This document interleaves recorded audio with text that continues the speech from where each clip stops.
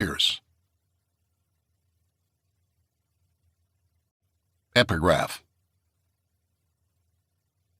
Author George Orwell wrote, "With any important issue, there are always aspects no one wishes to discuss." The quiet Beatle George Harrison wrote, "Here comes the sun, and I say, it's all right." English philosopher Jeremy Bentham wrote, "Tyranny and anarchy are never far apart." English physical chemist C.P. Snow wrote, "Civilization is hideously fragile. There's not much between us and the horrors underneath, just about a coat of varnish." Author Bobby Acart wrote, "We all live in a state of mind that it won't happen to me until it does, because you never know when the day before is the day before. Prepare for tomorrow." Part 1. Wednesday. And so it begins. Chapter 1. Wednesday, Central Park, New York City, New York, USA. The sun threatened to boil the planet, or at least it felt that way. Temperatures in New York City had set record after record. It was the talk of the town, but as they say, the show must go on. Not surprisingly for the uniformed NYPD officer leaning against the fender of the patrol car, his hefty frame poured buckets of sweat across his blue shirt. His partner impatiently waited in line at a hot dog cart near the entrance to Central Park. The two were 1063, temporarily out of service, while they ate a quick lunch. They'd spent the morning responding to domestic disputes between hotheads or chasing off mischievous kids who opened up fire hydrants, allowing gallons of water to pour into the street. The cool water provided some respite from the overbearing heat, but it also threatened to run the city's already depleted water supply dangerously low. The officer took his attention away from his smartphone to look at the sky. The forecast for the rest of the week was the same as the first of the week. Hazy, smog-filled skies producing ozone warnings. Obnoxiously blinding sunshine promising heat strokes to the unsuspecting.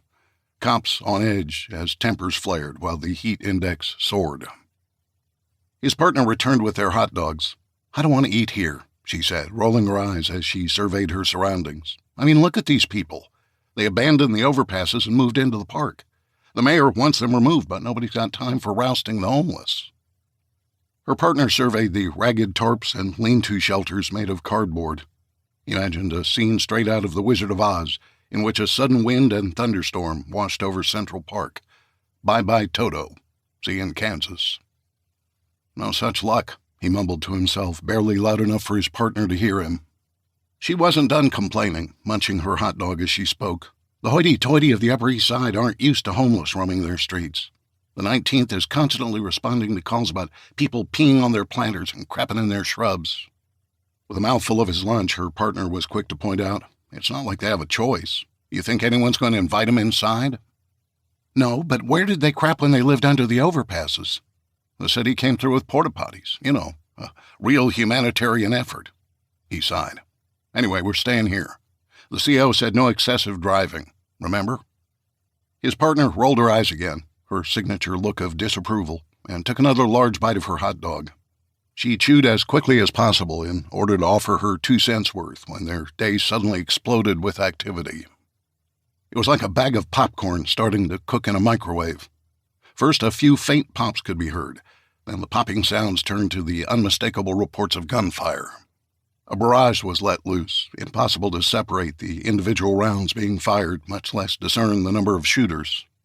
A cacophony of shots rang out, confusing the patrol officers as they ducked for cover. Pedestrians screamed. The homeless scattered. The windows of their patrol car exploded into thousands of bits of glass. Palms sweaty, the male officer fumbled to key his mic. "Shots fired! 1013! "I'm hit," his partner shouted from the other side of the patrol car. He scrambled on all fours to reach her. As he clawed his way toward his partner, a bullet tore through his calf muscle. The burning sensation was immediate as the searing pain of his leg being torn apart reached his brain. His face contortions revealed the agony he was experiencing. Together, the two officers leaned against the side of the patrol car and pushed the intense pain out of their minds. They readied their sidearms, their eyes darting back and forth in preparation for an attack that would never come. A man's voice bellowed through a megaphone, blasting the words that could be heard through the trees of Central Park. "Cut! Print that! Moving on!" Chapter 2. Wednesday, Central Park, New York City.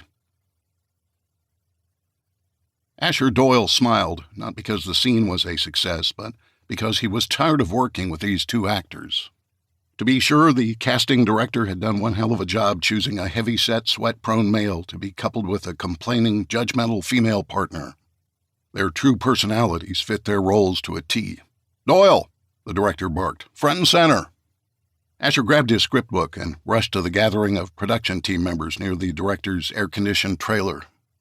The heat-weary group sucked on bottled water as the director addressed the production team of Blue Bloods. The hit CBS drama had been one of the highest-rated television programs for years.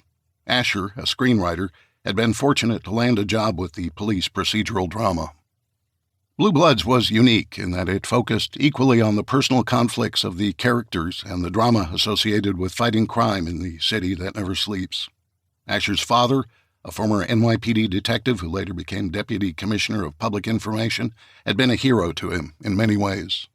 Asher's dream was to become a police officer, but his parents, envisioning a life fraught with danger for their son, had steered him toward a degree in journalism at New York University. After college, his dad had arranged an internship with the screenwriting team, and Asher caught the bug. Between the excitement of being associated with a talented slate of actors, including Tom Selleck, and the realism of shooting a scene for the program, Asher found a career that called upon all of his life experiences.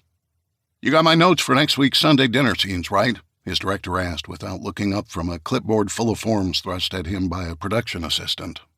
He scratched his name without reading them. "I do," replied Asher. He reached into his messenger bag and retrieved 3 bound copies of the script. "I wrote Sammy into the scenes as you asked." Asher was referring to Sammy Gale, who played the role of Nikki Reagan, the daughter of Aaron Reagan. She had a recurring role on the program during the beloved Sunday dinner scenes when the family gathered at Frank Reagan's home. Gale had quit the show 3 years ago to pursue other endeavors in San Francisco. However, her character was being revived, albeit for only a short time. She would be killed in the 5th episode of the season during a smash-and-grab robbery in Soho. The director took the revised script. "Go ahead and send it to everyone via email. We're going to shoot the scenes next week and then wrap until Labor Day. I, for one, have had enough of this damned heat." Several members of the team voiced their agreement. The director's assistant stepped forward to provide everyone a reminder of the upcoming schedule. "We shoot the chase scenes tomorrow in Central Park. Call time is high noon, people." "Of course it is," complained one of the crew. "What about Friday?" asked another. "Same, noon both days. We'll wind up by 7 tomorrow and 6 on Friday. The city's already bitching about us filming on Friday afternoon. There's some kind of event at the Central Park Zoo, and they want the East 72nd Street entrance cleared no later than 7. "Yeah, sure," moaned one of the set designers. The new head of cinematography shook his head. "Do they have any idea what it takes to break down these multicam setups?" The director ignored the complaints. Asher managed a slight grin. For years, Blue Bloods had dealt with the city's demands. The $20 million per season tax break received from the state and the inconveniences of filming were easily offset by the revenues generated by filming the program's 22 episodes throughout the city. Asher, who by nature was workmanlike when on the set, didn't engage the other members of the production team as they complained. He, for one, was glad to be there. He consistently maintained a professional decorum while working with the production team and actors. Despite his quiet nature when working with a group of Type A personalities, he was a valued member of the team for many reasons. In addition to his talent as a screenwriter, he was born into a Catholic family. Blue Bloods was one of the few programs that routinely included religious tenets through the Reagan family, whose characters were Catholics. Asher was also the team's liaison with the brass at One Police Plaza. As the son of a decorated detective, he was provided more deference when it came to street closures than a production company imported from Hollywood. The meeting broke up. Asher removed his Ray-Ban sunglasses and wiped the sweat from his face. The inside of his NYPD cap was soaked in sweat. He had lived in New York his entire life and had experienced all the Big Apple had to offer. However, he couldn't recall a time when it was this hot for so many days in a row. Something had to give. Chapter 3, Wednesday, Haleakala Observatory, island of Maui, Hawaii. "Come on, Yang, don't be a pouty puss. I'm only going to be gone for a few days." Professor Neil Burgoyne continued stuffing clothes into his duffel bag while he kept an eye on the Weather Channel. A record heat wave had swept over the continental U.S. Naturally, New York was the center of attention, as was often the case when unusual weather affected the most densely populated city in America. Burgoyne kicked a pile of pillows out of his way and knelt in front of a dresser to peek underneath. He prepared himself for Yang, his usually feisty cat, to spring out from under the piece of furniture. The adopted feral cat was astute enough to know when Burgoyne was leaving for a trip. He rarely pulled the duffel off the top shelf of his closet. It meant Yang would be left alone in the professor's apartment with only Animal Planet playing on the television to keep him company. "Geez," muttered Burgoyne, "where the hell are you?" For the 7th time he counted 3 fingers on his hand and then yanked on his thumb. He needed 3 days of travel clothing and 1 Sunday best, as he called it, for his presentation at the symposium he'd been invited to. If it were up to him, he would have appeared by video conferencing. However, he was the guest of honor, thanks to his work at the Daniel K. Inouye Solar Telescope at the Haleakala Observatory. DKIST, known as DKIST, most of the facility was used for the study of the sun. DKIST boasted the world's largest solar telescope with a 4-meter aperture that allowed sunlight to pass in for analysis. Named for the longtime senator from Hawaii, DKIST was also a teaching facility. Burgoyne's curricula had been critically acclaimed by others in his field. Well, most of them anyway. Over the years, he had managed to attract his fair share of detractors. Burgoyne rarely adorned his salt and pepper head with a hat. However, the heat wave enveloping New York prompted him to adopt headgear with a wide brim. The well-worn, wide-brimmed fedora gathered dust on the shelf next to his equally rarely used duffel bag. He made his way across the modest apartment. He glanced behind the sofa and side chairs in search of his best friend, silently cursing Yang's elusiveness. Burgoyne reached into the dark closet for his hat and was greeted with a hiss. His arm recoiled and the expletives began to fly. "Damn it, Yang, what the hell's that all about?" Yang leapt off the shelf and landed on all fours, 6 feet below. He took off in a rush, bounding across the rug until he slid under the bed like a base runner stealing second. Burgoyne exhaled as he retrieved the hat. "That was pretty rude, buddy. Keep it up and I'll stay for a week. Maybe see a show or eat at some fancy restaurants." Burgoyne was lying, and Yang most likely knew it. Both of them suffered from separation anxiety when the professor's duties took him away. Yang was his constant companion, whether in the classroom or within the observatory. He was about to kneel at the foot of the bed to engage his ornery cat when his cell phone rang.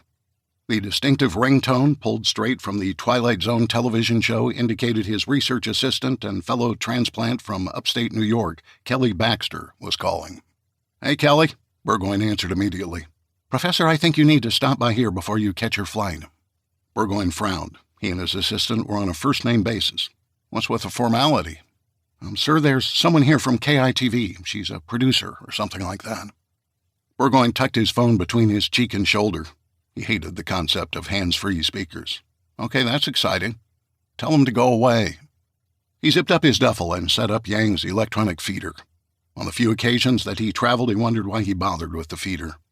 The petulant cat would go on a hunger strike anyway in order to guilt his human companion into staying home the next go-round. "Well, they want to ask you to appear on Good Morning America this Friday." Burgoyne let out a hearty laugh before he responded in a series of simple 2-word sentences. "Bullshit. Been there, done that. Forget it." He appeared on the ABC program years ago and had been broadsided by a simultaneous guest appearance by Bill Stick-a-Needle-in-My-Eye, as Burgoyne called him, the science guy. The know-it-all mechanical engineer had somehow convinced American journalists he was an expert in anything related to science. Like that Tyson fellow, the astrophysicist, the science guy had the gift of gab and a shtick that made him ideal for television. Burgoyne had butted heads with the science guy during that last interview and practically stormed off the set at the end of their segment. He left the studios without saying goodbye and hightailed it back to his comfort zone in Maui on the first flight available. "Okay, I'll tell her." "Wait, Kelly," he asked. "What do they want to talk about?" Burgoyne listened as Baxter engaged the producer. After a moment, she came back to the phone. "The perfect storm. Same topic as your presentation." Burgoyne thought for a moment. Not that he relished the opportunity to appear on national television. He was always raising private funds for DKIST. This topic, although controversial, would give him exposure to money outside the scientific community. Baxter took advantage of his pause and added, "She promised it would be just you. Nobody else." Burgoyne nodded and smiled. They remembered his reaction to the last blindside. "Fine, tell them I'll do it. After they're gone, let me know. I want to stop by and have you keep an eye on something I was studying last night." "Yes, Professor. Aloha." Burgoyne laughed and whispered to himself, "Whatever." After giving Yang one last chance to exchange goodbyes to no avail, the lanky professor adjusted his ponytail, donned his fedora, and marched out the door toward the observatory. Chapter 4, Wednesday, Haleakala Observatory, Maui, Hawaii. It was an impressive scientific achievement. The most powerful solar telescope in the world, located at DKIST, gathered images from the sun's surface and lower atmosphere multiple times per second. Not only did it generate spectacular imagery of the sun, it also provided unparalleled predictive capabilities of the intense activity on the solar disk. Burgoyne had been part of the team at DKIST since the state-of-the-art telescope had opened its eyes for the first time in December 2019. The first data points generated were beyond the expectations of the scientific community. The buzz surrounding the beautiful images and videos caused Burgoyne to swell with pride. He readily accepted the accolades thrown in his direction. However, he immediately realized the telescope could serve a more important purpose, protecting the planet from a disaster that was most assuredly coming. Back-to-back catastrophic solar flares. A key goal of solar astronomy was to study the correlation between the sun's activity and the space weather that causes solar storms. Then, based upon the timing and intensity of solar matter hurled from the sun, scientists around the globe would determine whether the conditions existed on Earth for significant damage to occur. At DKIST, Burgoyne's team focused on measuring the magnetic field of the sun at its photosphere, chromosphere, and across the solar corona, which was usually hidden by the bright light of the sun's surface.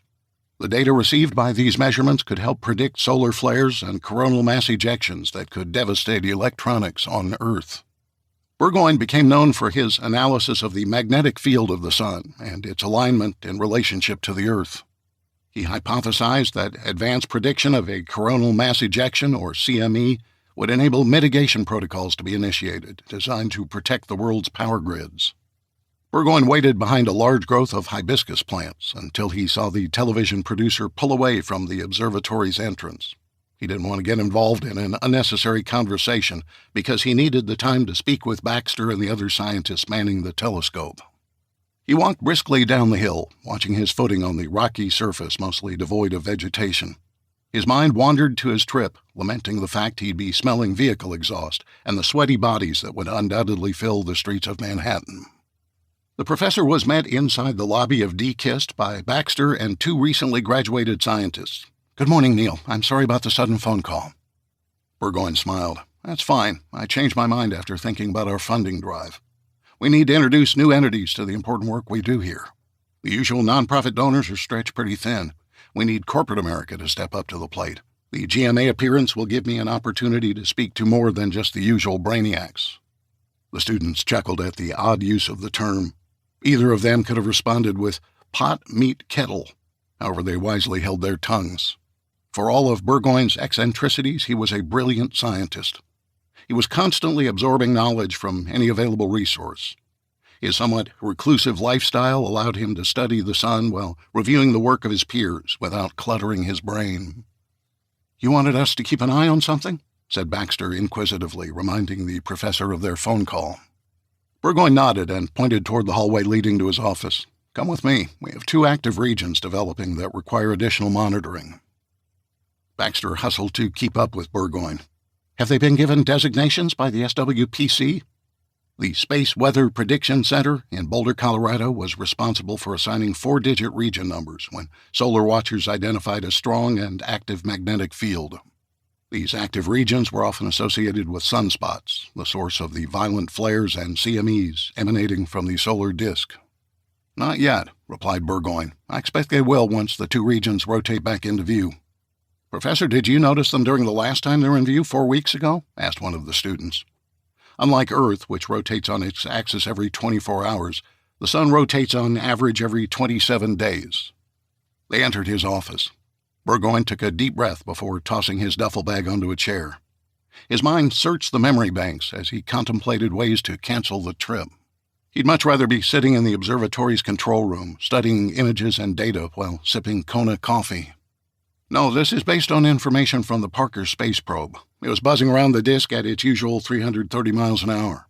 As the probe slingshotted itself closer to the surface last night, it revealed the 2 developing active regions. "What about size?" asked Baxter. "I expect them to be immense, both of them. And," he paused as he considered the possibilities, "they're located in perfect alignment along the sun's equator." Baxter studied her mentor and nodded slowly. She was not a skeptic. The professor's hypothesis regarding the potential of a perfect storm was deemed to have astronomical odds. Yet, as she had pointed out numerous times to the others at DKIST, it had happened before. Therefore, it could happen again. "Sunshine," said Burgoyne loudly, startling Baxter. His computer immediately left sleep mode, and 4 monitors, stacked 2 over 2, sprang to life. "Let's see what we have." For a moment he studied data from the SWPC, as well as from the National Center for Atmospheric Research, or NCAR. Both organizations gathered information from scientists around the world and acted like a clearinghouse for solar data. They were able to disregard anomalies while acting as a final arbiter when issuing geomagnetic storm warnings. A single source to disseminate credible information back to facilities like DKIST. "Well, just as I suspected," he mumbled. Burgoyne pointed toward a monitor that displayed a time-lapse graphic titled Sunspot Number and Latitude in Degrees. The graphic created waves of both blue and red across the screen. He pointed at the monitor. "Parker has provided an analysis of the bands of magnetism drifting across the surface. Red and blue indicate oppositely charged magnetic bands. You see how they march across the equatorial region of the solar disk?" Baxter responded. The new additions to the team knew when it was time to be quiet. "The number of black spots is incredible. They're annihilating each other." "That's right. These oppositely charged bands are powerful, smashing together and kick-starting the development of the active regions. The fact they're rolling across the equator is troubling. It's the hottest part of the solar disk, and solar flares emanating from the central latitude lines of the sun are the most powerful." One of the students took a chance to engage her professor. "They appear close together. Could they merge into one?" Burgoyne furrowed his brow. "Possibly. This is why I need you 3 to be on this 24/7. This could either develop into a massive coronal hole that will spew devilish winds, or it could generate back-to-back CMEs. Baxter stood upright, eyeing the graduate students. They nodded in response to her making eye contact. "We'll keep an eye on the sun's rotation compared to Earth's rotational position, continuously." Burgoyne sighed. "Good. When dealing with the sun's inner dynamo and its eruptions, timing's everything, as we all know." Chapter 5. Wednesday, 4th floor, Random House Tower, 1745 Broadway, New York City. Lauren Doyle picked through her turkey Cobb salad, pushing the red onions out of the way. When the editorial assistants took everyone's lunch order, she'd made a point to have the deli 86 the red onions, restaurant parlance for removing an ingredient from the customary recipe. She worked in an up-close and personal environment and didn't need to repel her authors with dragon breath. Her mind wandered as the author droned on about his accomplishments as a writer in an attempt to impress Penguin's executive managing editor, or to be braggadocio. To be sure, the man had been successful as an independent author, so much that the Big Five publishing house, with offices worldwide, had spared no expense to fly him up for the meeting and stick him in a swanky hotel. Lauren would be one of 5 editors assigned to the author. She'd started with Penguin as a mechanical editor, or copy editor, whose job it was to review a manuscript's punctuation, capitalization, and other style rules. Over time, her role at Penguin became more focused. Soon, she was only assigned authors in the thriller and science fiction genres. Then, with the success of apocalyptic movies, she worked exclusively as a developmental editor for authors writing disaster fiction. Her job was to think big picture. Every aspect of the story, from character development to subplots, was scrutinized by her. Her authors either loved her or they hated her. Not all of them were open to suggestion. Most had big egos due to their success, otherwise they wouldn't be sitting in the posh conference room next to Meredith Cross, the publisher's executive editor. Here's the thing, the author was summarizing his position. There's no doubt in my mind that this impressive editorial team will make me a better writer. I've enjoyed talking with Lauren this morning as she's educated me on the benefits of working with a publishing house. Then you understand why your career is ready for this next step, interjected Cross. Lauren's boss was putting a hard sell on the author, a somewhat unusual tactic for her. Ordinarily, she allowed others to go through the interview process. My decision to move forward will be purely financial, the author continued. First, you've indicated that an agent would be in my best interest. I get that. They know their way around here and have the legal team to assist with contracts. However, the agent will get 10% of my royalties. Lauren nodded internally. It was possible he didn't need an agent, especially since he'd managed to gain entrance to the 4th floor without one. Plus, you'll get half the remaining 90%. The math is simple. I'd be taking a heck of a pay cut. Movies or streaming is a possibility with us, countered Cross. The exposure you'll get for your work through us is incalculable. Lauren admired the author's self-assurance. Her mind wandered again as he provided the editorial team a dozen reasons why it would not make economic sense for him to sign on.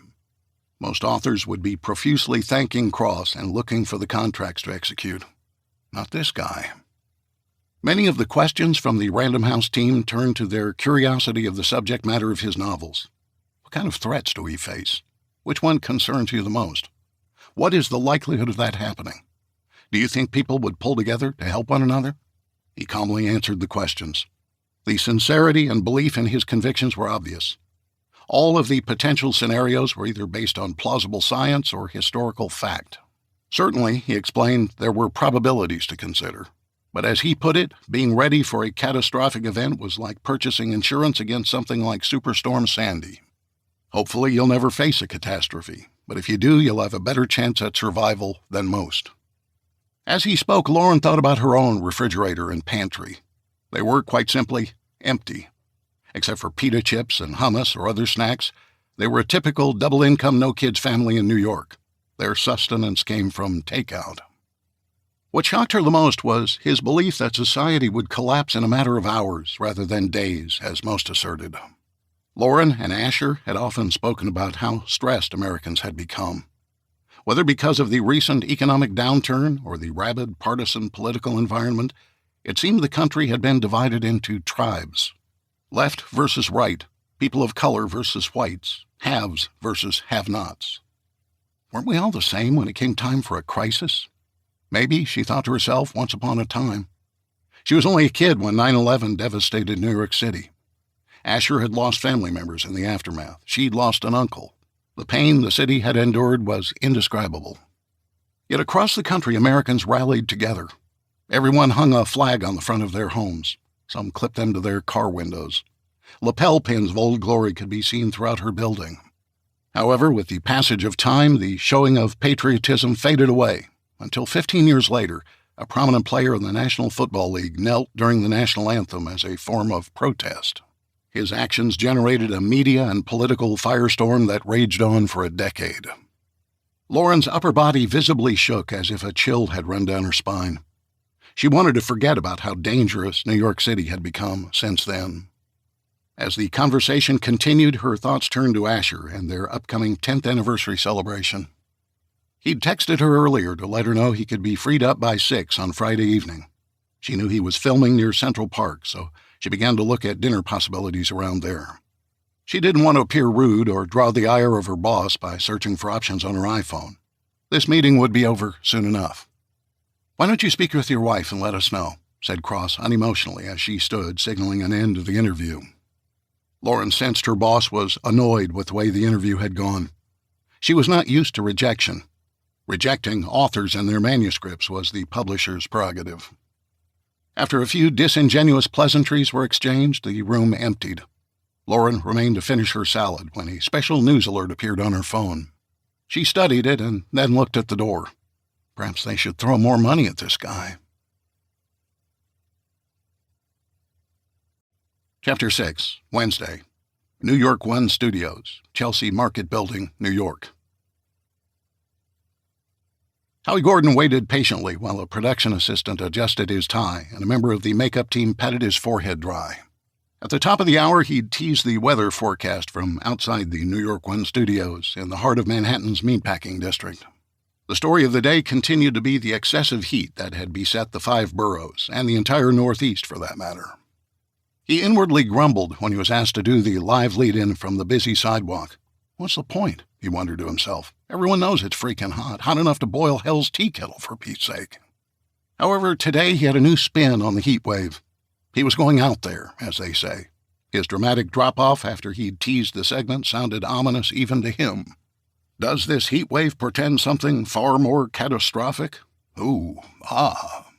Hurricane Howie, a moniker bestowed upon him years ago when he participated on a reality television show, can imagine everyone scooting up on the edge of their seats at home, eagerly awaiting the answer to his foreboding query.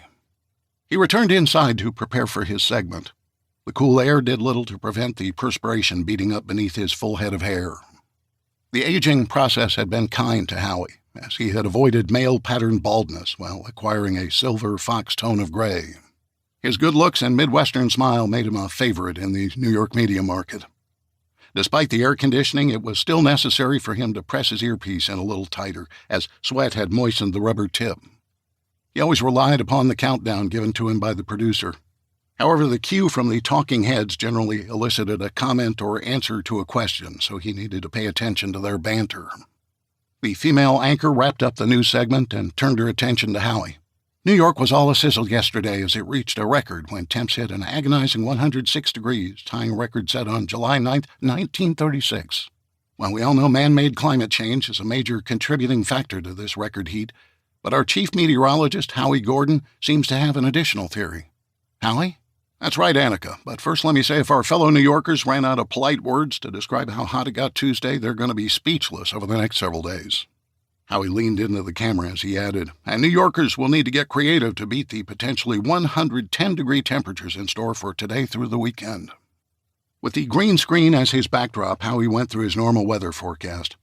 He smoothly switched between computer-generated graphics and images with the subtle press of the clicker in his left hand. After he wrapped up the forecast with the warning to the viewing audience that there was no end in sight to the record heat and drought conditions, he pushed the clicker into his pocket and clasped his hands in front of him. Now, a common question I get from our viewers is whether solar flares like those creating the beautiful auroras in our northern latitudes have an effect on our temperatures. He paused to gather his thoughts, his mood becoming pensive.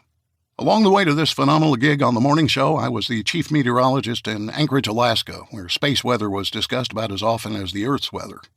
Most people don't think about what's happening around our solar system as weather, but it is. In Anchorage, I got to know the scientists at the Geophysical Institute at the University of Alaska.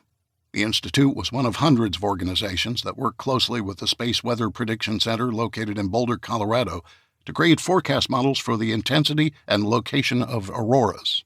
They also taught me a thing or two about the relationship between solar activity and our planet's temperatures.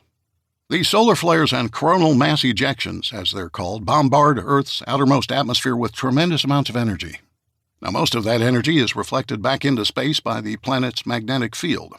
For that reason, they told me, the energy does not reach our planet's surface and usually has no measurable influence on surface temperatures. You see, the energy released by these solar storms is different from the visible and ultraviolet light that penetrate Earth's atmosphere.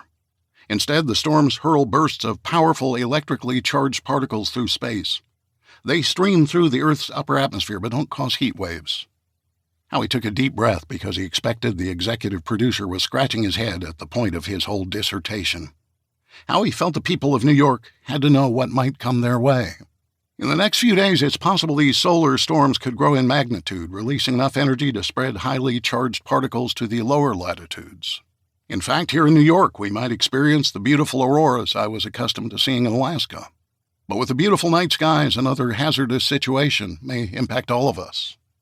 The charged particles can rain a substantial amount of radiation on satellites, and the increased electromagnetic activity can also disrupt power grids and radio communications.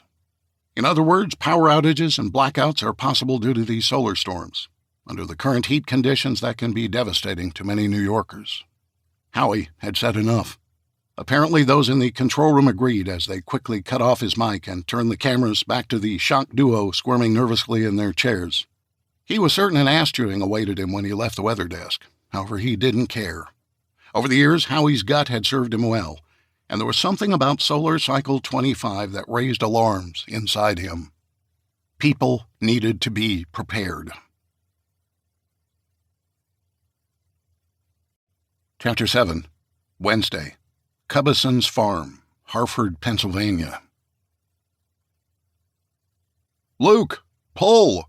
shouted John Cubbison from his perch atop the track hoe. The massive excavator rumbled underneath him as he barked his orders. "This is the last one." His 19-year-old son shifted the levers of the family's bulldozer. His twin brother, Matthew, provided a thumbs up, indicating the heavy-duty chain had been secured around the massive tree stump. The Cubbison men, including John's father, Grandpa Sam, as everyone called him, had excavated a new pond on their property along the creek bed that bordered the northernmost part of the farm. They were adding more cattle and needed additional pasture together with a water source. The dozer lurched forward, and the stump fought to hold on to the earth in a perfect example of the irresistible force paradox. The deep rooting system of the mighty oak tree might have only been 4 feet deep, but it spread laterally for dozens of feet. The oak had survived storms and high winds for years. It was once an immovable object, until, that is, the 20,000-pound Cat D3 bulldozer began its work. The unstoppable force groaned as the tug-of-war commenced. The dozer's tracks fought for a grip on the newly uncovered moist soil of the pond's banks. The stump began to give way. Under the ground, the roots of the red oak cracked and lost their grip on the earth. Luke utilized all the horsepower the D3 had to offer, urging it forward with his John Deere cap, as if he were persuading a horse to gallop across the prairie. "Stand clear, Matthew," admonished Grandpa Sam, who'd worked Cubbison's farm since he was waist-high to his daddy. Matthew scrambled up the bank just as the taproot broke free, sending rich, fertile soil and stones into the air. "Hell yeah!" Luke shouted as the D3 won the battle and slowly chugged up the slope toward higher ground. He replaced his cap in order to shield his face from the bright, blistering sun. His father wasted no time in moving the excavator forward to pull dirt into the hole left by the stump. 20 minutes later, the pond was formed and ready for the creek to be diverted to fill the shallow 3-acre dent in the earth. With the heavy equipment shut off, their respective engines crackling from the heat generated during the final excavation effort, Grandpa Sam summoned everyone under the widespread canopy of an American beech tree. As the guys gathered together, he tossed them bottles of water from a cooler and began to lay out the sandwich fixins. The Cubbison family, in addition to owning a variety of livestock, also operated a farm-to-table market along the highway bordering their property in Susquehanna County, located in northeastern Pennsylvania. What was once a farmer's vegetable stand decades ago had become a regionally known market and restaurant. John's wife Emma had taken on the task of running the market when Sam's wife had passed away. The business had thrived under her watchful eye, drawing visitors from throughout the Northeast. The guys eagerly sliced the fresh loaf of bread baked for the occasion. Their hearty appetites urged their hands into action, spreading the homemade pimento cheese along the slices until each took a man-sized mouthful. Only Grandpa Sam had the ability to speak as the younger generations chowed down. "We're almost done," he began as he wandered away from the 3 Kawasaki mule side-by-sides. He pointed to the 2 saplings with fluorescent orange strips tied to them. "The terrain between the flags is perfect to divert the creek. With the overflow we created on the other side of the pond, heavy rains will allow the water to continue flowing toward the state game lands."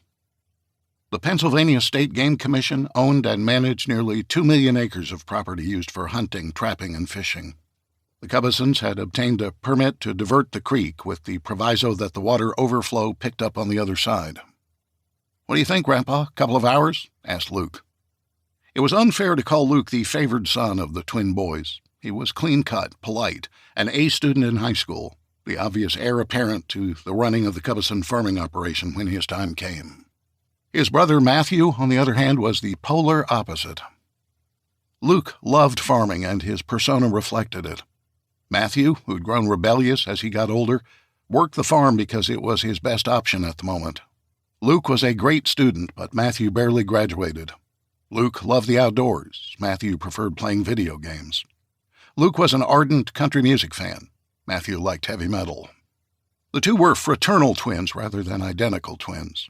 Luke had been born just minutes before Matthew, a fact that Matthew seemed to resent. They each had their own unique personalities despite living under the same roof their entire lives. That said, they were loved equally by their family. Sam shrugged as he returned to his tailgate lunch. I suspect so. Besides, your mother looked me in the eye when we left the house this morning and told me to have everyone back by 3 for shaves and showers. I'm not shaving, grumbled Matthew, who sported a full beard and mustache. Except you, of course, said his grandfather. So the plan is to head up to Binghamton? Asked John. Binghamton, New York, was the closest large city to the Cubbisons' farm. Interstate 81, which ran just east of Hartford, could get them there in less than an hour. That's right, son, replied Sam. My granddaughter seems to think the overalls aren't good enough for New York City folks. Luke laughed. Are you going to have to wear a suit and hard-soled shoes? Matthew chimed in. Where the heck are you going, the opera? Their dad stepped in to protect Sam from the onslaught of teasing the boys seemed to be ready to administer. John was supposed to be the one escorting his daughter Catherine to New York. The pond dig had taken longer than expected, and there was a large party to be catered at Cubbison's that required his help. Sam was more than willing to take Cat to New York. However, he didn't think a new wardrobe was necessary. Boys, lay off your grandpa. Mom and Cat will get him outfitted in something appropriate. They're going to be doing a lot of walking, and I think going to visit at least 4 museums. Right, Dad? Cat has an itinerary lined out that'd put one of those tour guide operations to shame. That young lady intends to see it all while we're there. I would have taken her, said Matthew with a somewhat sour tone. He had ulterior motives, of course, that both of his parents had fleshed out in short order. Matthew wanted to take a taste of the nightlife the Big Apple had to offer, since it had recently lowered its legal drinking age to 18. Grandpa Sam has always wanted to travel into the city, said John. The 67-year-old shrugged. Not really, but his love for his granddaughter forced him to overcome his reservations. New York City, the once vibrant city known for its exclusive retail stores, flashy Broadway shows, and its high-flying financial district, had fallen on difficult times in the past decade. Crime had risen exponentially as the NYPD had been neutered and prosecutions had waned. Some foreign state departments had issued warnings for their citizens contemplating travel to New York to take extraordinary personal safety measures upon arrival. Grandpa Sam had quipped that there was nothing that he and his concealed handgun couldn't handle, until John had reminded him that guns were banned in the city to keep everyone safe. Although the two men shared a laugh, they realized the irony wasn't very funny. Well, y'all know how much I enjoy studying history. Cat has promised lots of it in the museums we'll be touring. With the itinerary she's made up, Sunday'll be here before we know it. John stood and wiped his mouth with the sleeve of his shirt. Despite the heat, he always wore a long-sleeve chambray shirt in the summer to protect his skin from the sun. Over the years, the dermatologist had removed several non-cancerous moles from his chest and arms. Let's knock out this last part so we can get back to the house. We don't want your mom swinging her rolling pin at us, do we? Chapter 8. Wednesday, Cubbison's Farm, Hartford, Pennsylvania. Emma Cubbison always envisioned herself as cool as a cucumber, calm, composed, in control. The idiom was based on the belief that in hot weather, the inside of a cucumber remained cooler than the outside air surrounding it. Emma was uncharacteristically perspiring profusely as she began to set up tables for Friday night's Founders' Day soiree, hosted by Cubbison's Farm to Table. It would be the largest gathering of the year in Susquehanna County, and attended by all the local self-important muckety-mucks. "Cat," she hollered at her 13-year-old daughter across the lawn. "Go ahead and start bringing the glass vases." Catherine, called Cat since she was a baby scampering around the Cubbison's farmhouse, was on her summer break from middle school. She grudgingly obliged her mother's request. "Mom, you do remember it's only Wednesday, right?" Emma was nervous about hosting the annual dinner. In the past, the dinner had been held at one of the eateries in the county seat of Montrose, located half an hour from Scranton. The newly installed president of the Chamber of Commerce, a California native, had taken to Emma upon her arrival in the small community. Emma's farm-to-table operation at Cubbison's Market had intrigued her. She surprised everyone when she chose it for the location of this year's Founders' Day dinner. Farm-to-table dining was a California dining concept meant to promote the produce and livestock of local farms. In theory, most produce loses its nutrients within 24 hours of harvesting. Small local restaurants began to tout the locally grown food as an alternative to that shipped all across the country by jobbers like Cisco and Kraft. Emma had started the operation as a subsidiary of the Cubisons' highly successful farmers market located on the county road fronting their land. Just 2 miles from Interstate 81, Emma served meals on Friday and Saturday nights to a packed house, figuratively speaking, as the dining was strictly outdoors, pending favorable weather. A billboard on the heavily traveled interstate drew travelers to their market, resulting in multiple expansions over her 26-year marriage to John. Emma addressed her daughter as she arrived with the first case of vases. "Honey, I know it's Wednesday. Tonight we have to go to the mall and have a send-off dinner at Applebee's. Tomorrow morning I got to get you and Grandpa Sam ready for the trip. I'll have my hands full preparing the food while keeping your dad focused on watching over the market while I do so." Kat studied her mom. She was her mother's mini-me. Both were thin with flowing blonde hair. Despite Emma's very active days, she refused to cut it short, as many women do. To be sure, there came a point in life when fussing over hair day in and day out seemed superfluous. Following her college days in California, Emma had adopted a beachy waves hairstyle. It was what had attracted John to her when they first met. She vowed to always provide him a vision of her younger, less wrinkled self. "Mom, I'm already packed. Pretty much. Well, your grandpa hasn't started because we have to get him some proper clothes. Plus your father wants to have a discussion with both of you before you leave." "Discussion?" asked Kat. "Honey, just humor him, please. He's worried about the two of you in the big city, especially New York." "We'll be fine. We don't have anything planned for nighttime." Emma smiled and patted her daughter on the head like a child, although she was blossoming into a beautiful young woman. "We know that. He just wants to make sure there are no oopsies." "Oopsie?" "Yeah, you know, lapses in judgment that might get you two into a pickle. Sadly, you can't count on anyone coming to help if you get, well," Emma's voice trailed off.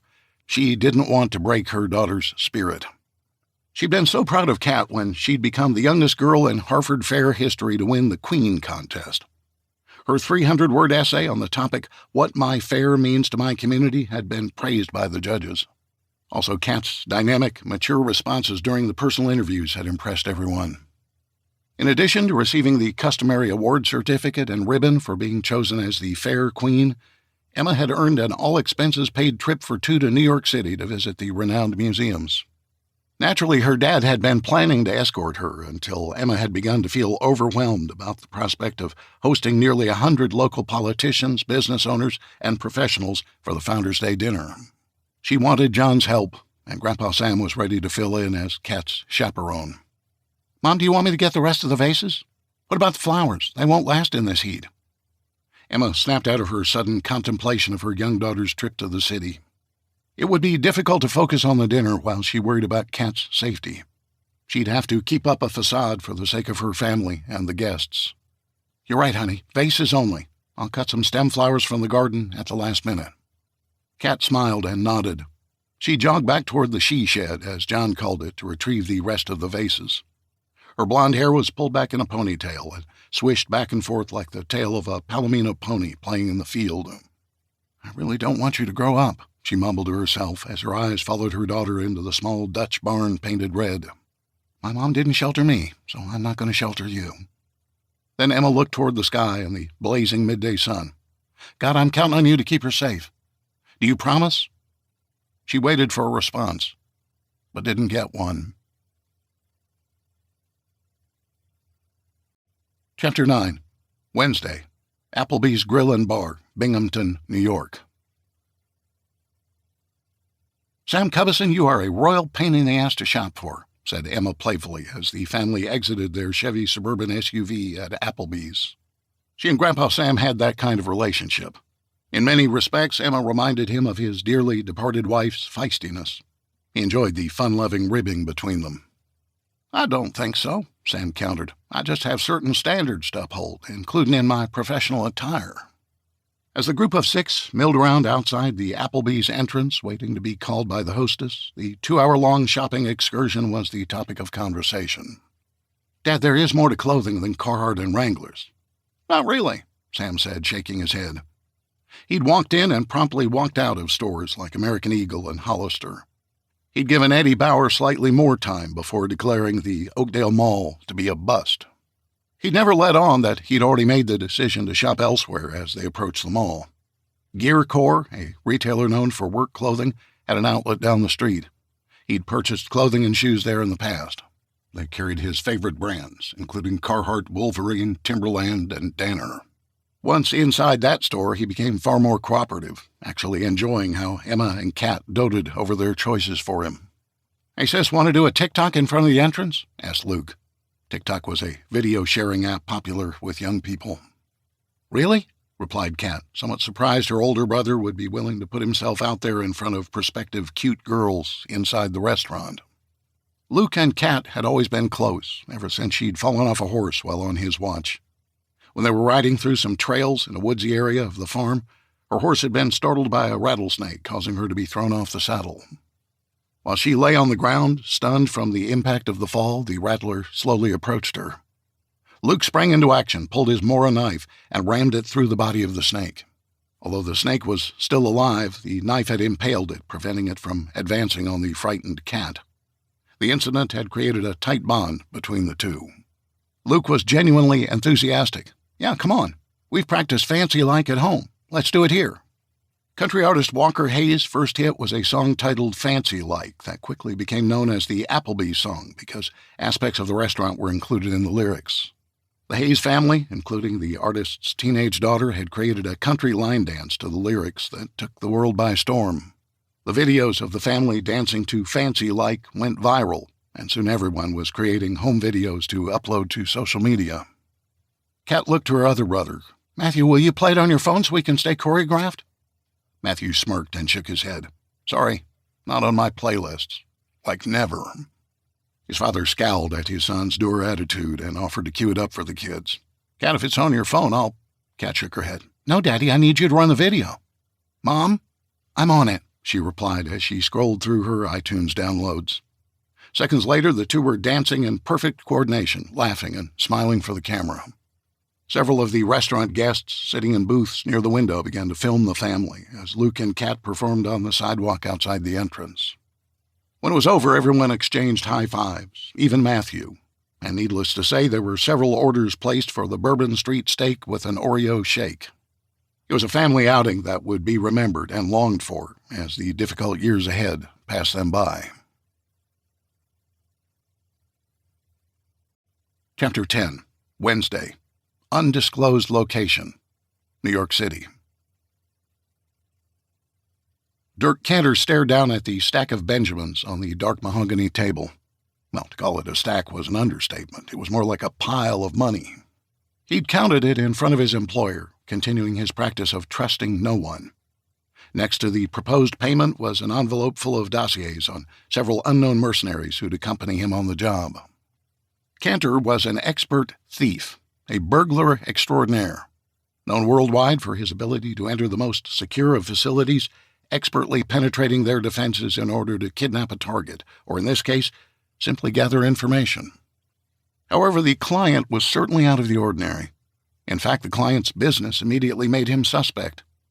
In all his years of using his skills to steal from others, he'd never been hired by a law firm before. After some basic research, he'd learned this was no ordinary law firm. His employer represented some of the most well-known politicians in America.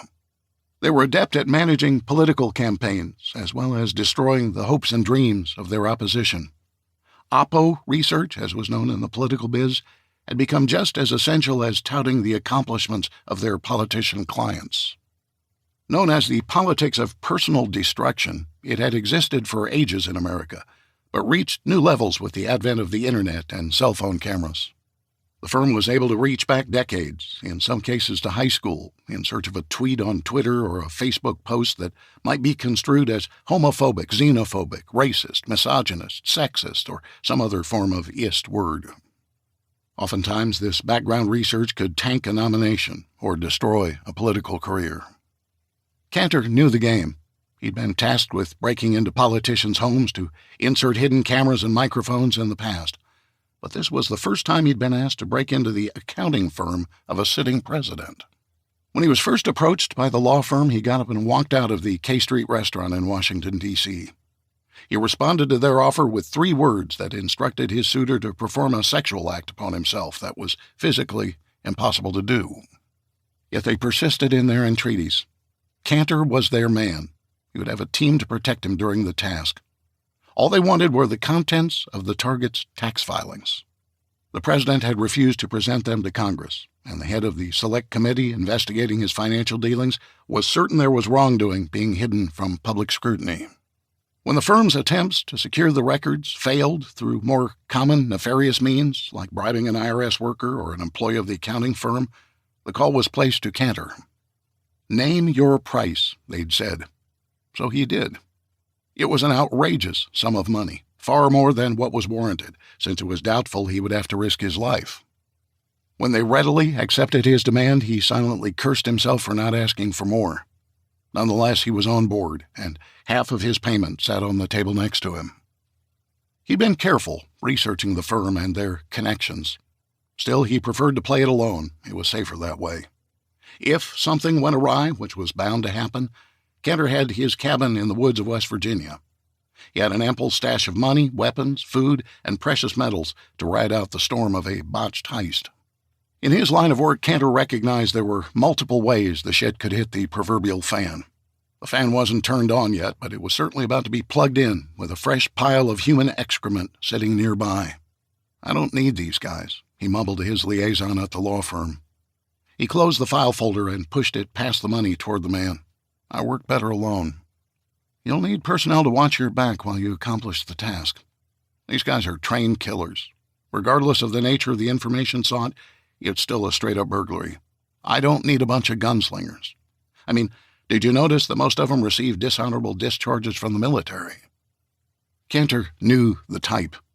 He was former Delta Force stationed in Afghanistan long after the U.S. military forces had supposedly pulled out. He'd made a series of career-ending mistakes that could have court-martialed him at best, imprisoned him at worst. Instead, he was given the opportunity to join a counterintelligence squad made up of misfits like himself. They were always into self-dealing and self-preservation.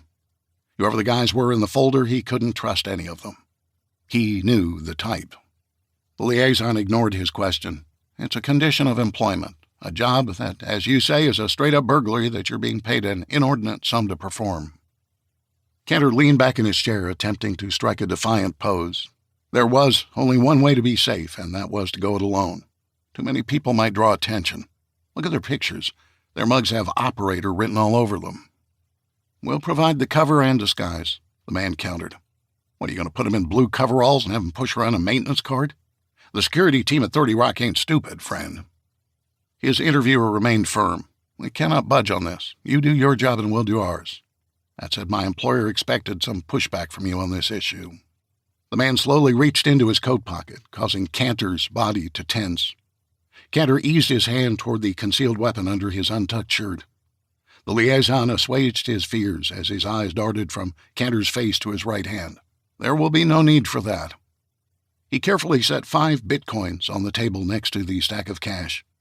The physical form of the most widely traded cryptocurrency had a value of $78,000 each. "What am I supposed to do with those?" asked Cantor. "Another $250,000 to sweeten the pot," the man replied. He stared down at the golden coins before continuing. "Each of the bitcoins has a private key on the back to store your personal wallet address. Or you can establish multiple accounts. Mr. Cantor, this negotiation is over. Will you perform the task?" Cantor allowed a slight smile. He wasn't happy with the addition of the thugs, and he expected they might have orders to kill him once the tax records were secured.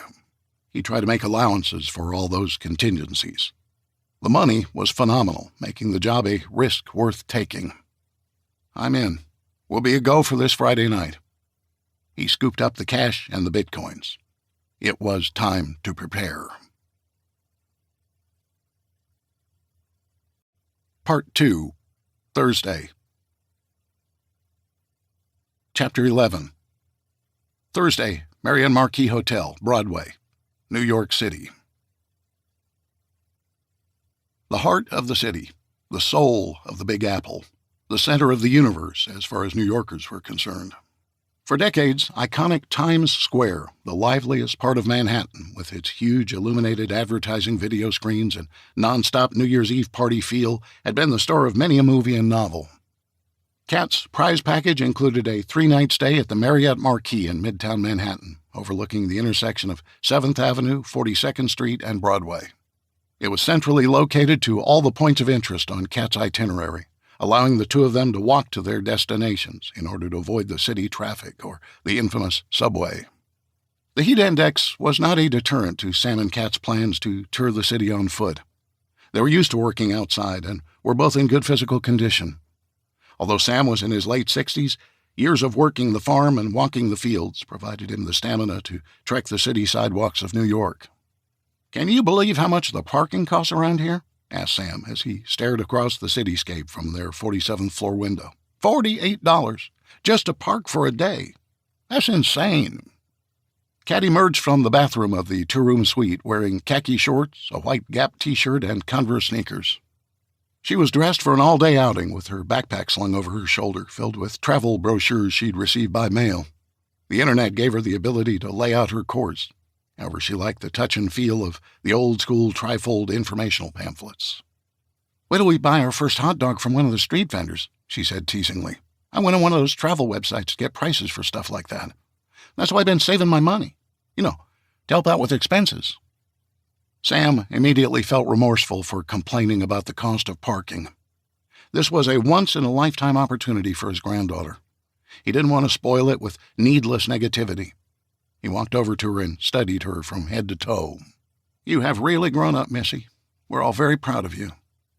Kat hugged her grandfather. After he had turned over the operations of the farm to John and Emma, he had more time to spend with his grandkids. Truth be told, Kat was his favorite. However, he tried not to let it show. "Thanks, Grandpa Sam. Are you ready?" "You betcha. How do I look in my khakis and collared shirt? Right out of a Macy's catalog, don't you think?" Kat stifled a laugh. "For sure. Say, should we grab a couple waters out of the fridge?" The hotel offered a stocked refrigerator. Items taken were added to the guest's bill. Sam thought for a moment as he calculated the value of the $7 bottles of water bearing the hotel's logo. He inwardly smacked himself on the side of the head to put the thought out of his mind. "I'll get 'em. It's hot as blazes outside, and isn't our first stop the furthest from the hotel?" "That's right. It's a couple miles through Central Park to the Met. I thought we'd see the best one first." With water in hand, Grandpa Sam urged her to lead the way. They soon learned that a brisk 2-mile walk in rural northern Pennsylvania might be accomplished in 40 minutes, give or take. In the city, stoplights, pedestrian traffic, and panhandlers served to provide many obstacles. It took almost an hour and a half to make the trek up 7th Avenue into Central Park. Along the way, they took photos of famous landmarks like Carnegie Hall and Central Park Carousel, an amusement ride that featured 50 hand-carved horses. Naturally, Kat had to take a turn while Sam filmed her. Along the way, they talked about what they observed. "I can't believe all the homeless people," Kat began as she clutched her backpack strap a little tighter. "But then you'll see limousines or expensive-looking cars drive right past them. On one corner is a man with alligator shoes, and on the other a woman with only socks on. And they were torn." As if on cue to accentuate her point, 2 women walking through the park for exercise brushed past them as they continued to the Metropolitan Museum of Art. Sam had noticed the same. They're all in a hurry, it seems.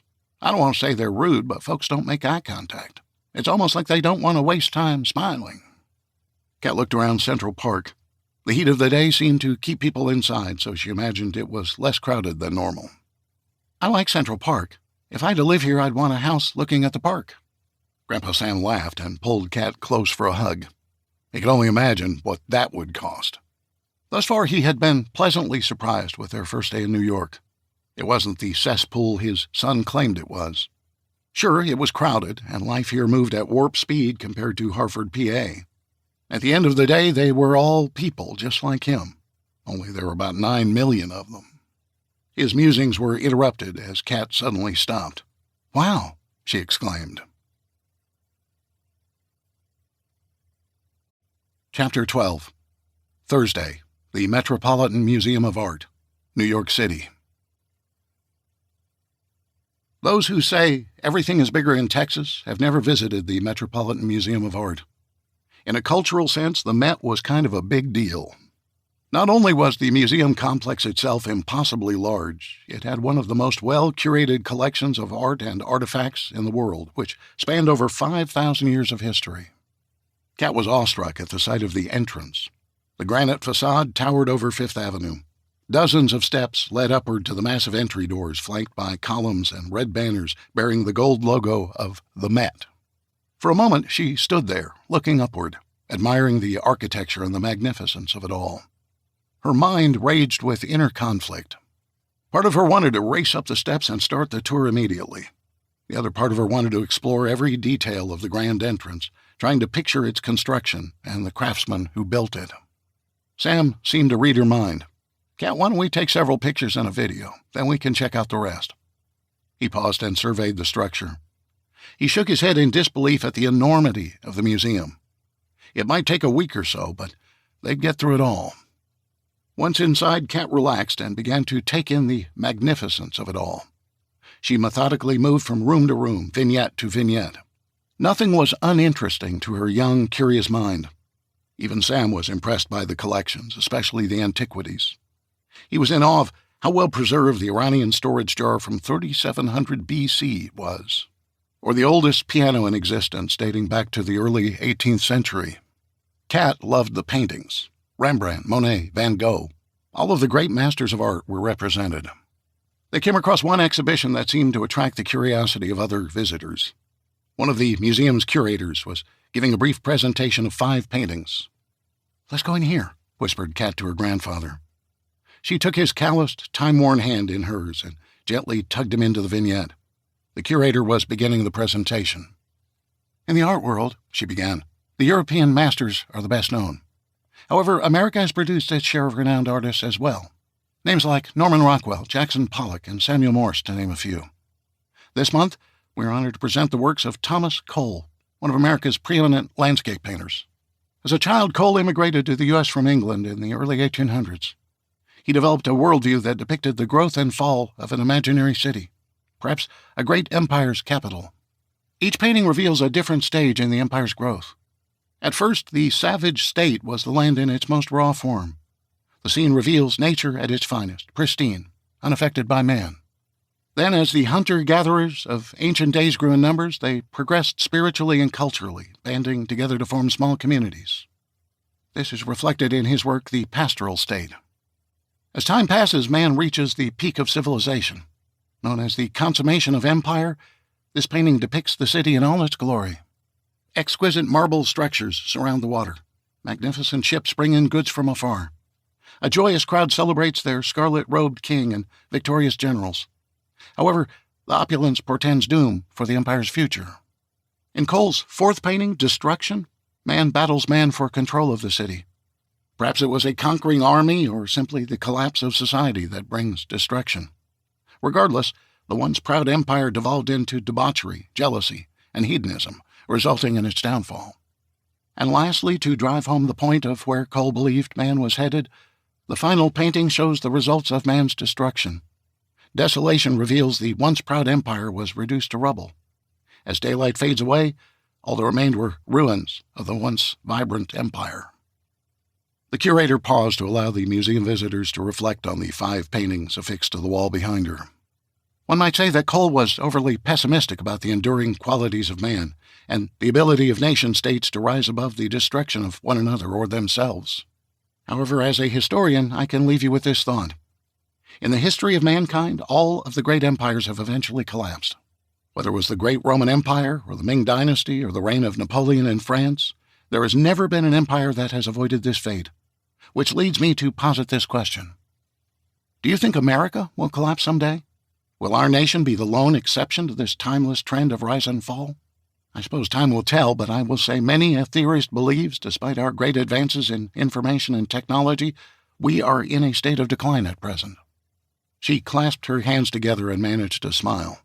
After thanking her guests for listening to her presentation, she slowly walked away, leaving the visitors dumbfounded, mouths agape, and one elderly man wearing a U.S. Navy veteran cap wiping away tears. Sam led Kat back into the large hallway leading deeper into the Met. Neither said a word for several minutes as they moseyed along, mindlessly taking in the exhibits. The presentation of Cole's course of empire had a profound effect on them both.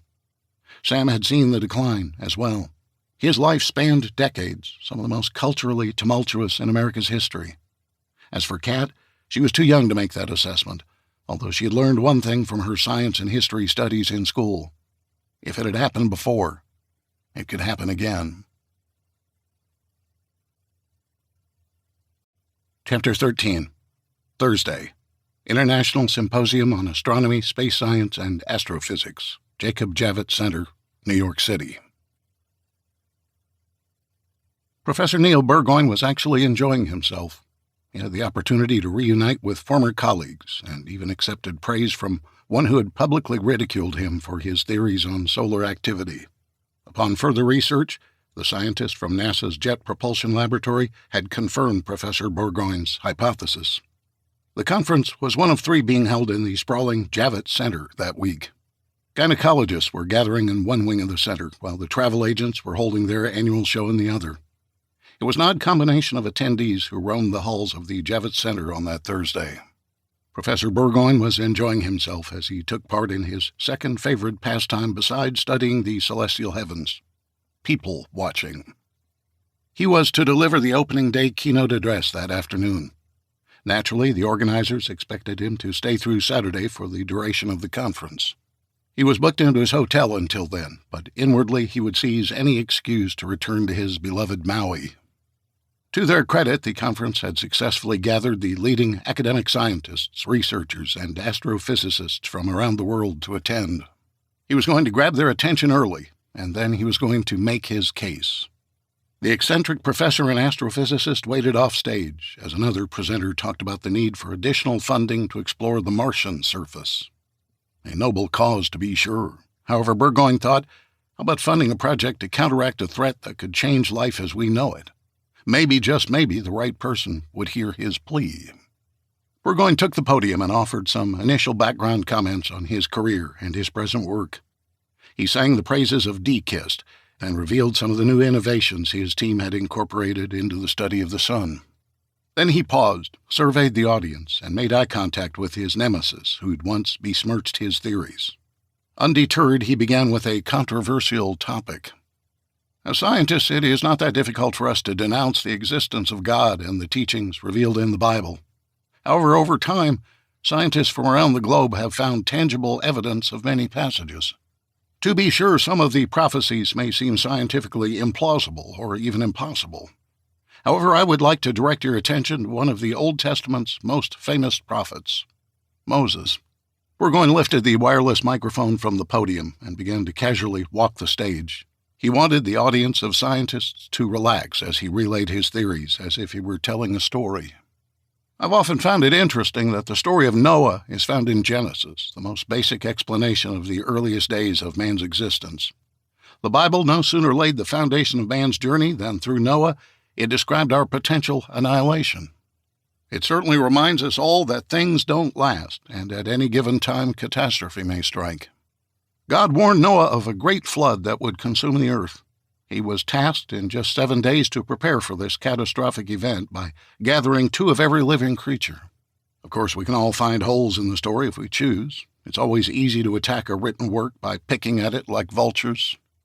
However, I offer the story of Noah to remind you that for eons, mankind has been struggling with the concept of impending doom, an apocalyptic event, if you will, that can bring their lives as they know it to an end. So how does this relate to what we do as astrophysicists? Are we supposed to become doomsayers, prophesizing the end of all mankind? I don't think so.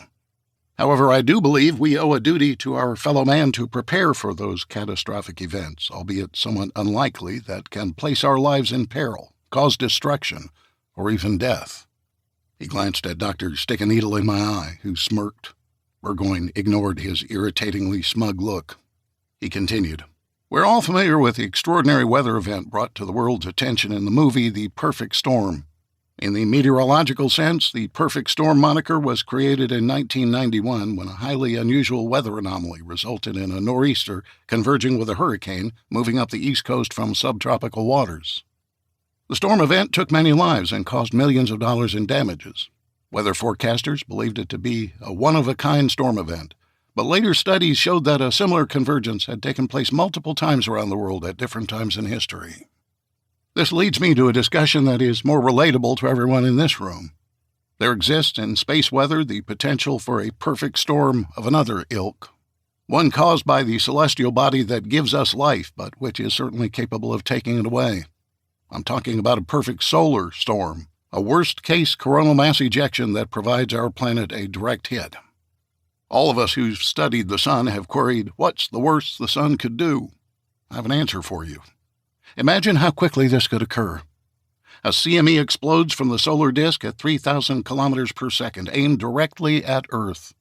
Directly behind it, another CME of equal magnitude and speed follows. One clears the path for the other. Our colleagues at SOHO have recorded similar events to what I describe on numerous occasions. Make no mistake, the perfect storm is real. In recorded history, it has been observed, but Earth was not directly in its path. Burgoyne paused to return to the podium before continuing.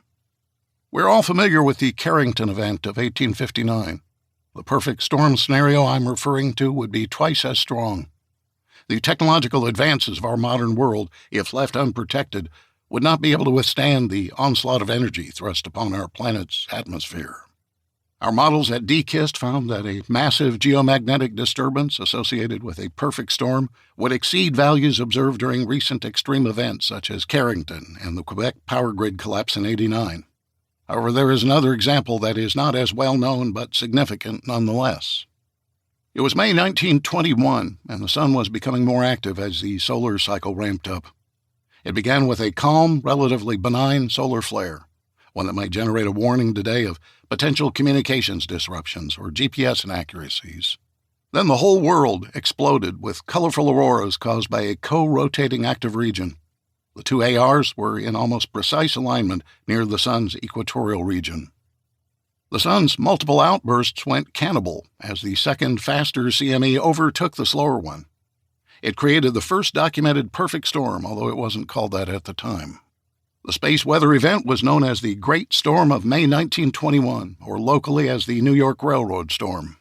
For days, the highly charged particles descended close to the planet's surface. The entire signal and switching system of the New York Central Railroad was fried. Fires spread throughout the communication system, just as they had during the Carrington event.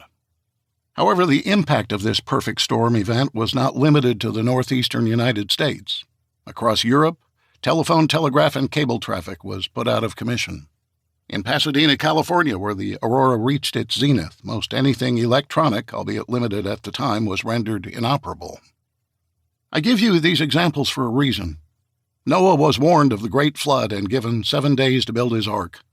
When the perfect solar storm strikes Earth, and it will someday, we will have barely 36 hours to allow our emergency managers to prepare, if not less. And the catastrophic effect would not be limited to terrestrial targets.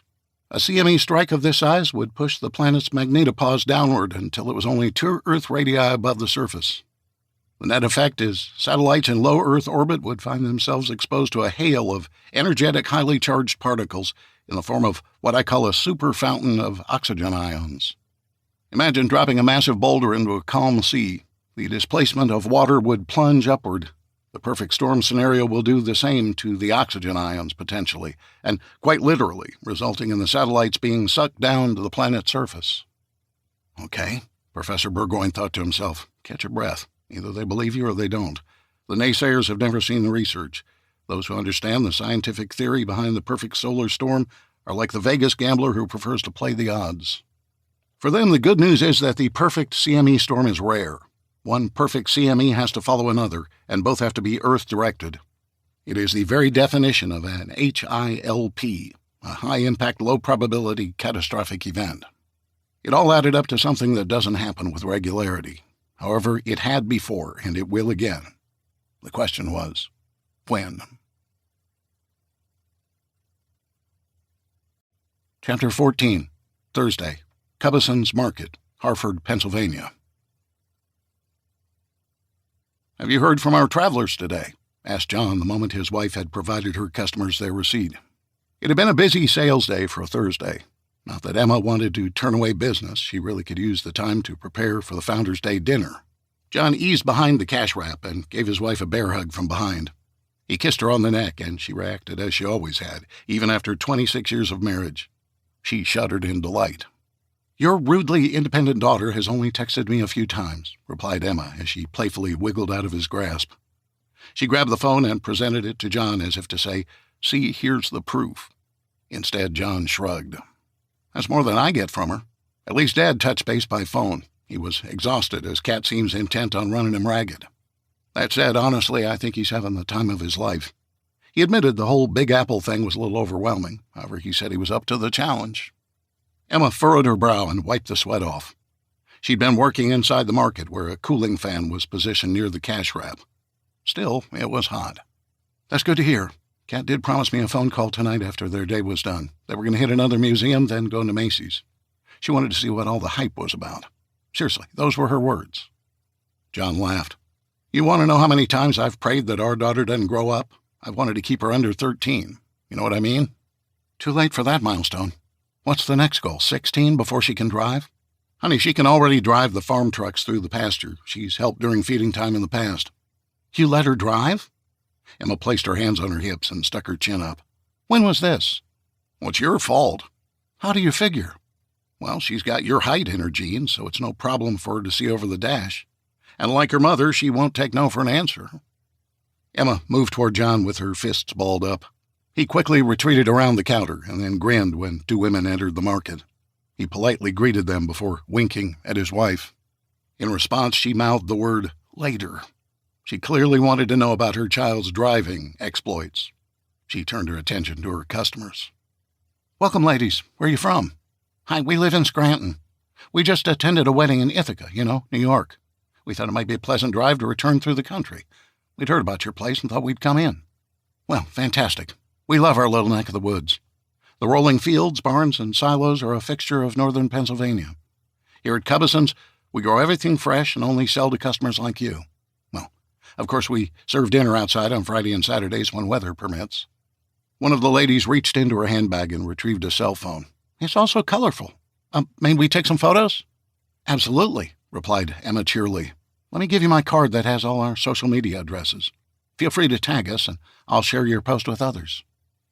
The woman smiled and nodded and began taking pictures. John wandered back to the cash wrap, presuming he'd avoided his wife's wrath for now. The woman's companion approached the couple and spoke in a hushed tone of voice. "May I ask a question?" "Sure," replied Emma. "About 20 miles back, we drove past a small community that truly struck us as odd." John was intrigued. "How so?" "Well, please don't think bad of me, but the people who lived there didn't look like you folks. I mean, I've lived in Scranton all my life, and it isn't exactly Philadelphia, but it's not rural like Hartford, John and Emma nodded, unsure as to how they should respond. The woman continued. "Anyway, the town was full of Middle Easterners. People dressed in those burqa things. The men wore odd clothing. It was so out of place it kind of concerned us." John was aware of what the woman was talking about, but had no interest in getting into a discussion with her. Years ago, after the U.S. had pulled its military forces out of Afghanistan, a void was left, resulting in the government's immediate collapse and takeover by the Taliban. Tens of thousands of refugees fled the Taliban rule and were airlifted to the United States. They were settled around the country, including in northeastern Pennsylvania. Many of the locals were oblivious to the federal government's actions. When the state's congressional representatives became aware, several complained that the refugees had not been vetted by the State Department. Some of the refugees, it was feared, might have been Taliban who'd infiltrated the transplants. It had been several years since the resettlement had taken place, and other than a couple of cases alleging child molestation, the refugees had stuck to themselves. John quickly responded in a way that would signal Emma to avoid the conversation. "I'm not familiar with that. I'll ask around, and I appreciate you for bringing it to our attention."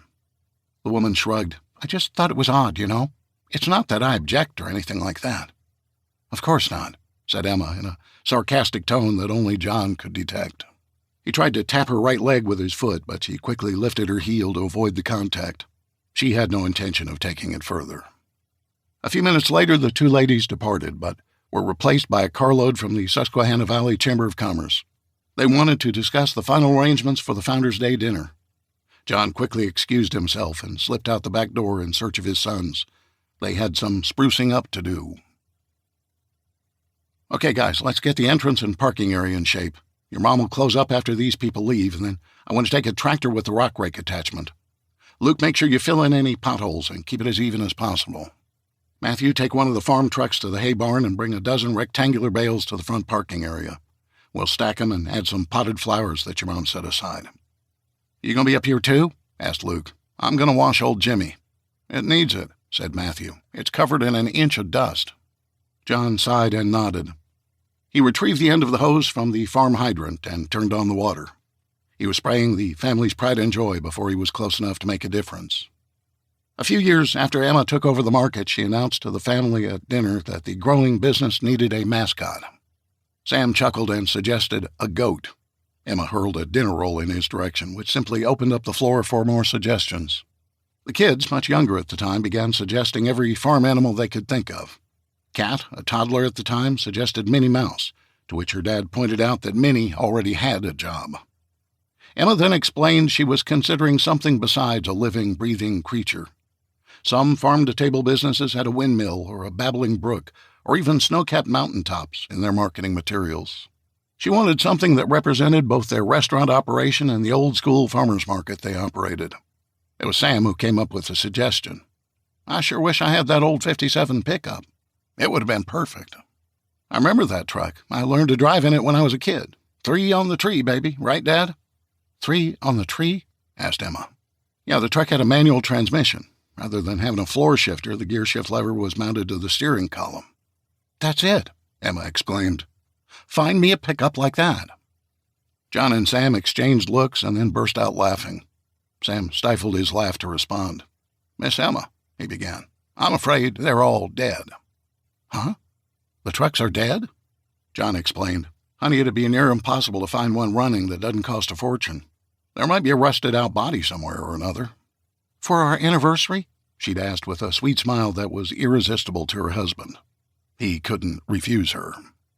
It became a family project they'd never forget. The rebuild project took nearly a year. The rolling stock of pig iron and sheet metal came from all over the country, typically delivered in 55-gallon drums or on open pallets. As was often the case during a restoration of a vintage vehicle, parts were a challenge. Sam had a sufficient recollection of his first 1957 GMC truck that he knew which other brands were interchangeable with the original. For example, despite Emma claiming to be satisfied with just a body, the guys undertook to install an engine and transmission. They located a 58 Pontiac 336 engine and a rebuilt Carter carburetor.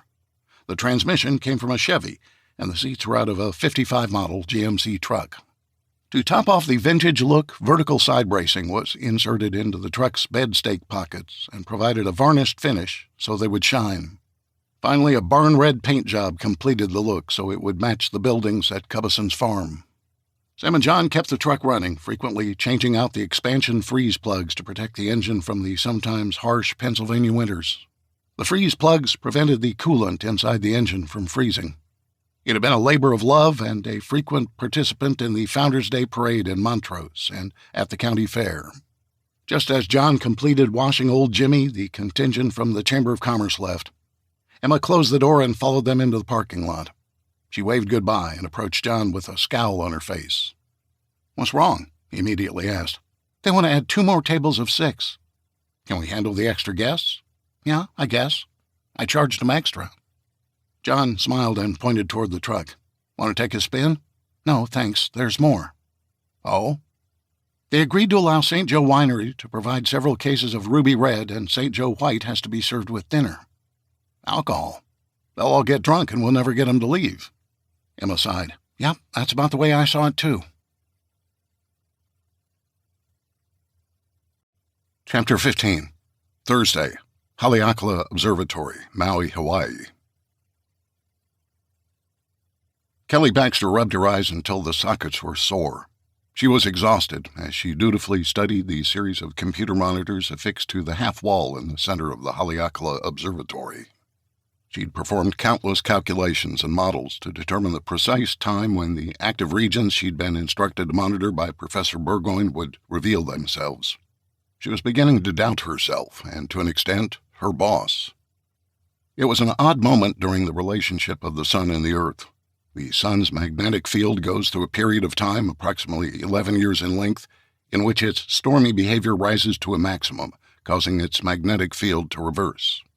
Once the solar cycle, as the 11-year period is called, reaches its peak, the sun settles back down to a minimal amount of activity before another cycle begins. Professor Burgoyne had developed a theory that the solar cycles could overlap one another.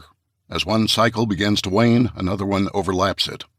The last solar cycle can stubbornly hold on, producing occasional sunspots and clogging up the sun's upper layers with the remnants of its decaying magnetic field. The present cycle would start ramping up, struggling to break free of the last cycle's refusal to end. It was accepted science that the solar cycles tend to overlap slightly.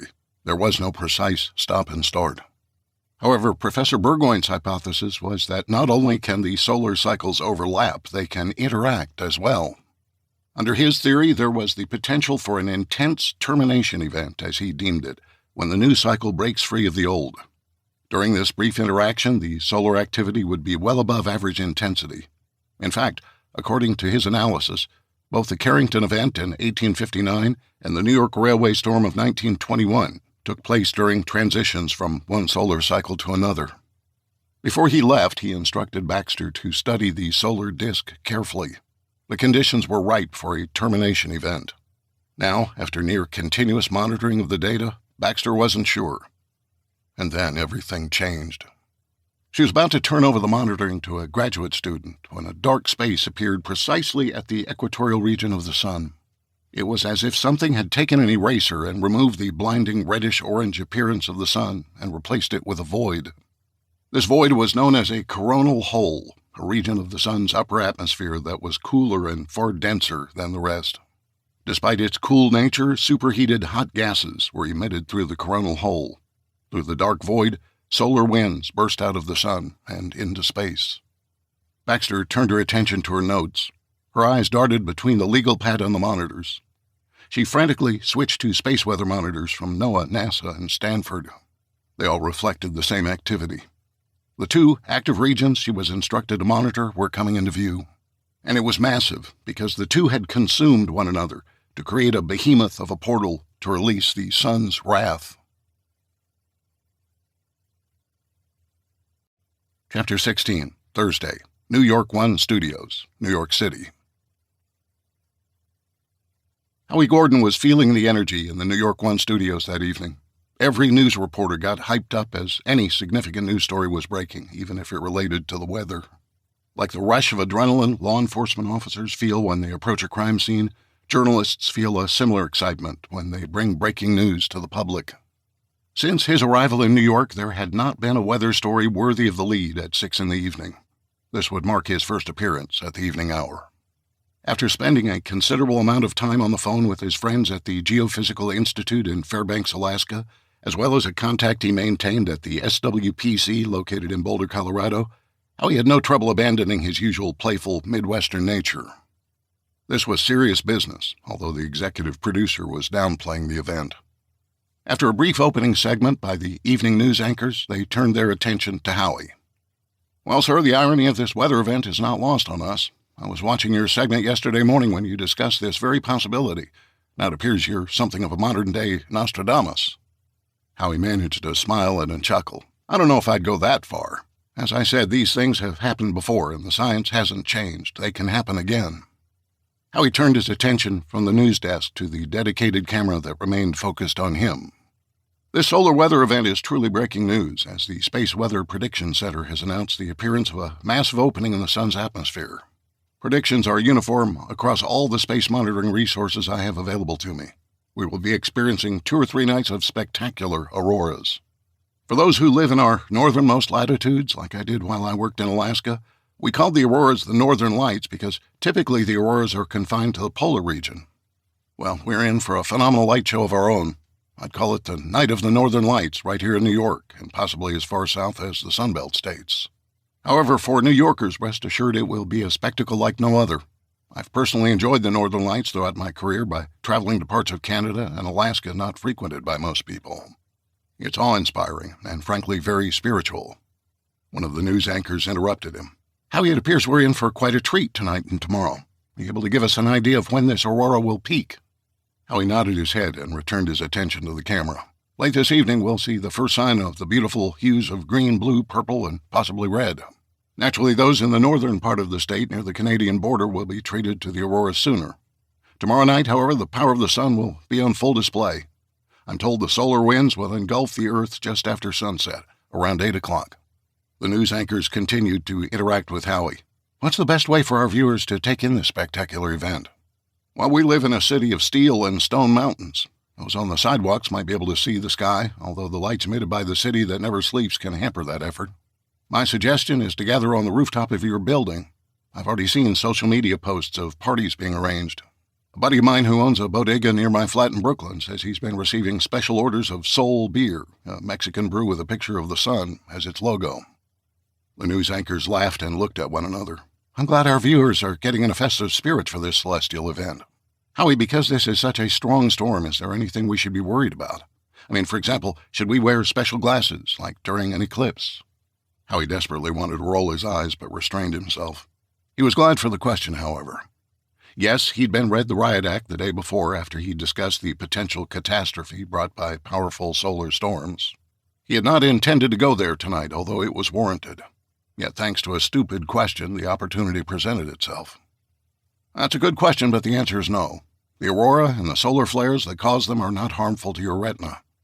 However, as I brought up yesterday, these powerful storms have the potential to disrupt communications, global positioning satellites, and, in some cases, our electrical power grids. If that happens, what should we do until Con Edison fixes things? Howie shouted back in his mind, Nothing, you dope, we'll be screwed. FEMA suggests keeping at least 3 days of food, water, and medications on hand to prepare for a catastrophic event. I'd suggest to our viewers they do more than that. A week or more? Asked the anchor. More. Maybe months, Howie replied unemotionally. The news anchors had run out of follow-up questions. Chapter 17, Thursday, Marriott Marquis, Broadway, New York City.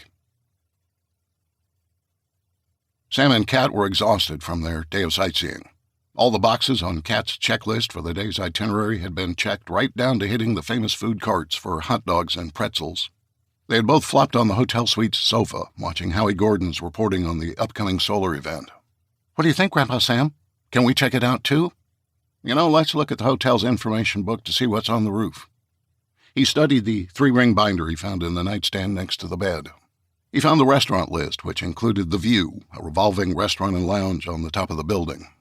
They do have a restaurant up there, but there doesn't appear to be any kind of observation deck.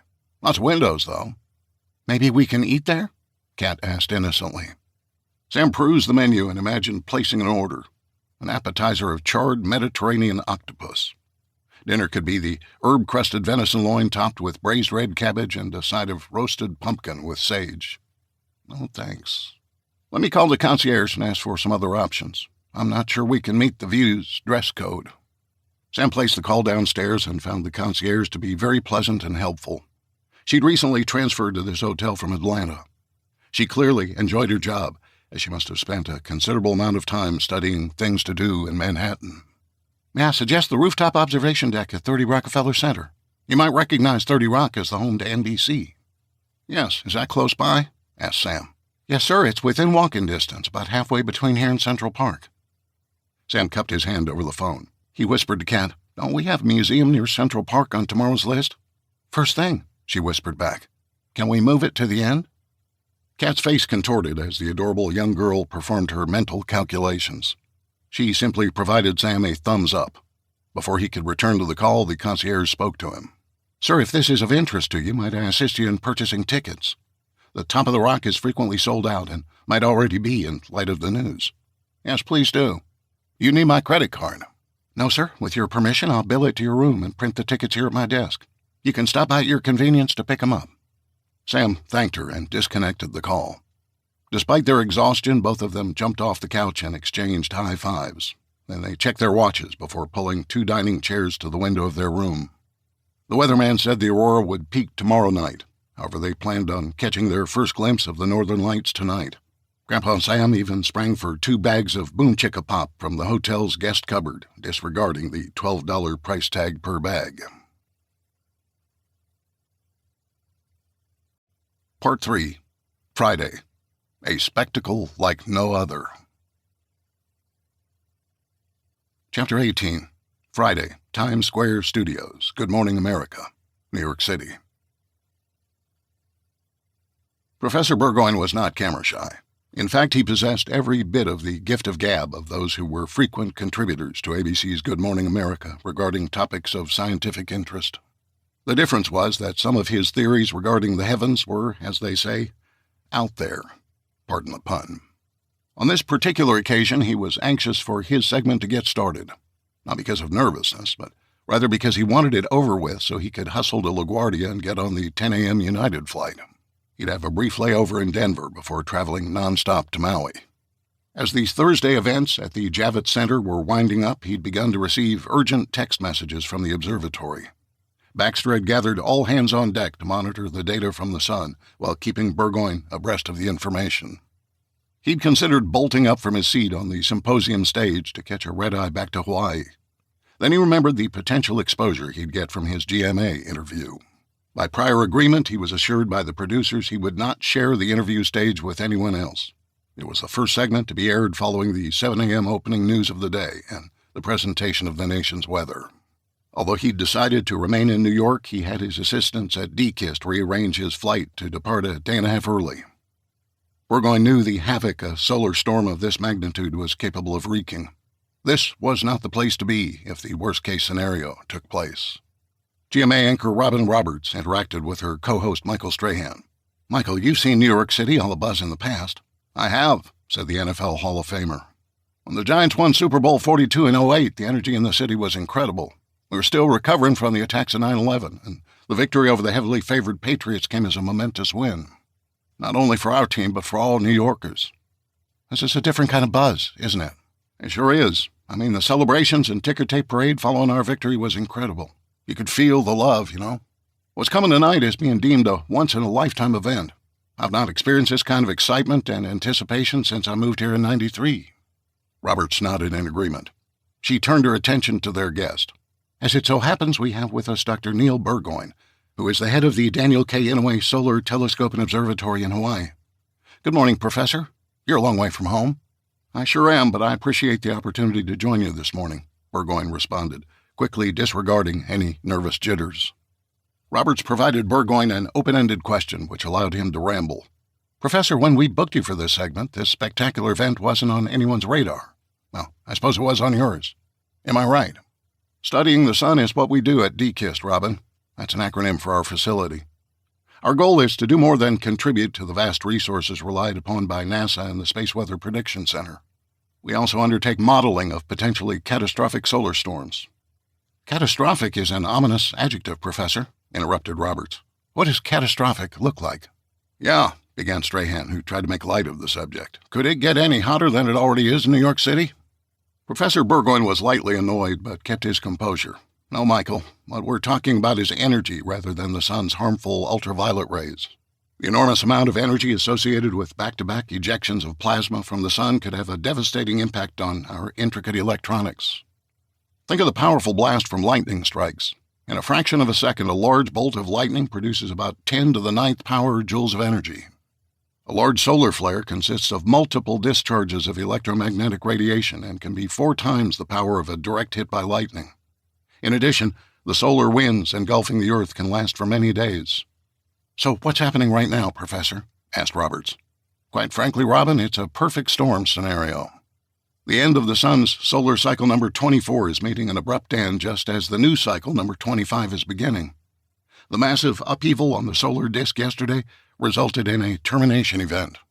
In astrophysics parlance, that's a term associated with this sudden switch from one cycle to another."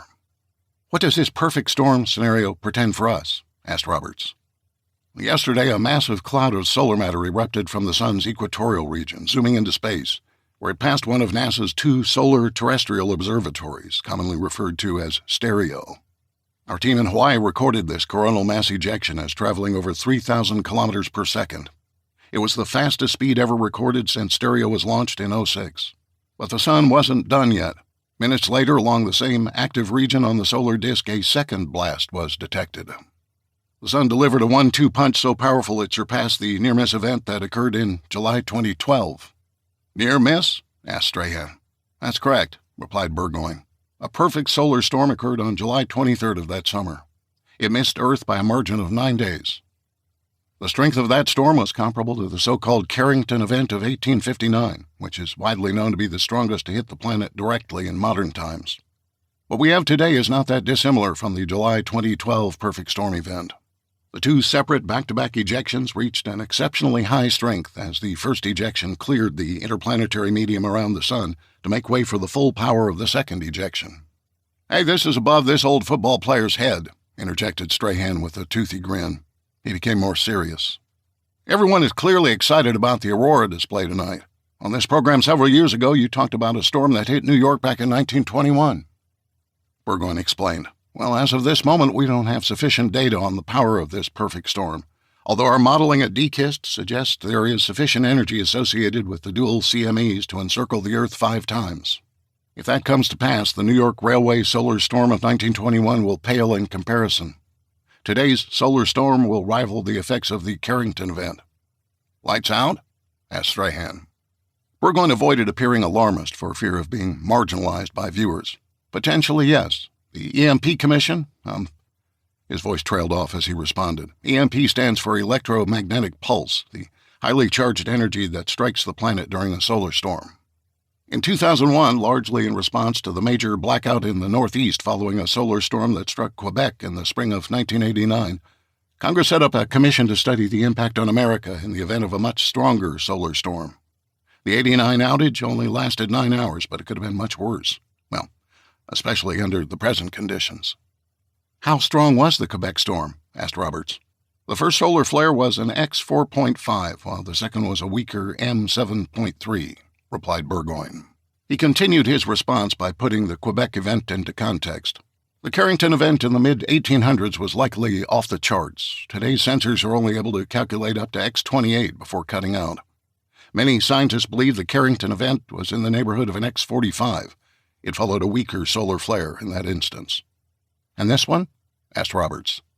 "The first solar eruption was an X18. The second was so powerful it overloaded the sensors, leaving us without a precise measurement. By extrapolation, one can assume it was X30 or greater." Burgoyne paused before adding, "A similar scenario to the Carrington event." The set became quiet for a few moments. Roberts grew pensive as she studied her notes and glanced at the clock, identifying a countdown to their local news break. "Professor, if this perfect storm, as you call it, materializes with the potential intensity you've described, what will you do?" Burgoyne furrowed his brow, pausing before he responded. He diverted his eyes away from Roberts and looked directly into the camera. "Get as far away from here as possible." Chapter 19. Friday. American Museum of Natural History, Central Park, New York City. "This has certainly been a popular exhibit today," greeted the art curator for the American Museum of Natural History. A gathering of visitors, including Sam and Kat, had stopped to study a series of lithographs displayed on easels in a semicircle. "Most of our visitors flock to see the life-size T-Rex, or Mammothus, the mammoth skeleton found in Indiana." "I wasn't familiar with the work of Rockwell Kent," offered one patron as he surveyed the lithographs. "Naturally, this series titled The End of the World caught my eye as I walked by." "And this lithograph in particular," said another visitor, pointing to one of the sketches. "Solar flare-up. Apropos, considering today's exciting news, don't you think?" The amiable curator smiled and stepped next to the sketch the woman referred to. He provided some background to the burgeoning crowd. Kent was commissioned by Life magazine in 1937 to produce a series of lithographs to accompany an article in an upcoming issue about the Hayden Planetarium. The planetarium once stood behind this museum. It officially closed in 1997 and was demolished to make way for the Rose Center for Earth and Space. He paused to strike a pose in front of the artwork, clasping his hands in front of him as he spoke. The November 37 issue of Life featured an article titled "The 4 Ways in Which the World May End." Kent perceived the world was threatened by a variety of means and drew upon his worldview when he created these sketches. "We are honored to have the original lithographs for this exhibit." "Are these based upon the Bible?" asked Kat. "No, not necessarily," replied the curator. "Mostly, Kent believed catastrophic events related to other celestial bodies in the form of a cosmic cataclysm that could destroy life on Earth. For example, this one, called Lunar Disintegration, imagines the Earth and Moon colliding. Next, solar fade-out envisions that eventual day when our sun burns out, ballooning into a red giant before consuming Mercury and Venus. Soon thereafter, Earth would become a scorched, lifeless rock stripped of its atmosphere before the oceans boiled off. Sam lowered his brow and provided the curator a death stare. He wasn't interested in frightening the bejesus out of young Kat. To her credit, she appeared unaffected by the graphic description and asked about the fourth lithograph. "What about this one?" "That's degravitation," replied the curator, who broke eye contact with Sam. "That envisions the Earth losing its gravitational pull. With no gravitational pull, the atmosphere would dissipate into space, the Earth would stop rotating, and we would all feel weightless. Eventually, the strong gravitational pull of the sun would suck us—" Sam interrupted him. "Well, thank you, sir, for the explanation. Kat, let's go find the dinosaurs." He firmly placed his arm around Kat's shoulder and pulled her away from the doom and gloom exhibit, as he thought of it. "Grandpa Sam, I had another question," Kat protested. "We're going to have a solar flare, the weatherman said. The drawing showed people dying and the plants all dead." Sam gathered his thoughts and took a deep breath. "The artist was just exaggerating, Kat. To make the Life magazine people happy. We get solar flares all the time and nothing comes of it. Well, except tonight, of course, when we get to experience the beauty of our world." Kat grimaced before reluctantly shaking her head. When she got home, she planned on learning more about these solar flares. They toured the remainder of the museum, hitting all the high points before exiting back into Central Park.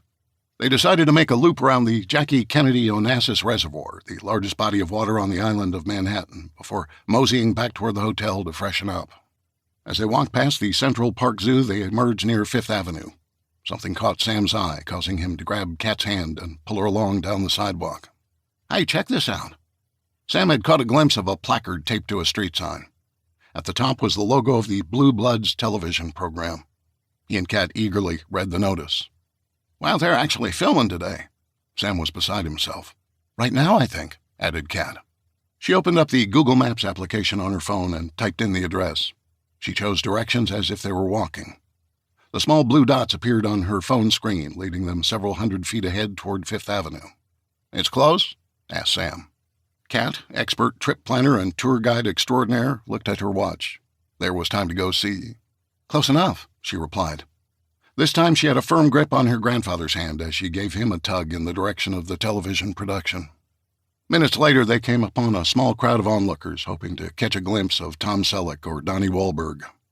While those two famous actors were nowhere to be found, filming was taking place, which excited them both. They walked through the trees in search of a knoll that might overlook the cordoned-off temporary film studio. It appeared they were setting up for a shootout between the NYPD and a carload of bad guys. While starstruck Sam watched the activity with wide eyes, Kat filmed from afar, pleased to add this to her personal video blog of the trip. This, the 13-year-old decided, was truly a trip of a lifetime. Chapter 20. Friday, Central Park, New York City. Asher Doyle was melting. He could swear that was the case. He recalled some athletes could lose 6 or 7 pounds during the course of an outdoor sporting event. He wasn't playing softball on one of the 26 fields found throughout Central Park. However, he was dressed in character as a member of the NYPD Emergency Service Unit who performed rescue, SWAT, and other high-risk tactical operations. The tactical gear, complete with body armor, weighed a ton, it seemed. He vowed to keep off the pounds he was in the process of losing due to the profuse sweating his body endured. The afternoon marked the end of filming an action scene that began with an armed robbery, followed by the getaway vehicle occupants firing on police officers during their lunch break, and culminating with a chase scene through Central Park to the point where the NYPD had the bad guys pinned down behind 2 wrecked vehicles. Because of the delays and the excessive heat, the American Federation of Television and Radio Artists Union, AFTRA, had stepped in to limit the amount of time their actors were allowed to film. Production had to continue, so the director began to enlist members of the production team to play extras without speaking parts. Asher, because of his NYPD lineage, was always a logical choice for these types of roles, although he knew very little of what a beat cop went through. Because of his father's career, his knowledge related to what the commissioner dealt with at one police plaza. Still, he had the clean-cut look and certainly knew how to carry himself to lend authenticity to the scene. His part of filming wrapped as the production team prepared for the final shootout. Asher hurried toward the temporary tent housing wardrobe, where he stripped out of the NYPD gear. He glanced past the caution tape and caught a glimpse of an older man accompanied by a teenage girl moving closer to the filming. The young girl was filming the activity, something that was discouraged by CBS security. Seconds later, a plainclothes off-duty officer hired by the production team approached the two and instructed her to put away her phone. Asher looked around and wondered if he could slip away from the production set. His role was over, and he already had his marching orders for next week's filming of the Sunday dinner scenes. He desperately needed a shower, and he wanted to look nice for his anniversary dinner with Lauren. He contemplated their life together. He never really envisioned them living anywhere else besides New York City. Yet despite their decent incomes, they felt very much like the proverbial hamster on a wheel. Their earnings seemed to allow them to live in a decent building with a steady diet of takeout meals. However, they weren't really saving money. What if Blue Bloods gets canceled or the show ends? Asher would ask. Lauren would posit, what if people stop buying books?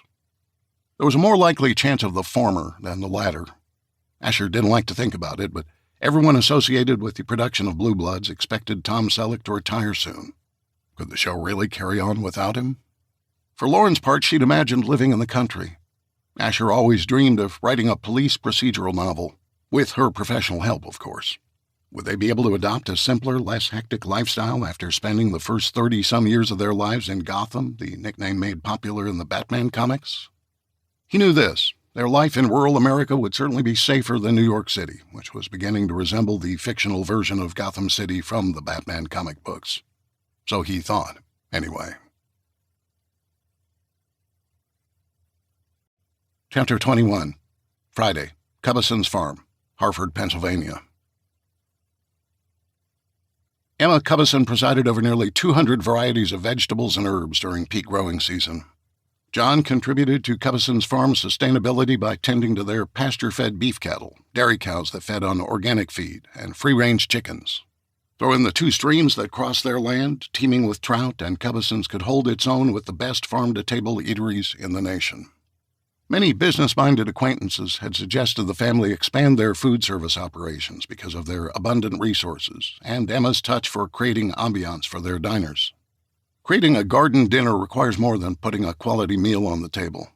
Guests hoped for something different than what a brick-and-mortar restaurant offered.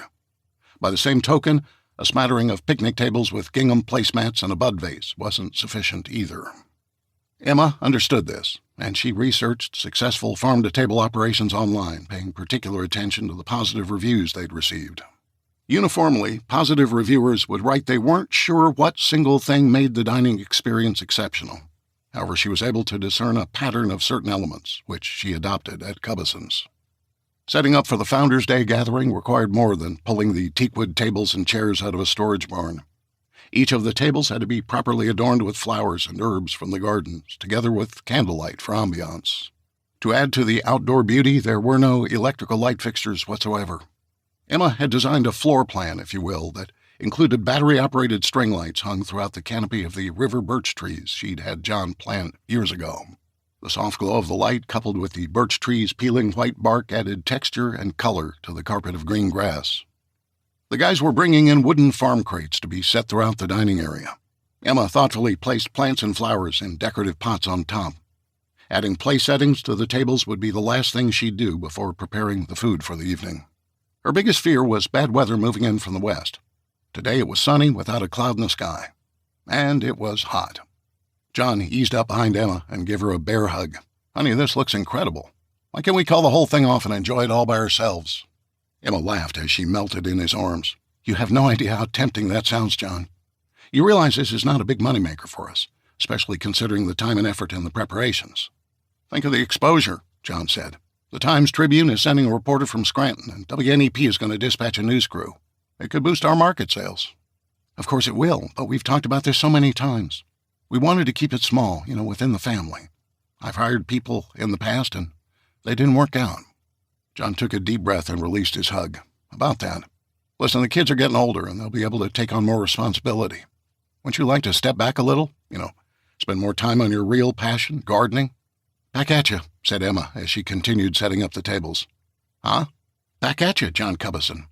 Are you ready to turn over the farm operations to Luke and Matthew?" John laughed heartily. "You want us to starve? I'd be chasing our cattle down the highway and through the neighboring farms for months." "Exactly. Let me get Kat through high school first. Plus, do not be surprised, Daddy, if she announces one day that she wants to go to college. Okay, that's fine. There's some good schools in Scranton, such as Lackawanna. My mother went to Marywood. What if she says Penn State, or, like me, one of the California colleges? John gulped. He couldn't imagine sending his daughter away from home at the tender age of 17, which was how old she'd be in September after she graduated high school. However, California? Never, ever. He decided to change the subject. Are you comfortable with Dad and Kat being out so late in New York? I understand they're hyping this Aurora thing. I just don't know if I want them walking the streets late at night when it's time to return to the hotel. I agree, John, but I Googled it and Kat was telling the truth. It is literally less than a half-mile walk to the hotel, on major streets, too. No dark alleys, no subways, no Uber rides. I wish Dad had a gun with him. So he could get in a shootout with street thugs? That sort of thing doesn't happen where they're staying. It's probably full of tourists on a Friday night. John grimaced but decided to let it go. He didn't want to unnecessarily worry his wife. Okay, I trust their judgment. What can I do? Kiss me, for starters. Emma puckered up and John promptly obliged. She patted him on the chest and looked into his eyes. Stop worrying about our kid. Figure out where to set up a bar for all the wine that truck over there is bringing to us. She pointed to the panel van bearing the St. Joe Winery logo. They promised to bring ice for the white, glasses appropriate for both types of wine, and servers to keep it all straight. How about the whiskey barrels from Catskill Provisions? I have those big 2-inch red oak slabs we cut for extra tables. I can lay them across 4 barrels and create a bar. Plus, it'll keep our illustrious guests from grabbing a bottle or two to swig behind the birches. Emma laughed. She loved her husband for helping take the tension off her. Okay, mister. Chop chop about it. As John hustled off toward the barn to enlist his son's help, she shouted one further instruction. Don't forget to grab a couple bottles for us. We're going to need it later. John threw his arms up in the air, pumping his fists as if he'd just won a marathon. She loved her playful husband and his somewhat immature nature. She needed it to offset her anxiety. Chapter 22. Friday, 30 Rockefeller Plaza, New York City. The unplanned stop to watch the filming of Blue Bloods put Sam and Kat behind schedule. Kat, however, wasn't sweating it. Certainly, the respite in their hotel room with a change of clothing might have refreshed them for the evening activities, but the opportunity to watch a television production in person was too good to pass up, especially since it gave her grandfather a little more pep in his step. As they made their way down Fifth Avenue, Sam continued to chat on and on about the experience.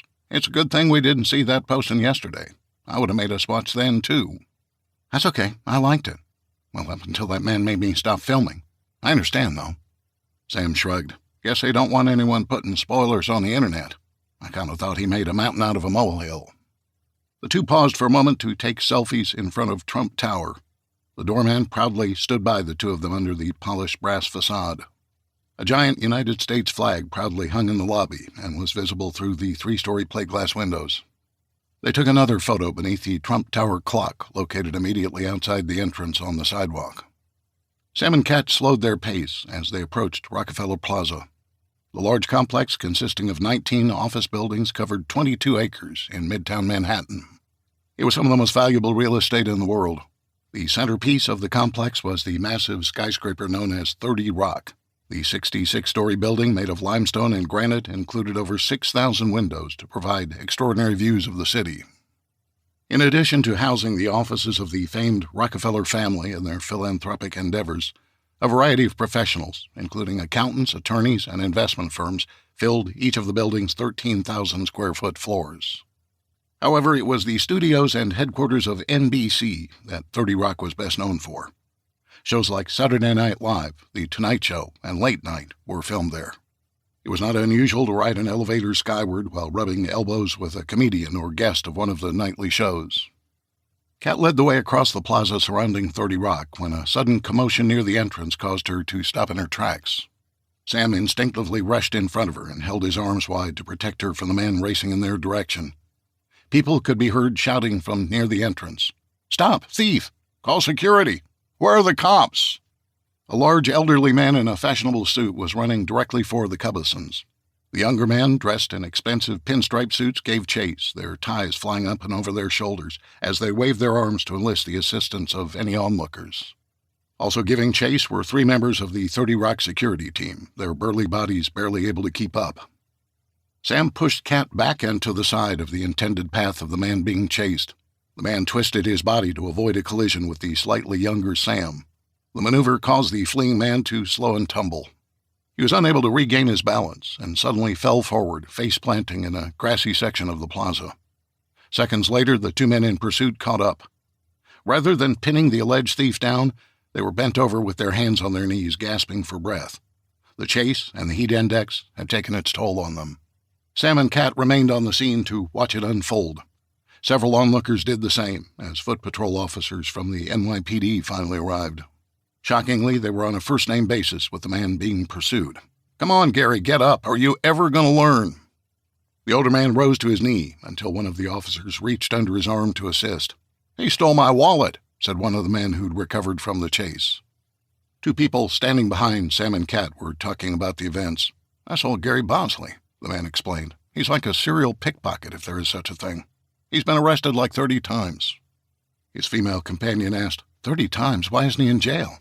I kind of treat him like a small-town drunk. He spends the night in a holding cell, then they kick him out the next day. I read in the Post he never shows up for court, but the Manhattan prosecutors don't care. I guess they got bigger fish to fry." "The cops know his name?" the woman asked, surprised at how the criminal had been handled. "Everybody knows Gary. Listen, make no mistake, he's a pro who knows how to game the system. One time, plainclothes detectives waited for him to lift a wallet. Rather than chase him down, they followed him. They busted him at his storage locker full of stolen wallets, watches, and stuff. Hell, he even kept a detailed record of every time he stole from someone, broken down by when, where, who, and what he got." "Freaking nuts," the woman exclaimed. Sam leaned into Cat. "I agree with her. He's like a wolf in sheep's clothing." Cat shrugged and took her grandfather's hand. "Everybody knows him, too." They sure did. Chapter 23, Friday, 60th floor, 30 Rockefeller Plaza, New York City. Dirk Cantor knew old Gary, too. In fact, he'd hired him to lift the wallet from the fancy suit guy walking into 30 Rock. The consummate burglar, Cantor relied upon chaos and confusion at times to gain access to a building. He needed someone to initiate a chase by the building's security team. It was the perfect cover to enter the building without drawing undue scrutiny. Not all heists occur at night. Not all burglars dress in black clothing with black paint on their faces to avoid detection as they sneak into buildings. Some, like Cantor, come right through the front door on occasion as an invited guest. They take advantage of unsuspecting victims who are a little too comfortable in their surroundings. Cantor had stolen secure financial data in the past, although he usually employed hackers to do the work from afar. Bank and medical records were the most common request of his employers. Tax returns of a prominent politician, especially a sitting president, were a first. He imagined the penalty, if he were to be caught, would be severe. Then again, he could give up his employer and walk scot-free. His vulnerability would lie in facial recognition software that would use security images to identify him. However, he'd never been arrested and used multiple disguises when performing his heists.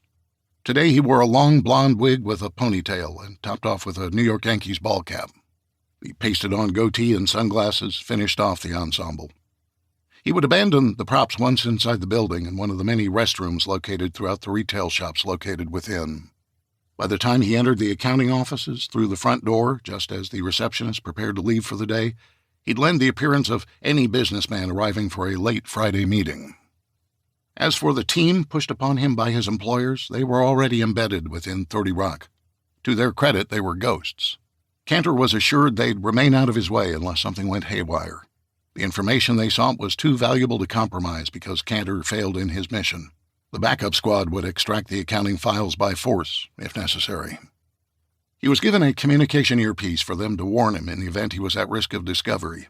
Also, if there was any difficulty exiting the building, instructions could be given to him for alternate extraction means. Cantor waited patiently in the lobby as people began to file out of the offices for the day.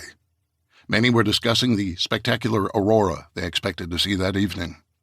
Cantor appreciated the distraction from the heavens. The night of the Northern Lights was just one more distraction to assist him with the heist. His patience soon paid off. The front desk of the firm was abandoned. In a flash, he confidently entered the back offices of the accounting firm. The intelligence his employers provided was spot on. Everything from the layout of the cubicles housing underlings to the locations of the top partners who represented the president. Clearly, they had someone on the inside. As he made his way toward the corridor where the senior partners' offices were located, he tried to avoid eye contact, although he wondered which set of eyes that bothered to assess him belonged to the insider on his employer's payroll. Cantor had done this kind of work before on behalf of Mossad as a dark ops field operative. His ability to speak fluent, near-perfect Egyptian Arabic provided him the ability to move throughout the Middle East with ease. He would have remained there to continue his craft, but the money in America was too lucrative. Cantor reached the supply storeroom adjacent to the entrance to the south corridor where the partners' offices were. He imagined they overlooked the plaza below. After a quick glance at the mostly empty offices and inattentive late workers, he dashed into the storeroom and found a place to hide away. He steadied his breathing as he remained in a crouch in the far reaches of the storage room. In the hallway, muffled voices could be heard. Occasionally, the door would open as a member of the firm staff dropped something off or searched for a needed office supply. When the door was open, he was better able to discern the topics of conversation. Some referenced the Aurora display, others talked baseball. A few discussed politics, as their very famous client was running for re-election. Soon, one by one, the accountants and staff left the building. If the intel provided by his employer was correct, the cleaning crew would enter the floor around 9 o'clock, just more than an hour away. By his own estimation, he would need about that long to locate the proper office. Then the daunting task of rifling through the files to find the requested information would begin. It would be impossible for him to carry out decades of tax returns and supporting documents. Fortunately, his employer was fairly specific. They knew what they were looking for in order to prove wrongdoing by the president and his family. They simply needed the documentary evidence to see the light of day. Cantor eased to the storeroom door and opened it slightly. He closed his eyes to focus on his auditory senses. His brain searched out any sound of human activity. Typing on a keyboard, a conversation, shuffling of heavy feet, a cough or sneeze. Nothing. Quiet. It was time. He eased into the hallway and began moving quietly from door to door, avoiding unnecessary sudden moves that might attract the attention of someone remaining in the offices. He searched for the senior partner's name until he found it. Cantor ignored the brushed aluminum handle. Instead, he turned his attention to the deadbolt keyhole that remained locked after office hours. Picking locks had been part of his repertoire since he began covert operations. He had a touch like no other. He pulled the skeleton key out of its zippered case and carefully inserted it into the lock. From the back of the specialized tool, an extended telescoping cylinder protruded, revealing 7 numbered hash marks. He slid his free hand to the end of the cylinder. Applying gentle pressure, he pushed the cylinder forward, listening for the inner workings of the deadbolt to speak to him. Methodical, choreographed, expertly from years of practice. Cantor could visualize the three-dimensional picture of the lock's interior. He slowly coaxed the cylinder forward, making minor adjustments as the lock dictated. He manipulated the pins using the ridges of the skeleton key's cylinder. Then, with one final forward push, the deadbolt clicked open. He pressed the communications earpiece in a little further as some perspiration loosened it. He slipped inside the senior partner's suite and gently closed the door behind him. He began his quest. There were multiple file cabinets located in the outer offices where the accountant's staff worked, as well as in 2 hallways, one that led to a conference room and one parallel to the main hallway that led to a private break room. Cantor sighed. He decided to start with the partner's office first. He couldn't imagine a more important client than the President of the United States. He guaranteed himself the files resided near the senior partner's desk. He was right. He rifled through the files in the dim light provided by the city. It was dark outside now, but New York, as always, was lit up like the Rockefeller Center Christmas tree. Using his pen light, he searched file after file in search of the year and corporate filings they sought. It was taking longer than he envisioned, but he presumed he would have all night if he could evade detection by the cleaning crew. Then the words he dreaded to hear came in the form of a whisper through his earpiece. Possible compromise. Stand by. Cantor closed the file drawers after hurriedly replacing the Pendaflex folders where he found them. He scanned the room in search of a hiding place. His only option was under the partner's desk. The chatter increased on the radio. Guards have visual. Approaching now. Take from behind, quietly. Roger that. On my go. Cantor could visualize what was happening. He'd been part of a hit team lying in wait numerous times. He barely breathed in the dark office, waiting until he received the all clear. Those words never came. Chapter 24, Friday, Top of the Rock, 30 Rockefeller Plaza, New York City. Lauren and Asher enjoyed their dinner. As was typical on any given day, they shared what had happened at work and discussed news events that interested them both. Then, because of the sentimental nature of their 10th anniversary, they lovingly recalled momentous occasions during their lives together. Unlike some couples, the Doyles had never had a conflict within their relationship relative to their personal finances. Certainly, like most families, they wondered where the money went. Many a conversation throughout their marriage began with the words, "on paper." On paper, we should spend this, but we make that. Where does the money go? During dinner, the same conversation took place right about the time they got the check from their waiter. Asher jokingly held it up for Lauren and wiggled it slightly. It was Exhibit A, he said, of where the money goes. Although they both agreed dining out took a sizable bite out of their monthly budget, neither was prepared to set aside the extravagance to take up cooking. For the Doyles, there was only one way out of their expensive lifestyle: leaving the city. After assessing their first 10 years of marriage, they envisioned their second. Children were not on the horizon. They enjoyed each other too much to add another tiny human being into their lives. One day, but not any time soon, they agreed. The financial discussion led to them imagining life in the country again. It had been Lauren's dream, although Asher was coming around to her way of thinking. They vowed to take day trips away from the city, and not to Montauk, the easternmost tip of Long Island, where they enjoyed visiting.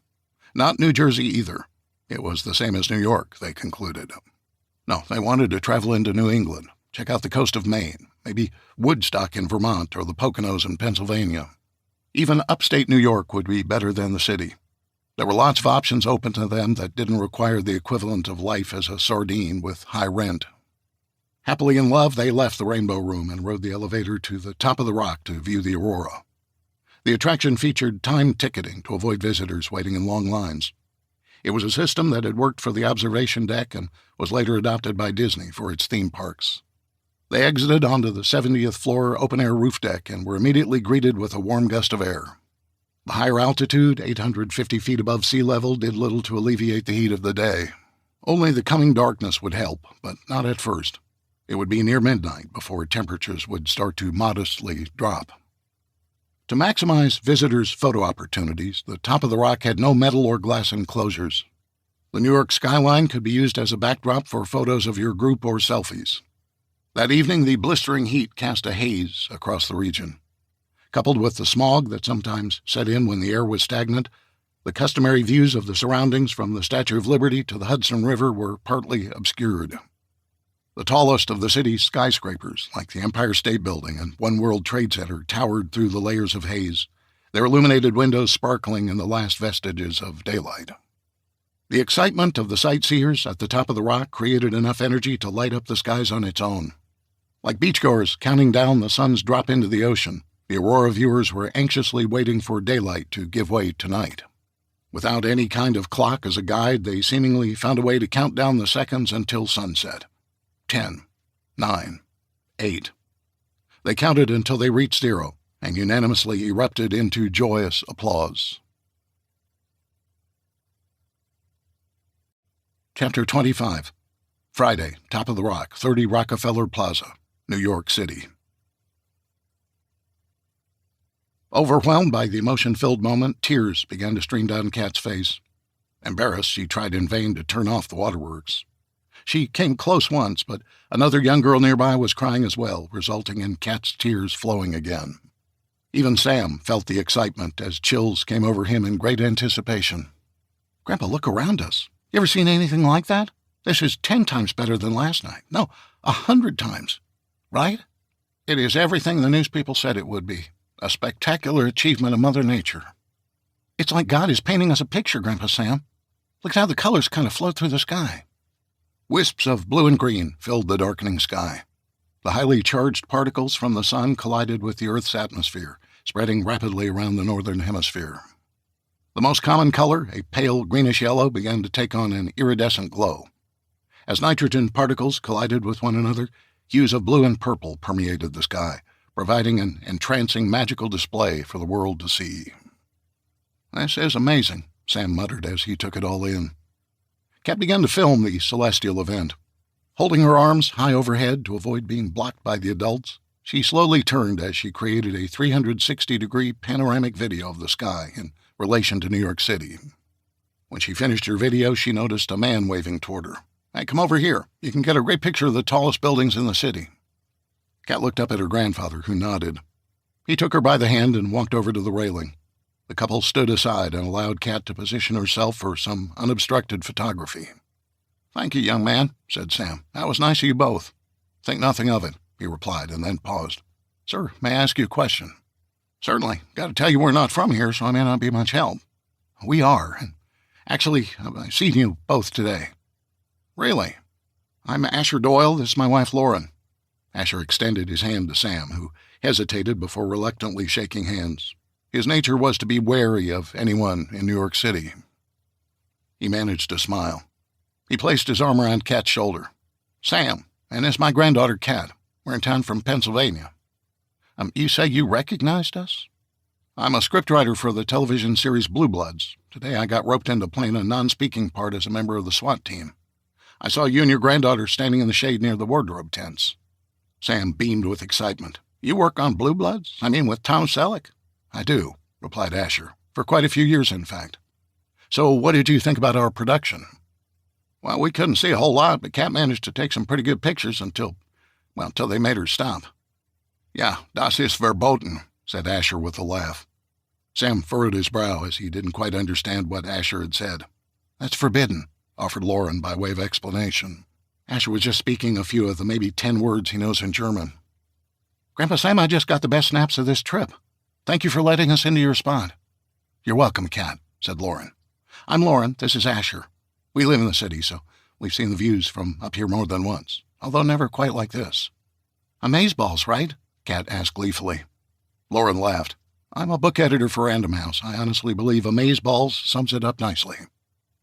"Look, Kat," said Sam, "as it gets darker, the aurora becomes much brighter. I can even see some red coloring here and there." "Is this the first time you've seen the Northern Lights?" asked Asher. "Yes, sir," Kat replied loudly. The excitement on the rooftop observation deck had built to a pinnacle as chatter between the visitors grew. The conversations became so loud that, initially, nobody heard the sounds of transformers blowing up on the other side of the Hudson River. The canopy of haze and smog obscured their view beneath, where the cascading failure of the New Jersey power grid was underway. Then it happened. Some who'd experienced the devastation wrought by the terrorists on 9/11 believed New York was under attack once again. Others thought a fireworks display was occurring across the Hudson. However, when a substation exploded to the north of the 5 boroughs, followed by the spontaneous blasts due to transformers failing around the Upper East Side of the city, the aurora gazers realized that something was horribly wrong. Part 4. Friday. It was the day the sun brought darkness. Chapter 26. Friday. Haleakala Observatory, Maui, Hawaii. At the airport, Professor Burgoyne had difficulty hailing a cab or an Uber. He had made prior arrangements for a member of the DKIS staff to pick him up because he never expected cell phone communications to be disrupted in latitudes as low as Hawaii. The aurora borealis had only been visible to the naked eye in Hawaii on a couple of occasions in recorded history. Once during the Carrington event in 1859, and a second time barely during the biggest solar flare ever recorded by SOHO in April 2001, when a powerful X-class geomagnetic storm delivered the Pacific Rim a glancing blow. The lack of transportation was due to the huge influx of mainlanders fleeing the once-in-a-lifetime solar event. Those who understood the power of the storm knew to evacuate to the southernmost point in the U.S. They'd filled the flights out of Denver and the West Coast with a sizable head start over the professor. He finally negotiated a rideshare with another visitor. After being dropped off at the observatory, he raced into the building, where he was greeted by the entire staff. They were unable to contain their enthusiasm and excitement. "Professor, it's unbelievable. You should see it through the telescope. We can't wait until it's dark." Burgoyne swallowed hard at that last statement. He glanced at his watch, a wind-up Timex men's expedition he'd owned for years. It was immune to the powerful effects of a geomagnetic storm. It was still set for the Eastern time zone. Darkness? He muttered the question to himself without addressing his team's exuberance. He received his response with the next excited utterance. "The power grid just collapsed across the entire lower 48, said Baxter. Even Texas. Can you believe it?" Baxter was quick to point out that the Texas grid had collapsed despite the fact it was independent from the eastern and western interconnection power grids that covered much of North America. The fact Texas had lost power under the circumstances was a testament to the power of the perfect storm. Burgoyne took a deep breath and exhaled. His face became dour as he raised his hands to encourage his charges to calm down. "Listen, we need to do our best to curb our enthusiasm. We're experiencing an event I've hypothesized about and imagined occurring. It is a solar storm unseen in nearly 200 years. He paused to take another deep breath and to remove his hat. He ran his fingers through his graying hair and adjusted his ponytail. That said, most of the people residing in the Northern Hemisphere are about to face difficult times. Many will die as they run out of clean water, food, and as society begins to collapse around them." One of the graduate students asked the question on many of their minds. "Professor, are we going to have the same problems here? I mean, we still have power." "That's true," replied Burgoyne. "However, over 60% of our electricity comes from oil that is shipped to us from abroad. Renewable resources, like solar, wind, and especially geothermal, produce about a quarter of our energy. If we properly marshal our resources, we can survive better than those with no power. There's another problem, however. Hawaii imports many food products and other essential supplies from the mainland. I suspect that will end abruptly, as in already. That will take its toll on all of us." "What are we going to do?" asked Baxter. A dozen young faces studied their professor. He was exhausted, not just from the trip and his travel across many time zones. It was from worry. He'd contemplated all of these questions as his flight from Denver seemed to stay just ahead of the geomagnetic storms. "First of all, we're going to do everything we can to prepare ourselves for some troubling times. I want all of you to do several things with the petty cash I'm about to retrieve from my office. Take each of your cars and fill up your tanks. Go to as many markets and convenience stores as you can. Buy non-perishable foods with long expiration dates. Think high-calorie filling foods like beans, rice, pasta, and sauces, peanut butter, honey, and crackers. Listen, just use common sense and move quickly. It's a matter of time before there's a run on the grocery shelves." Baxter issued a reminder to the group. "Toilet paper, like, during the pandemic. Many believe it was an article about grocers in Hawaii running out of toilet paper at the start of the COVID pandemic that had prompted America's shelves to empty as well. Absolutely. Other everyday items like toothpaste, soap, personal hygiene." Burgoyne paused. He could tell he was overwhelming them. "Please take a breath. Now is not the time to panic. After you run your errands, I want you to stop by your homes and gather clothing, pets, food supplies, anything of use. Bring it all here. We're going to hunker down and help one another through the next several weeks and months." "Months?" asked one of the students. Burgoyne nodded and replied, "Yes, quite possibly. We are fortunate that Haleakala is in a very remote area of Maui. I don't believe we'll be bothered by anyone." "I have a gun," said Baxter, almost apologetically. Among the students' guns were the boogeyman. "It's a handgun I brought from a friend who was short on cash." "Do you have ammunition for it?" asked Burgoyne. No. Buy some, all you can." He reached into his hip pocket and retrieved his wallet. He handed Baxter his Visa card. "Use this for all your purchases." They all remained affixed in place, stunned as the reality of the spectacular solar storm set in. It was about more than pretty auroras and scientific study. It was also about survival. Chapter 27, Friday, Cubbison's Farm, Hartford, Pennsylvania. It was just after 8. Dinner was over. The wine had flowed, and the attendees of the first Founders' Day dinner hosted by Emma Cubbison had already declared this year's soiree as one to be remembered for years. There was even talk of hosting it there next year and the year after. Emma, reinvigorated by the success of the event and the fact that it was nearing its conclusion, escorted her honored guests outside the tree canopy to a grassy area with an unobstructed view of the sunset. Everyone was in good spirits as they chatted among themselves, enjoying the sunset marking the end of the day turning to night. All were anxious to catch their first glimpse of the aurora borealis as it invaded the lower latitudes. Matthew was the first person to notice the power outage. Between the battery-powered string lights that filled the tree branches and the candlelit tables, nobody had noticed the fact the light from the main house and the porch lights of the market were out. Matthew was exchanging text messages with a friend when suddenly his screen went dark. He entered the house to charge his battery. When the lights didn't come on and the air conditioning wasn't working, he knew they'd experienced a power outage. Admirably, when he alerted his father of the issue, he didn't make a fuss that might distract his mom. "Dad," he whispered into his father's ear, who was preparing the tables to be cleared of their dishes. "Something's wrong.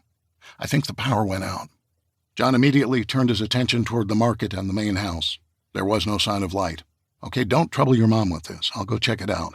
In the meantime, clear the tables and take the dishes into the house." John began to walk away when Matthew touched his arm. "But, Dad, my phone stopped working." "Maybe it needs to be charged?" Matthew shrugged and said, "I thought I had."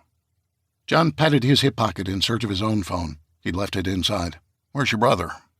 Matthew nodded across the dining area in response. Luke was chatting with an attractive young woman who came with the newspaper reporter. John waved at the tables as a reminder to Matthew as he walked toward Luke with a purpose. He tried to be polite, although he was slightly annoyed with his son for not staying focused on the cleanup. "Excuse me," he said to the young woman. "May I borrow my son for a moment?" "Sure," she replied with a shrug and a glance at Luke. As John led his son away, Luke shouted back to the young woman, "I'll call you." John whispered into his son's ear, "Give me your phone." "Sure, Dad. Something wrong? Is it Cat and Grandpa Sam?" "No." He took the phone from Luke and attempted to power it on. "Nothing." "Did you charge your phone today?" Luke took it back and pressed the power button, and then tried a forced shutdown in the event an application on the device was hung. The screen remained black. "I did, and I haven't even used it except for getting her number earlier," replied Luke. Bewildered, he stared at the screen. "I don't understand this. I made sure it was 100% in case Kat wanted to text me or something. She's been sending me pictures of their stops. Tonight they were at 30 Rock. It's the—" "I know where they are," said John in a concerned yet dismissive tone of voice. Luke sensed his father's consternation.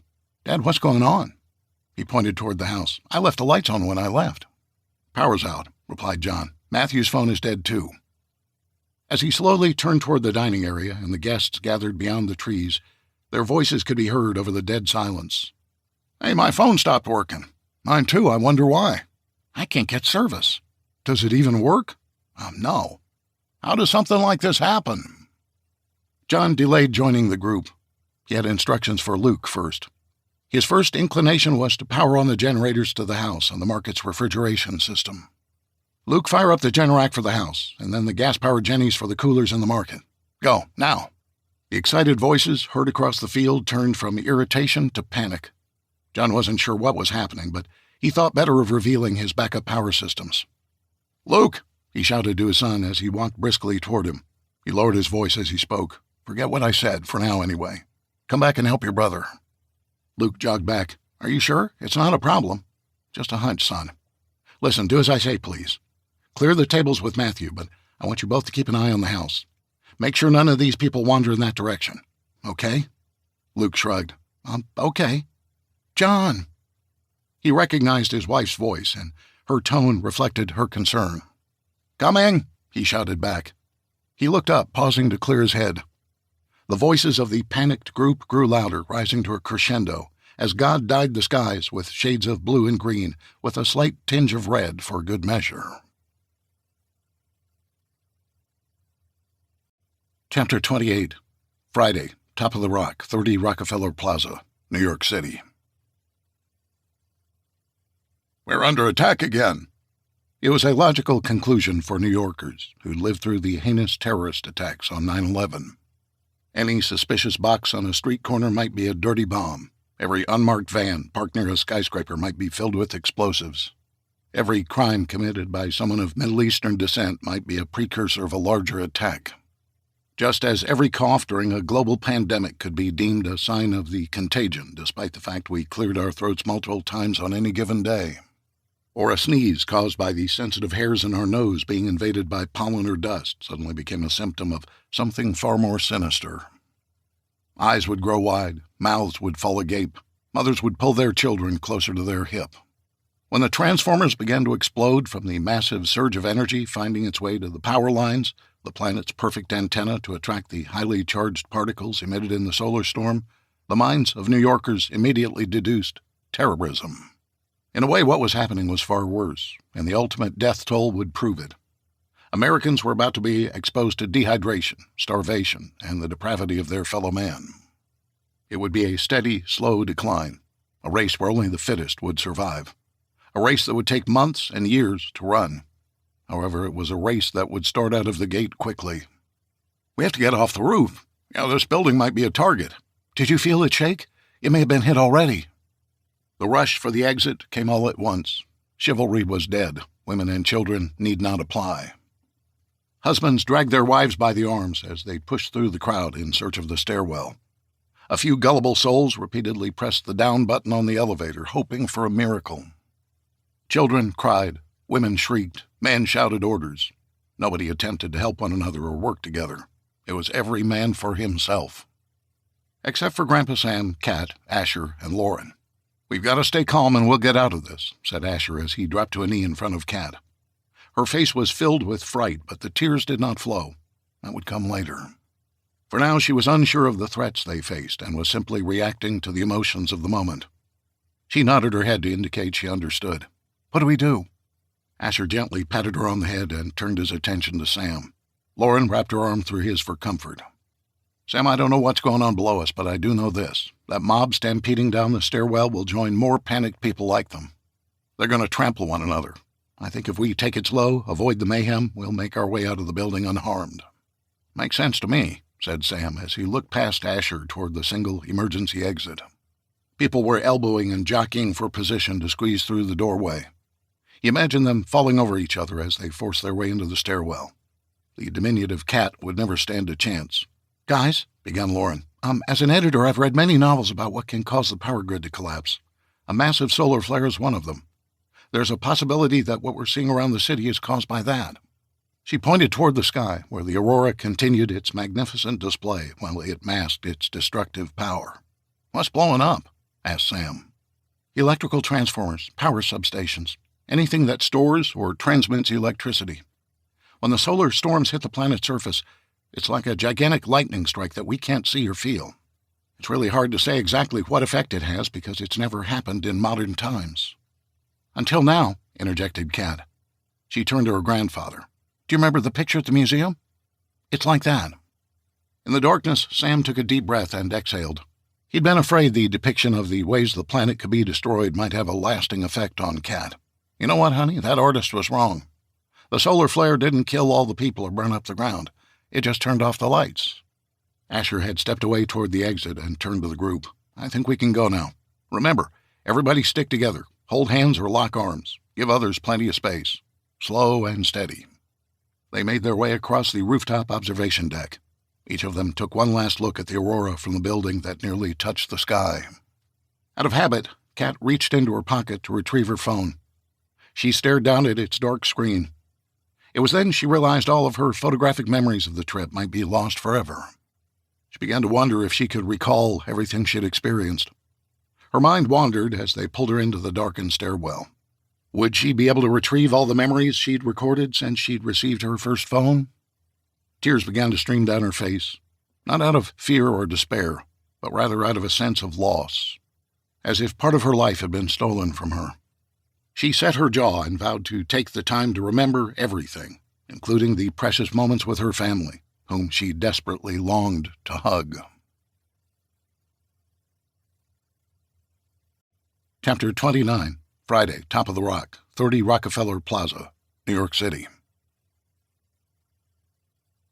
Calm turned to chaos. As Asher predicted, the pitch-black stairwell was full of fear-crazed people trying to exit the 66 stories that led to the ground floor. Inexplicably, for reasons they'd understand later, people were shoving their way upward toward the rooftop observation deck. "Why isn't security trying to calm people down?" asked Lauren.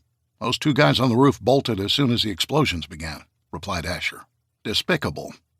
Another explosion caused the building to shudder, sending shockwaves of panic through the fleeing visitors. "Out of my way! Move, damn it!" Asher carefully led them past the 64th floor entrance when several people decided to reverse course in an attempt to flee the concussive sound of the explosions from within the building. He turned to his group. "Hug the wall," he said, his voice remarkably calm. Perhaps he'd lived in the fictional world of crime dramas enough to know that panic was contagious, especially when nothing is known. The characters on Blue Bloods were forced to portray themselves in a variety of scenarios.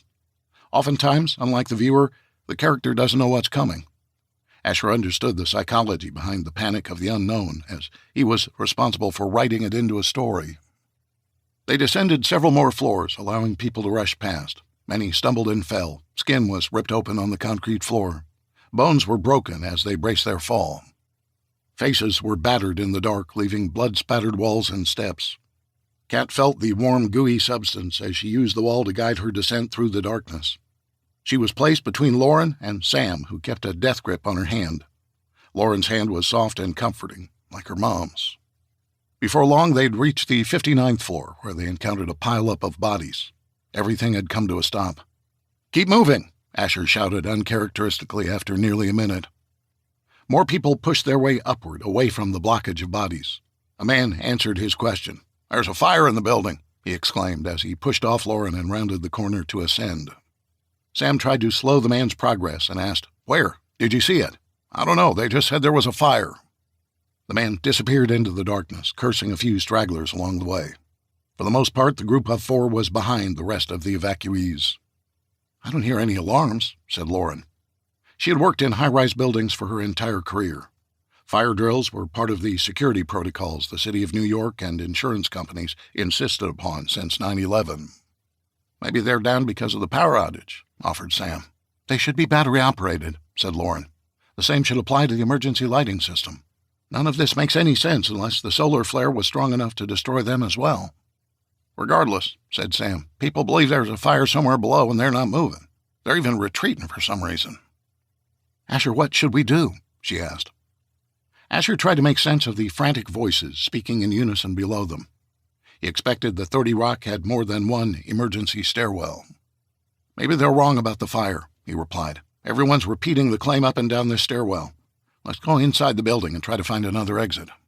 "I'll lead the way," said Sam, who gently tugged on Kat's hand. The young girl had remained remarkably calm throughout the ordeal. Sam entered the darkened hallway. A rush of cool air that had remained undisturbed in the front office struck him in the face. "This may not be the right way to go," he thought to himself, "but at least I can breathe again." Seconds later, all four of them had escaped the hysterical people in the fire escape. Asher once again took the lead, ensuring everyone held each other's hand. He found his way into the foyer of the office suite near the elevator. There was no ambient light to assist him in navigating through the dark space. Twice he bumped into furniture, bruising his shins. He held his breath and fought the urge to let out a string of expletives. He ran his hands along the wall and began to feel metal lettering that had been affixed to it. He muttered the letters aloud as he crossed through the foyer. DELOITTE. His voice trailed off. Accountants. They probably leased the entire floor. He stopped the group when he reached the reception desk. "Wait here," he said.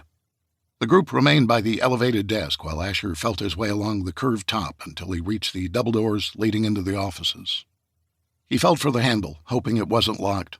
A huge grin came across his face as their first obstacle was hurdled when he reached the opening. What Asher didn't notice was that it had been kicked open, breaking the locking mechanism. They were not alone. Chapter 30, Friday, 60th floor. 30 Rockefeller Plaza, New York City. Dirk Cantor, the consummate professional thief, finished locating the files on the list he'd been provided by his employer. Undeterred by the sudden darkness, he crammed the documents into his backpack and prepared to leave. The sporadic explosions outside puzzled him, but he focused on the task at hand. Then the chatter in his comms roared to life again after a brief period of silence. "Fire in the hole! Extract! Roger, extract the asset." Whatever was happening in the world around him had resulted in a change of plans as far as the team of mercenaries in the building was concerned. The sudden outage and the presence of a fire in the building would create more than enough of a distraction for him to make his escape undetected. He slowly opened the door to the senior partner's office and closed his eyes, forcing his ears to do the work. He could hear muffled voices as well as the sounds of heavy footsteps. Shoe soles clapped on concrete flooring, not the plush carpet adorning the accounting firm's offices.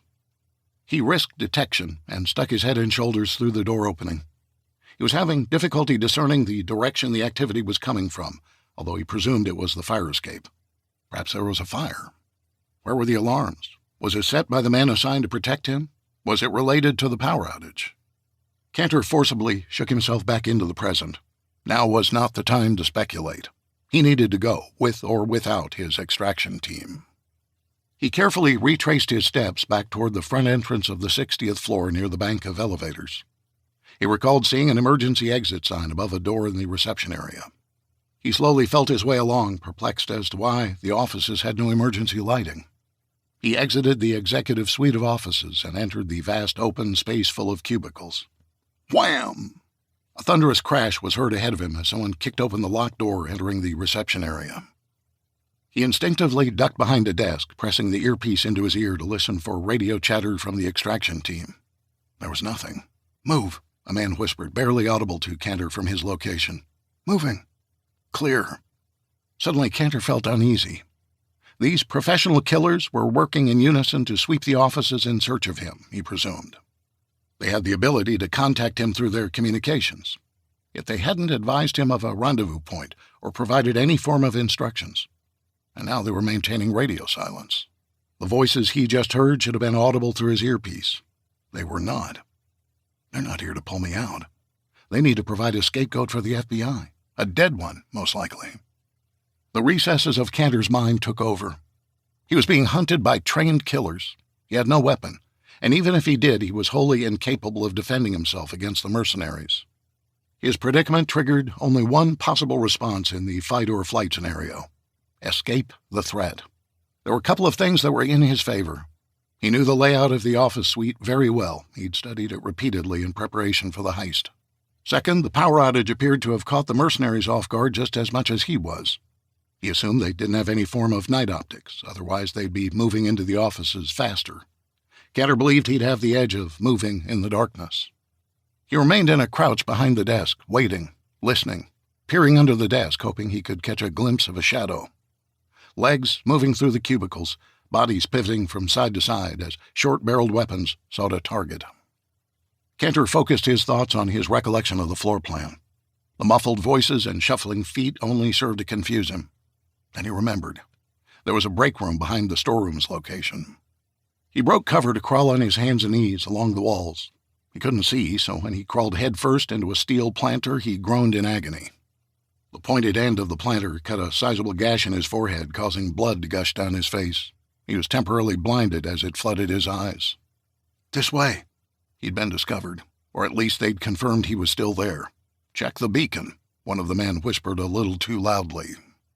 Damn it, Cantor screamed in his head as he grabbed the earpiece and flung it across the room into the center of the cubicles.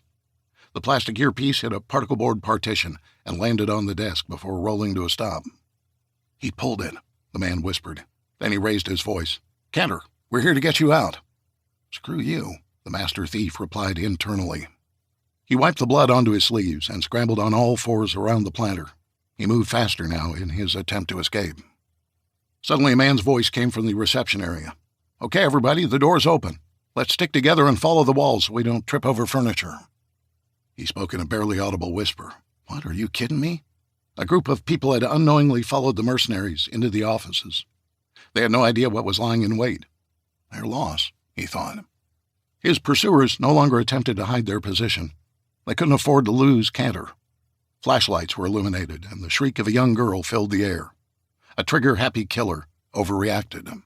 He let out a quick burst from his automatic weapon. Even the silenced gunfire, although muted, created an explosive sound as the bullets ripped through the cubicles and stitched the wall above the newcomers. Find Cantor, ordered one of the mercenaries, breaking their silence. I'll take care of these others. Roger. Flashlights were turned on, and they began scanning every cubicle. Please don't hurt us, an older man begged. Begging never dissuaded a killer. Another burst of gunfire pierced the air, shooting out wall sconce fixtures and tearing through more sheetrock. Cantor could now count 4 voices begging for their lives. They were not his problem. He rose and ran along the wall in a low crouch as the beams of flashlights illuminated the carpet where he'd rammed the planter. They were close. He had to take the risk. He stood and raced forward as he caught a glimpse of the emergency exit door as a flashlight swept across it. He remained laser-focused on escaping. He rammed into the door with his hip, shoving the push bar to open the steel door. His timing was less than a second too late. The men pursuing him began shooting. Their silenced weapons rained hellfire upon him. The bullets tore through his body and the backpack full of documents he'd stolen. Some ricocheted off the steel door into the concrete stairwell beyond. Dirk Cantor was killed instantly, and the mercenaries quickly closed on his body to recover the real asset, a sitting president's tax records. Then they turned their attention to eliminating any witnesses. Chapter 31. Friday. Cubbison's Farm, Hartford, Pennsylvania. Naturally, the Founders' Day dinner brought out the local politicians.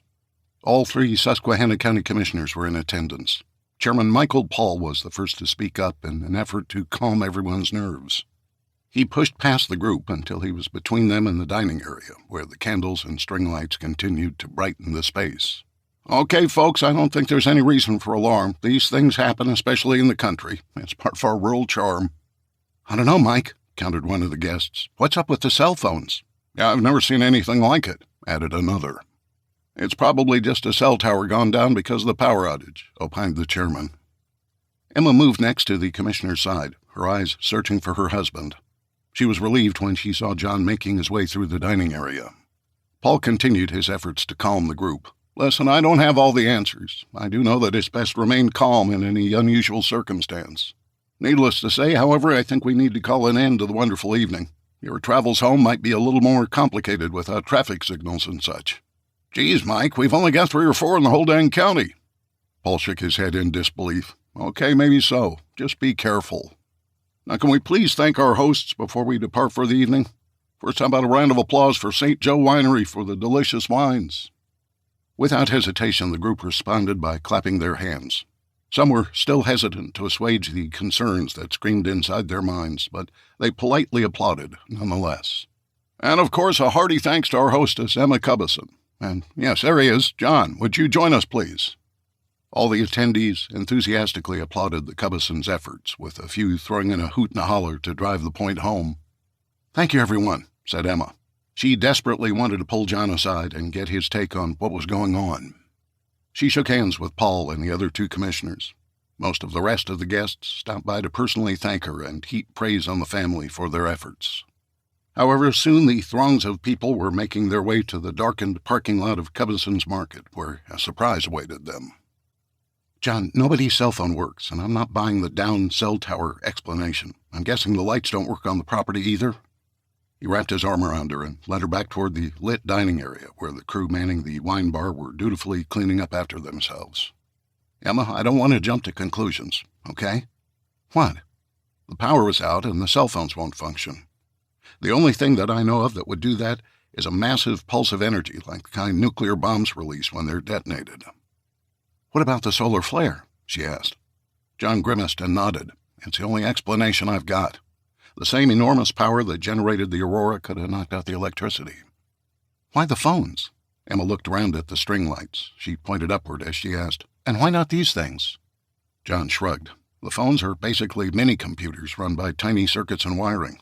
The string lights don't require any complex electronics since they're battery-operated." "Wouldn't a power surge blow the bulbs?" asked Emma. "I don't know. Maybe, if the lights were plugged into an outlet and therefore the power grid. They seem to have avoided—" John's explanation was interrupted by shouting coming from the parking lot. Doors were slamming, and the questions came immediately. "What the hell is going on?" was shouted more than once. "My car won't start." "Heck, I can't even unlock mine." John grabbed Emma by the hand and began to walk briskly toward the parking lot. He stopped briefly by the back door of the market to ensure it was locked before rounding the side. His suspicions were correct. None of the vehicles were operable. He leaned over to whisper to his wife.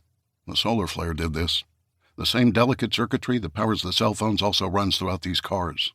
Think about it. Everything is connected to a computer. They wouldn't have been able to withstand the enormous energy." "Why didn't we feel something?" she whispered back. "We're not wired." "John!" shouted one of their guests. "What do you make of this? I've never seen anything like it." John wasn't sure how he wanted to approach the situation. He suddenly realized he had 60-some people who were stranded at his home. He and Emma walked toward the crowd that gathered in the center of the gravel parking lot. As he did, he glanced toward old Jimmy, surrounded by a dozen bales of hay stacked neatly with potted plants perched on top. His eyes darted back to the group as his mind raced. What if? He considered the plight of their guests. Susquehanna County contained 38,000 residents located mostly in the countryside. The largest towns had a combined population of 10% of that number. The county was also a large one bordered on the east by large mountains and smaller hill-like mountains to the west. Some of the folks would have a long trek home in the dark. He stopped just short of the group, feeling the eyes of the stranded people upon him. He leaned over to Emma and whispered, "They're going to expect us to put them up for the night. I don't know that we have a choice." "Geez, you're right. Some of them will have to sleep in the barn. And we have strangers from Scranton. What about them?" "It's not a good situation, but we got to figure it out. Might as well get started." John stepped ahead of Emma. Within seconds, the crowd had gathered around and encircled him. "Hey, everybody, I wish I had answers for you, but I don't. Let's just talk about what we know for certain." Commissioner Paul read off the obvious. "No power, no cell phone service, no cars." "All true," said John. "What we don't know is why and how widespread this situation is. For now, I think we need to focus on getting settled in for the night. Unfortunately, we only have a couple of beds available, and I suggest they be reserved for the elderly among us." "I have a bad sciatic and need a bed." "I've got a crick," said one older man. "Doc warned me not to sleep in my easy chair. I need a bed." "I need to stay near a toilet, on account of, unexpected leaks." "I got to pee right now. Am I supposed to go behind the hay bale somewhere?" Seconds later, an argument broke out as to who was the most deserving or most incontinent. John closed his eyes and shook his head from side to side. It was going to be a long night. Chapter 32, Friday, 30 Rock, New York City. The New York City Emergency Management Department, formed by Mayor Rudy Giuliani in 1996, was considered one of the most well-prepared agencies in America to deal with the myriad crises a large city might face. They'd been tested many times in the past, but the unmitigated disaster caused by the back-to-back coronal mass ejections was the greatest. Any agency or individual who undertook to prepare for an emergency addressed 5 basic protocols: prevention, mitigation, preparedness, response, and recovery. No governmental agency was fully prepared for the absolute destruction of the power grid, especially for an entire nation. The operations center for the Emergency Management Agency was powered by generators, enabling the team to work. However, they had no means of receiving information from throughout the city. All lines of communication were down. Response vehicles were rendered inoperable by the powerful solar storm. The mass hysteria in the street hindered officers on horseback or bicycle from moving about the city. It was impossible to mount a coordinated response to any distress calls, however delivered. New Yorkers were finding their way to fire halls and police precincts. They in turn would send someone, typically on foot, to notify the emergency management team. Looting was a given. Since the 60s, when New York experienced power outages, even for a temporary, short period of time, looting was rampant. There weren't enough law enforcement officers in New York to police petty crimes on an ordinary day, much less during a grid-down scenario. Fires were a bigger issue. When the power was down, especially in the winter months, residents would burn kerosene heaters in their homes to stay warm. Some would negligently start fires in vacant buildings to keep warm. It was inevitable that structure fires would break out, capable of consuming entire city blocks. To prepare for fires in the event of an outage, New York relied upon fire engines that contained pumps capable of pulling water from hydrants or even nearby ponds. Tankers might accompany the engines if the fire was large enough. During a power outage, backup batteries or generators allowed computers to trigger response protocols.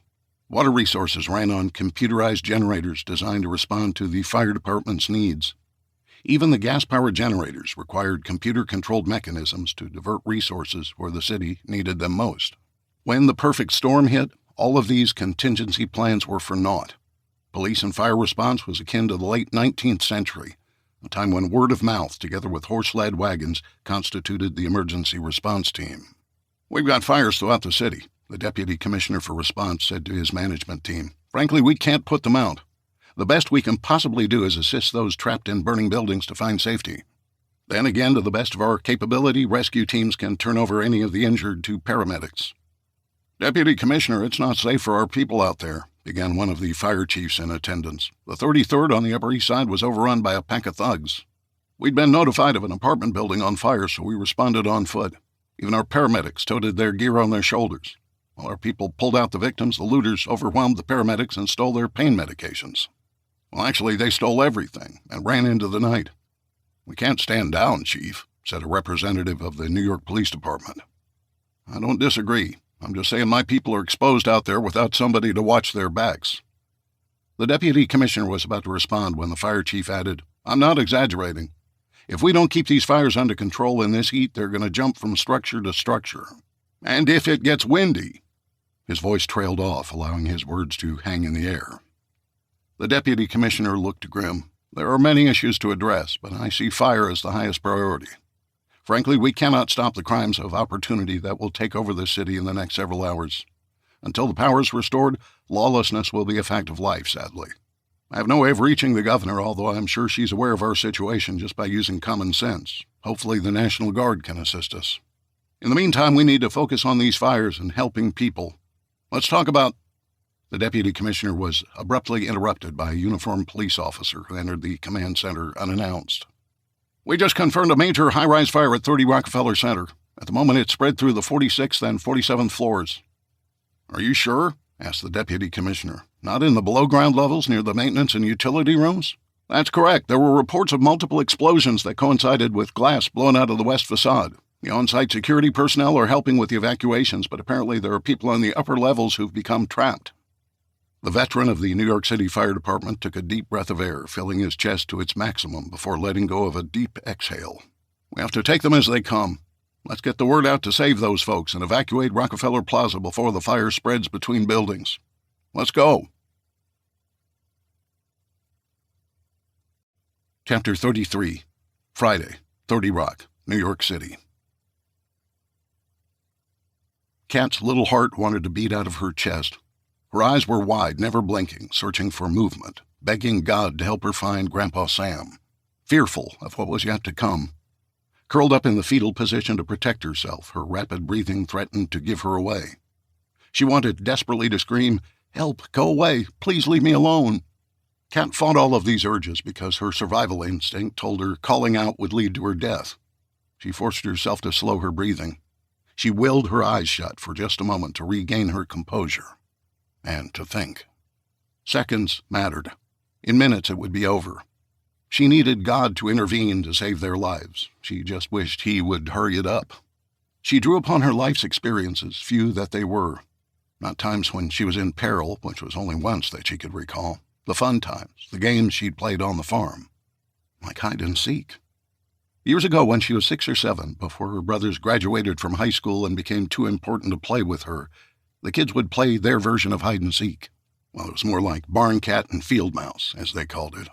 The boys were the barn cats, stalking their prey, Cat, the field mouse, through the hay bales.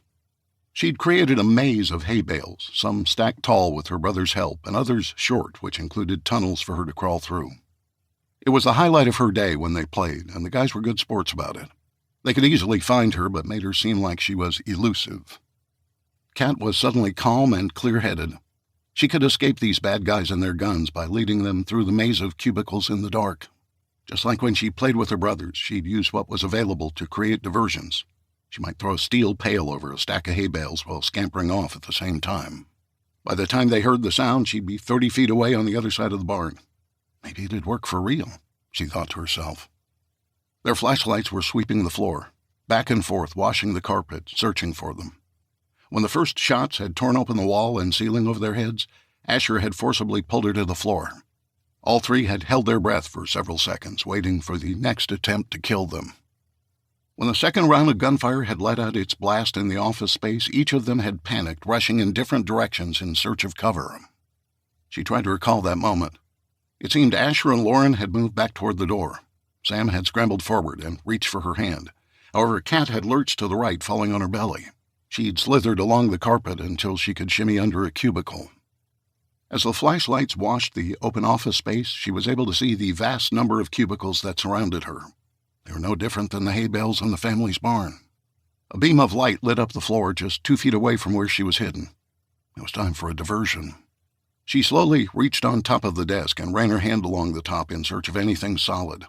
She bumped into a pencil holder and nearly knocked it over. However, her quick reflexes stopped it from tipping, which would have most certainly resulted in the game being over.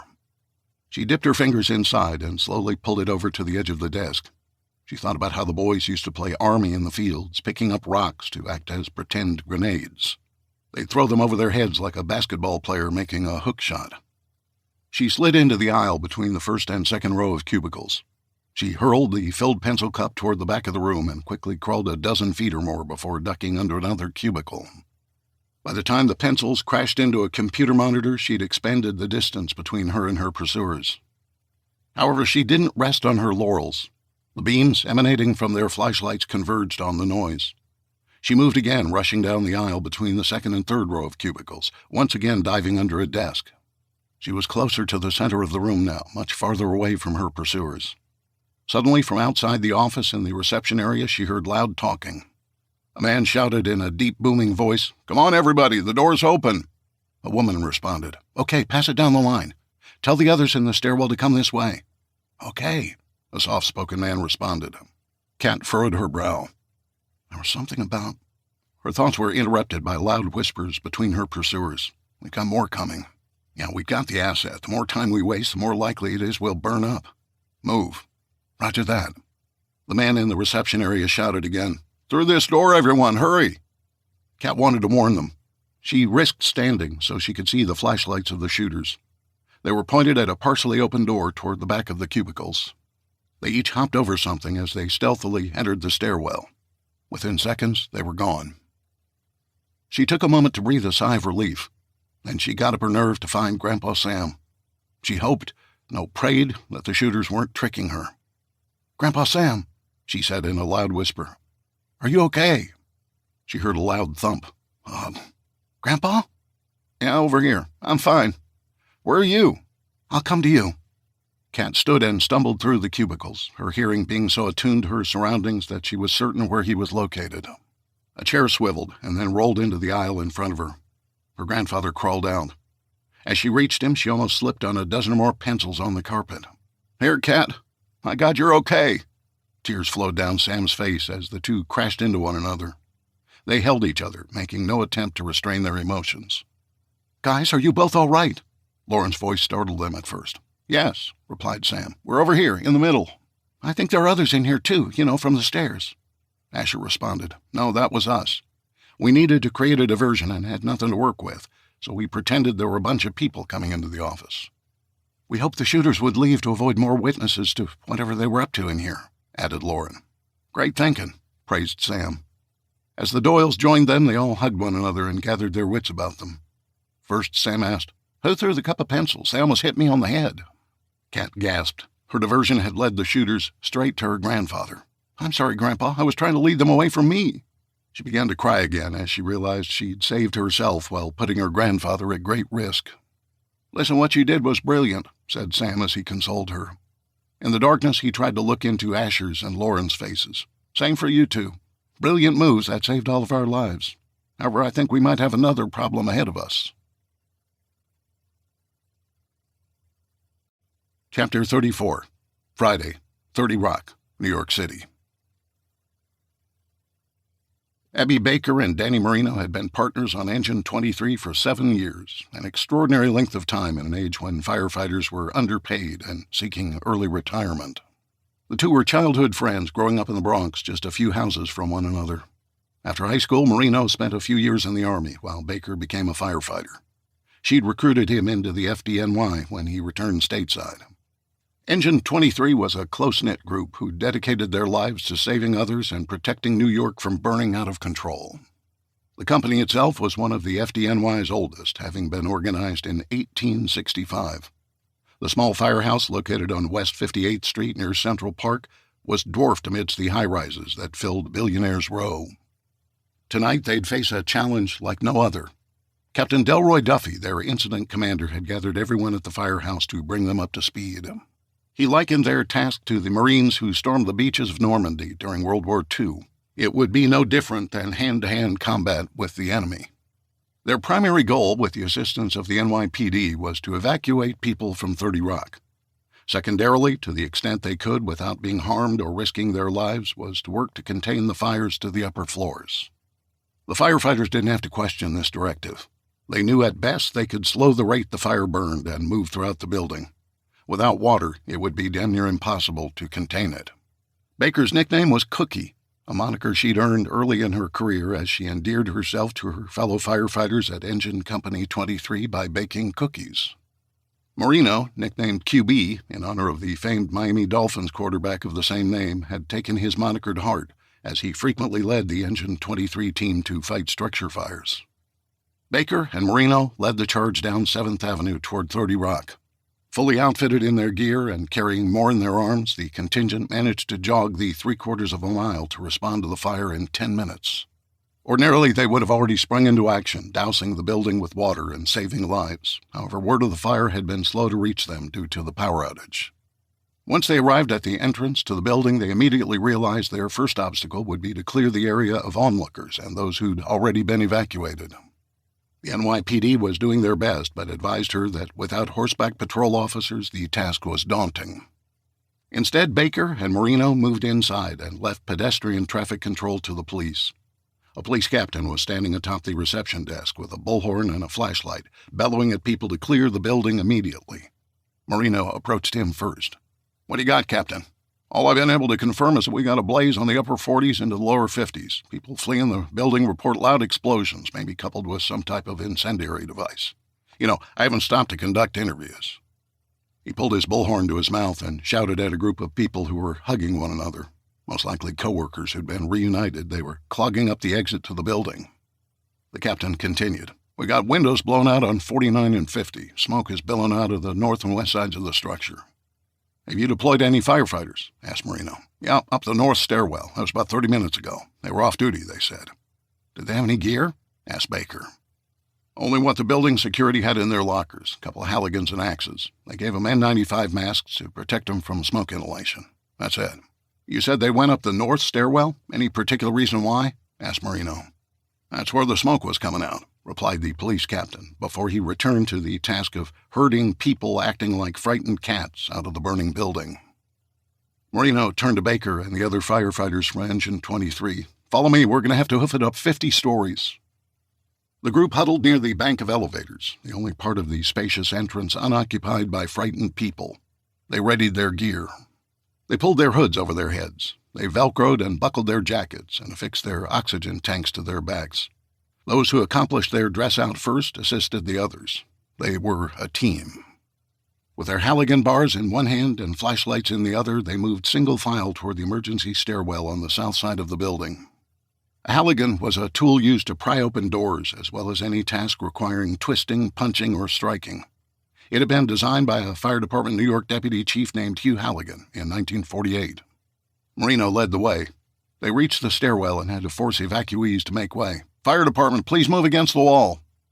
They ignored his pleas. He tried again. "Out of the way, Fire Department, move against the wall now."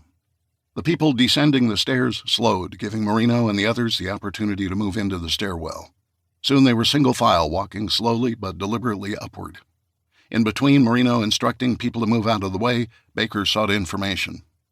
"We're firefighters. Tell us what you know." Her first request for information resulted in half a dozen people shouting their responses in unison. It was hard to discern what they were saying, so Baker tried again. "One at a time, please. Do you know where the fire started?" 49, 50. "No, it was 49, I'm sure of it." Another voice yelled, 50, but it was moving up to 51 and 52 when I passed them. As they continued to march up the stairs, the heated air, coupled with a lack of ventilation and heavy equipment, began taking its toll. The team began to slow, with the exception of Marino and Baker, who were the youngest and in the best physical condition. As a group, they made the decision to split up. Marino and Baker would continue up to the 50th floor, and the rest of the firefighters would handle 49. Baker continued to seek information. "Are there people trapped?" "Upper floors." "Definitely upper floors. Beyond 52. I was in 53. The higher they climbed, the fewer people they encountered. At one point, a group of men crashed into Marino, sending him backwards into Baker. The two fought to hold onto the rail in order to maintain their balance as the men rudely rushed past. "Hey, careful, there are more firefighters coming up behind us. Stay against the wall." The men didn't respond, and Marino doubted they'd make way for his comrades. He shook his head in disappointment and continued. By the time they reached the 45th floor, the number of people coming down became a trickle. Plus, they were all injured in some way. Superficial burns and smoke inhalation were the most common injuries sustained. Marino and Baker performed triage in the stairwell.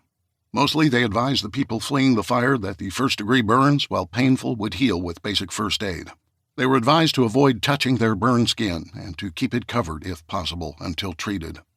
For those who'd inhaled too much smoke, Baker and Marino shared quick hits from their oxygen tanks.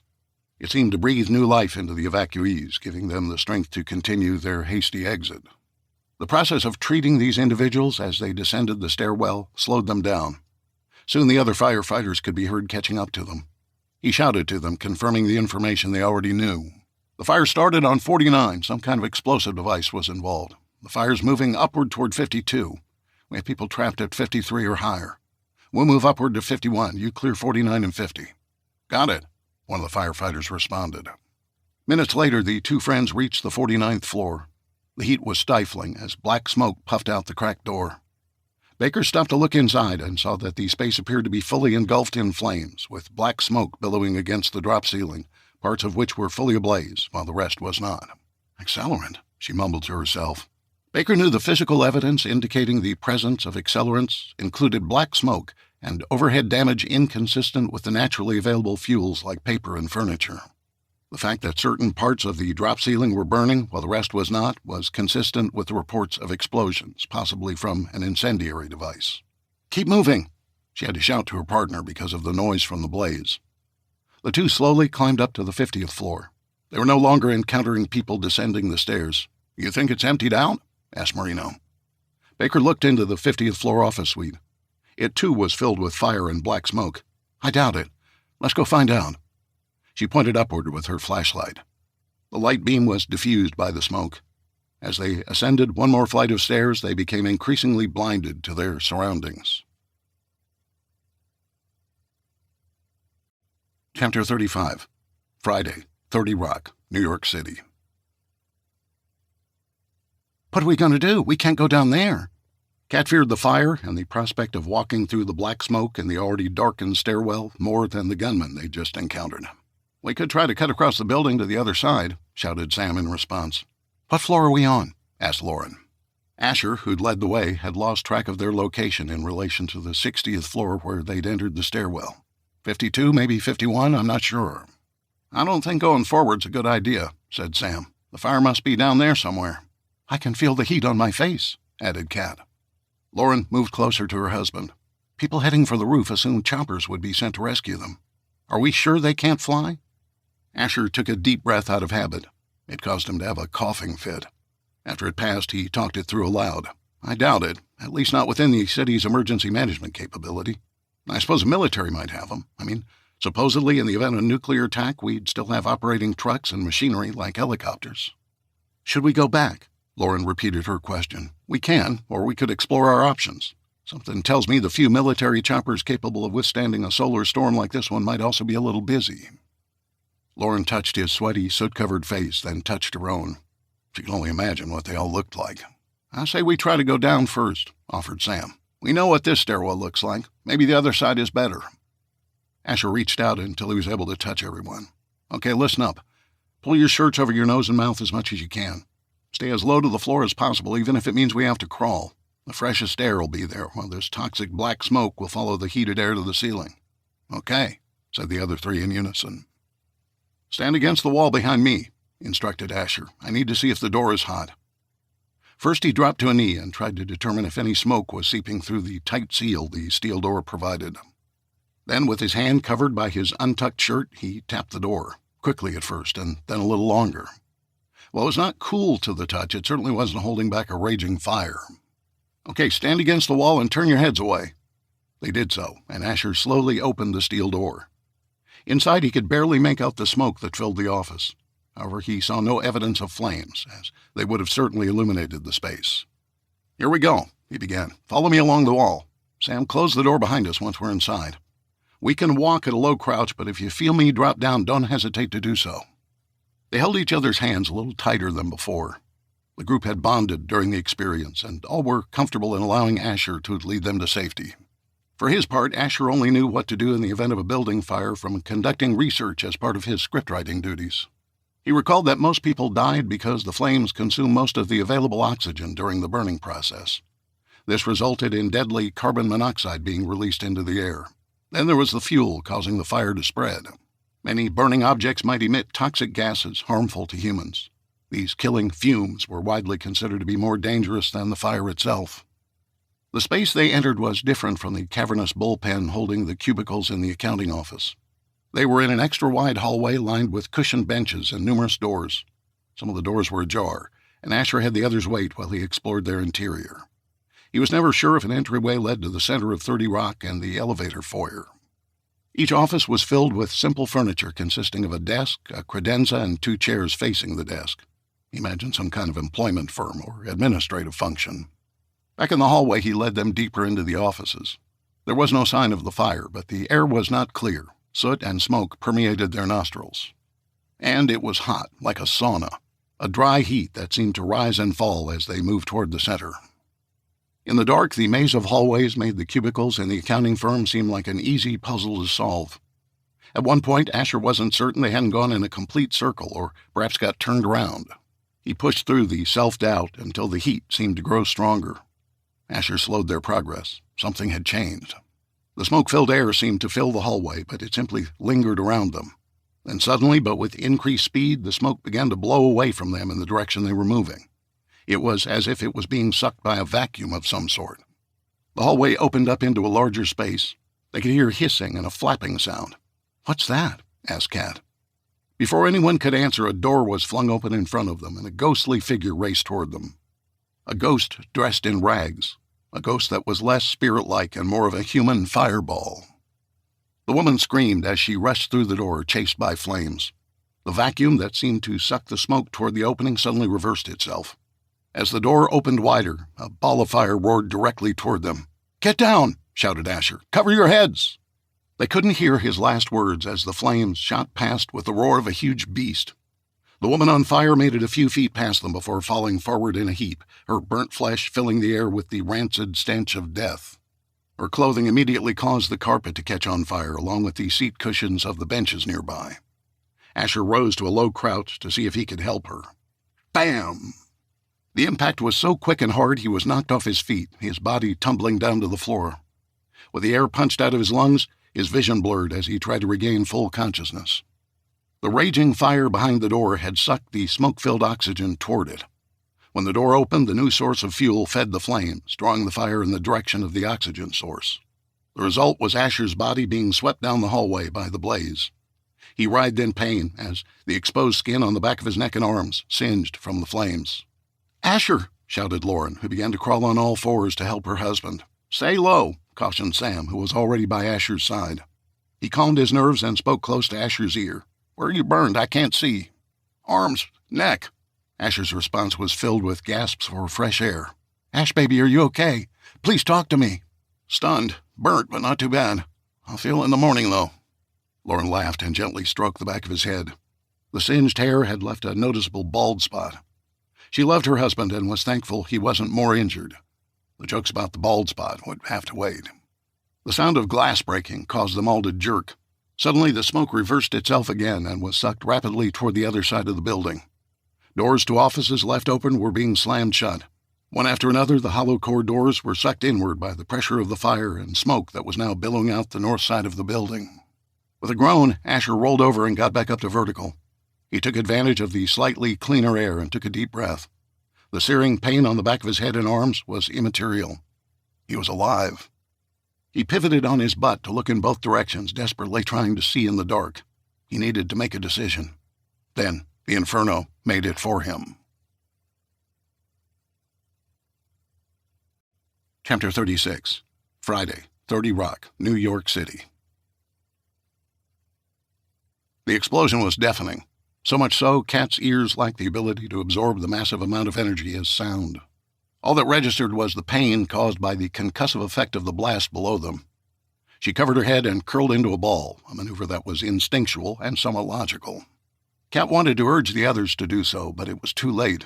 Within a second, the floor disappeared, dropping downward to the offices beneath them, carrying bodies with it like they were on a frightening, malfunctioning ride on the Tower of Terror at Disney World. Their screams were primal, guttural, induced by the most fear any of them had ever experienced. In their minds, they were being sucked into hell. The floor's collapse was as unexpected as it was stunningly fast. Debris from concrete, sheetrock, electrical wiring, and pieces of drop ceiling cascaded on top of them. They were slowly buried in an avalanche consisting of parts of the 50th and 51st floors of 30 Rock. Their bodies were battered as the building materials rained blow after blow upon them until it finally stopped. And then fire surrounded them in all directions. Flames dashed and darted from floor to ceiling, mesmerizing, yet deadly. Crushed under the debris, pinned to the concrete floor, Kat had only one thought. All her short life, she'd longed to see the world, visit the places she'd learned about online. Now, none of those things mattered. Her eyes slowly closed as she visualized the faces of her family. In her mind, she repeated the phrase, "There's no place like home. There's no place like home." "Fire department, call out! Fire department, call out! Is anybody here?" Baker and Marino moved methodically through the 50th floor in search of people trapped in the blaze. More than once, they considered retreating to the emergency exit to evade the flames that were spreading throughout the floor. Just as they were about to turn back, the ceiling collapsed near the center of the offices and came crashing down. Both firefighters were knocked backwards and instinctively rolled over to shield their faces. Marino crawled on top of Baker's head to shield her. Her helmet had been dislodged by flying debris.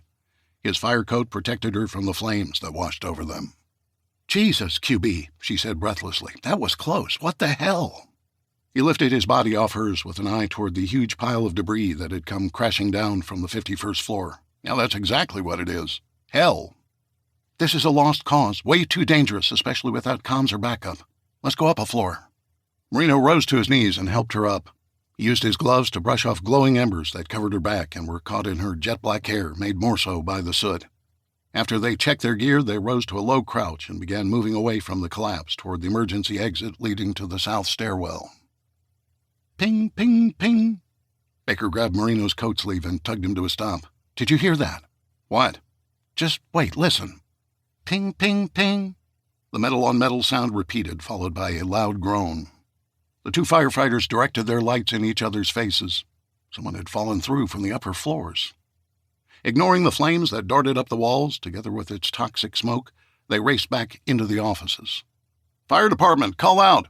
Is there somebody here?" Ping, ping, ping. "My God," shouted Baker. Marino reached the debris first. He dropped to his knees and carefully began to remove parts of the ceiling and hunks of concrete. "Can you hear us? We're here." "Yes," came the reply from a weak, raspy voice. Ma'am, what's your name?" "Lauren. 4 of us." Baker turned around and shined her flashlight down the corridor toward the emergency exit. Marino asked, "You thinking about getting help?" The fire was beginning to consume the hallway's walls. "No time, QB. We gotta hurry, seriously." Frantically now, they began grabbing debris and throwing it behind them. They worked together to remove larger pieces of concrete, careful not to get cut on the protruding pieces of steel rebar. Throughout their extraction effort, the pinging sound continued, until it abruptly stopped. Baker was the first to notice. Lauren, can you hear me?" "I'm here. I can see your flashlights." "Okay, good," said Baker. Marino, however, became concerned. "Lauren, were you pulling on a pipe or hitting something metallic?" No." Marino slapped his thigh. "Shit, Lauren, what are their names, your friends? Who are they?" He turned to Baker and motioned for her to make her way to the other side of the avalanche of debris. Lauren's voice was weak, but she responded. "My husband, Asher. 2 friends. Kat, a young girl. Her grandfather, Sam." Both Marino and Baker began calling out their names, hoping to elicit a response. None of them responded, and the pinging of pipe never continued. Marino focused on rescuing Lauren first. She was alive. While he cleared enough space for her to wriggle out of confinement, Baker was doing the same on the other side, searching frantically for any sign of life. A leg, an arm, anything she could find before the approaching flames reached the debris. Lauren was sitting upright next to Marino, who continued to dig through the rubble. She found her voice. "Asher Doyle! Can you hear me? Asher!" Her voice increased in intensity as she called out for Sam and Kat. Then she found her strength. Now all three of them were digging into the pile, tossing pieces of concrete around like they were pebbles. Once the upper floor was removed, they were able to see the bottom of the pile. Baker suddenly shouted, "I've got a child!" "Lauren, go help her," ordered Marino. The two women frantically dug through the pile, revealing more of Kat's battered body. "She's unconscious," shouted Baker over the roaring of the strengthening fire. "Get her out of here," yelled Marino before adding, "I've got an arm, left. Wait, there's a wedding ring." "Asher," shouted Lauren, who almost left Baker's side but caught herself. "Please help him." "On it." Marino carefully began to tear the pieces of the pile away. More and more of Asher's body was revealed. His face was bloodied, but he was breathing. Marino reached into his pocket and retrieved an ammonium inhalant ampule. Victims were easier to help when awake rather than unconscious. Asher responded immediately with a loud groan. "He's alive!" Marino hollered exuberantly. He knelt over Asher and spoke directly into his ear. "Where does it hurt?" Asher began to cough violently until he cleared his throat. "It's easier to say where it doesn't." Laughing at his own humor, he began coughing again. "Yeah, I felt that way myself, my friend. Let's get you out of this mess." "My wife, Lauren?" whispered Asher. "She's fine. They found the young girl. Kat, right?" Asher nodded. "Sam?" "Not yet. He's in the middle, I guess." Just as Marino finished pulling Asher free, Lauren appeared by their side, sobbing. "Thank God you're alive. I could never live without you, Ash. Please, are you okay?" Asher managed to smile and lifted his hand to her face. He could barely see her in the light provided by the approaching fire. Marino rose to a crouch as Baker appeared with Kat in her arms. "She's alive, but barely. I can't revive her." "Go," ordered Marino. "Lead these two down with you. I'll find the fourth person." "They call him Grandpa Sam," said Lauren. Marino stuck out his jaw and adjusted his jacket. "I'll find him. All of you go. Hurry." Lauren helped Asher to his feet and draped his arm over her shoulders. Baker gave them instructions, and she wrapped her fire jacket around Kat's body. Lowering herself as much as she could, she led the way, moving toward the narrowing corridor between the walls that were starting to disintegrate from the fire. Marino turned his flashlight onto the debris pile. "Where are you, Grandpa Sam?" Chapter 37. Friday, 30 Rock, New York City. To pick up the pace, Baker paused to strip off some of her gear after they'd cleared the floors where the fire raged. Asher insisted he was up to the task of carrying Kat down the stairwell, but Baker knew better. A quick review of his physical responses to basic coordination tests told a different story. He and Lauren were both able to assist by carrying her gear, which helped lighten the load. One of the things Baker noticed as they made their way out of the building was she did not come across any firefighters along the way. No police either. It was as if they were the only ones left in the high-rise, which led her to wonder if the fire had spread to the lower floors. The situation became even more surreal when Asher opened the ground floor door to allow Baker to lead the way into the lobby. It was empty, as in not a single soul, empty. The police captain shouting orders was gone. The people hustling to safety had been evacuated. All that was left was trash on the floor that they stumbled over as they shuffled toward the exit. "I don't understand," said Baker. "Where is everybody?" Asher moved ahead of her and gently pressed his body against the heavy glass door. The eerie silence within the lobby was immediately replaced with the loud roar of mayhem outside. The three of them emerged onto Rockefeller Plaza to the sounds of screaming, shouting, and agonizing pleas for mercy. "Come on, people, get away from that building," ordered a uniformed NYPD officer. "Why isn't anyone—" Baker began to ask as she walked toward him, but he ignored the question. "If you've been injured, triage and paramedics are that way." He pointed his flashlight toward several white tents set up more than 100 yards away from the building. Temporary lighting towers had been set up around them. "But—" Her voice trailed off as she turned back to 30 Rock. She looked upward and saw the difference from earlier. At least 7 floors were fully involved with a raging fire that poured through the broken windows. Black smoke spiraled into the sky, partially obscuring the aurora New Yorkers had been enjoying just hours earlier. The police officer brought her back to the present. "Move it! The building's structural integrity has been compromised. We have to move everyone back. Now!" "My partner's still in there," she said, spinning around with an unconscious Kat in her arms. "You better tend to that girl and let your partner do whatever it is he's doing." The officer shuffled his flashlight back and forth as if it were a broom capable of sweeping away the dirt. Come on, began Asher. Baker, Abigail Baker. Asher's recognition of her name was immediately. Seriously? Abigail Baker? Yeah, like on Blue Bloods. Asher managed a cough-filled laugh. Yeah, I know. Thank you, Baker. Follow me, I'll try to clear a path. Asher led the way, pushing through the crowd of people who either stood in place, dumbfounded, or ran in one direction or another, aimlessly seeking loved ones or safety. On either side of the plaza, the sound of glass breaking could be heard as looters were having their way with the high-end retail stores. Almost there, announced Asher as the tops of the white tents came into view. People were crowded around the entrance in an attempt to see a paramedic or doctor.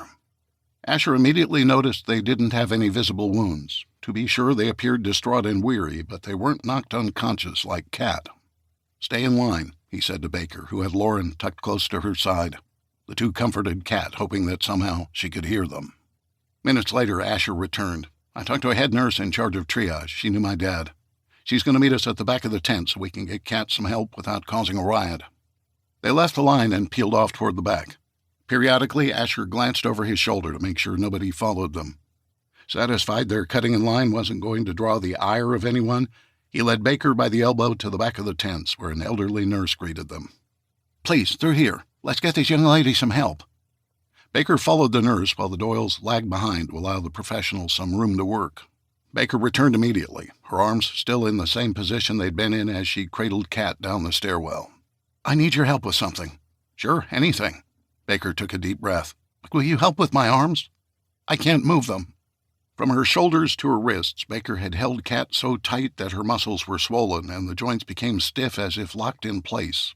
Together, Asher and Lauren gently massaged her arms and straightened them until they fell by her sides. Baker tried to reach up and rub them herself. She was unable to. Instead, she turned her attention back to the burning building as a sudden explosion blew out the windows of another floor above where they'd come across one another. She appeared sullen, prompting Lauren to move in front of her. Are you going to go back up to find the other firefighter? Marino, Danny Marino. We've been friends since we were kids. I can't believe I left him alone. Asher and Lauren were unsure as to what they should say. Kat needed to be saved, and Sam was still missing. Finally, Asher had a suggestion. I feel better now. Let's go back up together. We'll find them both, I promise. Lauren's eyes grew wide at the thought of her husband going back into the inferno. No, I wasn't hurt or buried as bad as you were. Let me go with Baker. Excuse me, Mr. Doyle. The triage nurse approached them. The young lady's awake. Would you like to speak with her? Is she okay? Asked Lauren. She'll have quite a bit of bruising. Her midsection is tender, so internal bleeding's always a concern. You'll need to monitor her for the next few days. I'll provide you some notes on what to watch for. Shouldn't we take her to a hospital? Asked Asher. The nurse responded with a cynical laugh. I'm sorry, Mr. Doyle, there are no functioning hospitals in the 5 boroughs.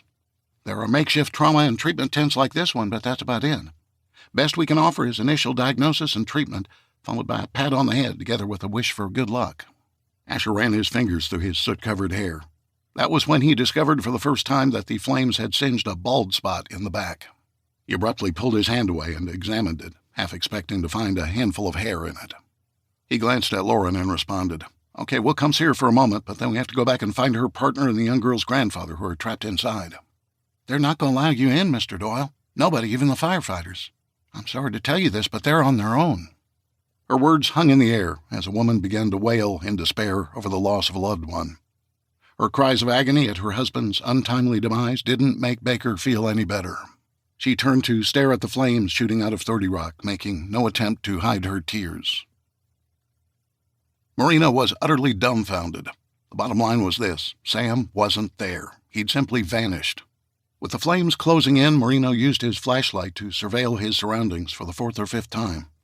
He thought perhaps the man had crawled off into another office as the debris fell downward. However, there were no doors near the pile. And now the flames were inching forward, steadily consuming the walls at both ends of the corridor. Marino's window of opportunity to escape the raging fire was shrinking. More debris fell from above and pelted his helmet, knocking it slightly askew. When the dusty concrete and sheetrock stopped, he glanced upward and shined his light into the 51st floor. That was when he saw it. I'll be damned, he shouted as he stood and stretched the flashlight as high as he could toward the opening. An arm, Sam's arm, he presumed, was dangling over the edge of the brittle concrete and steel separating the 2 floors. Sam, can you hear me? I'm a firefighter. Sam! Marino had lost focus on his own plight. A flame shot through the wall to his left, touching the sleeve of his jacket. He instinctively jumped away and almost lost his footing. "Grandpa Sam, hey, can you hear me?" Marino looked around. The ceiling was 10 feet high. He'd need to stack up desks or find a ladder. There was no time for that. He needed to try to wake Sam as a last-ditch effort before he fought through the flames and entered the 51st floor. He picked up baseball-sized pieces of debris and threw them upward with an underhand motion. After several tries, he made contact with Sam's limp arm. "Sam, did you feel that? Come on, buddy, wake up!"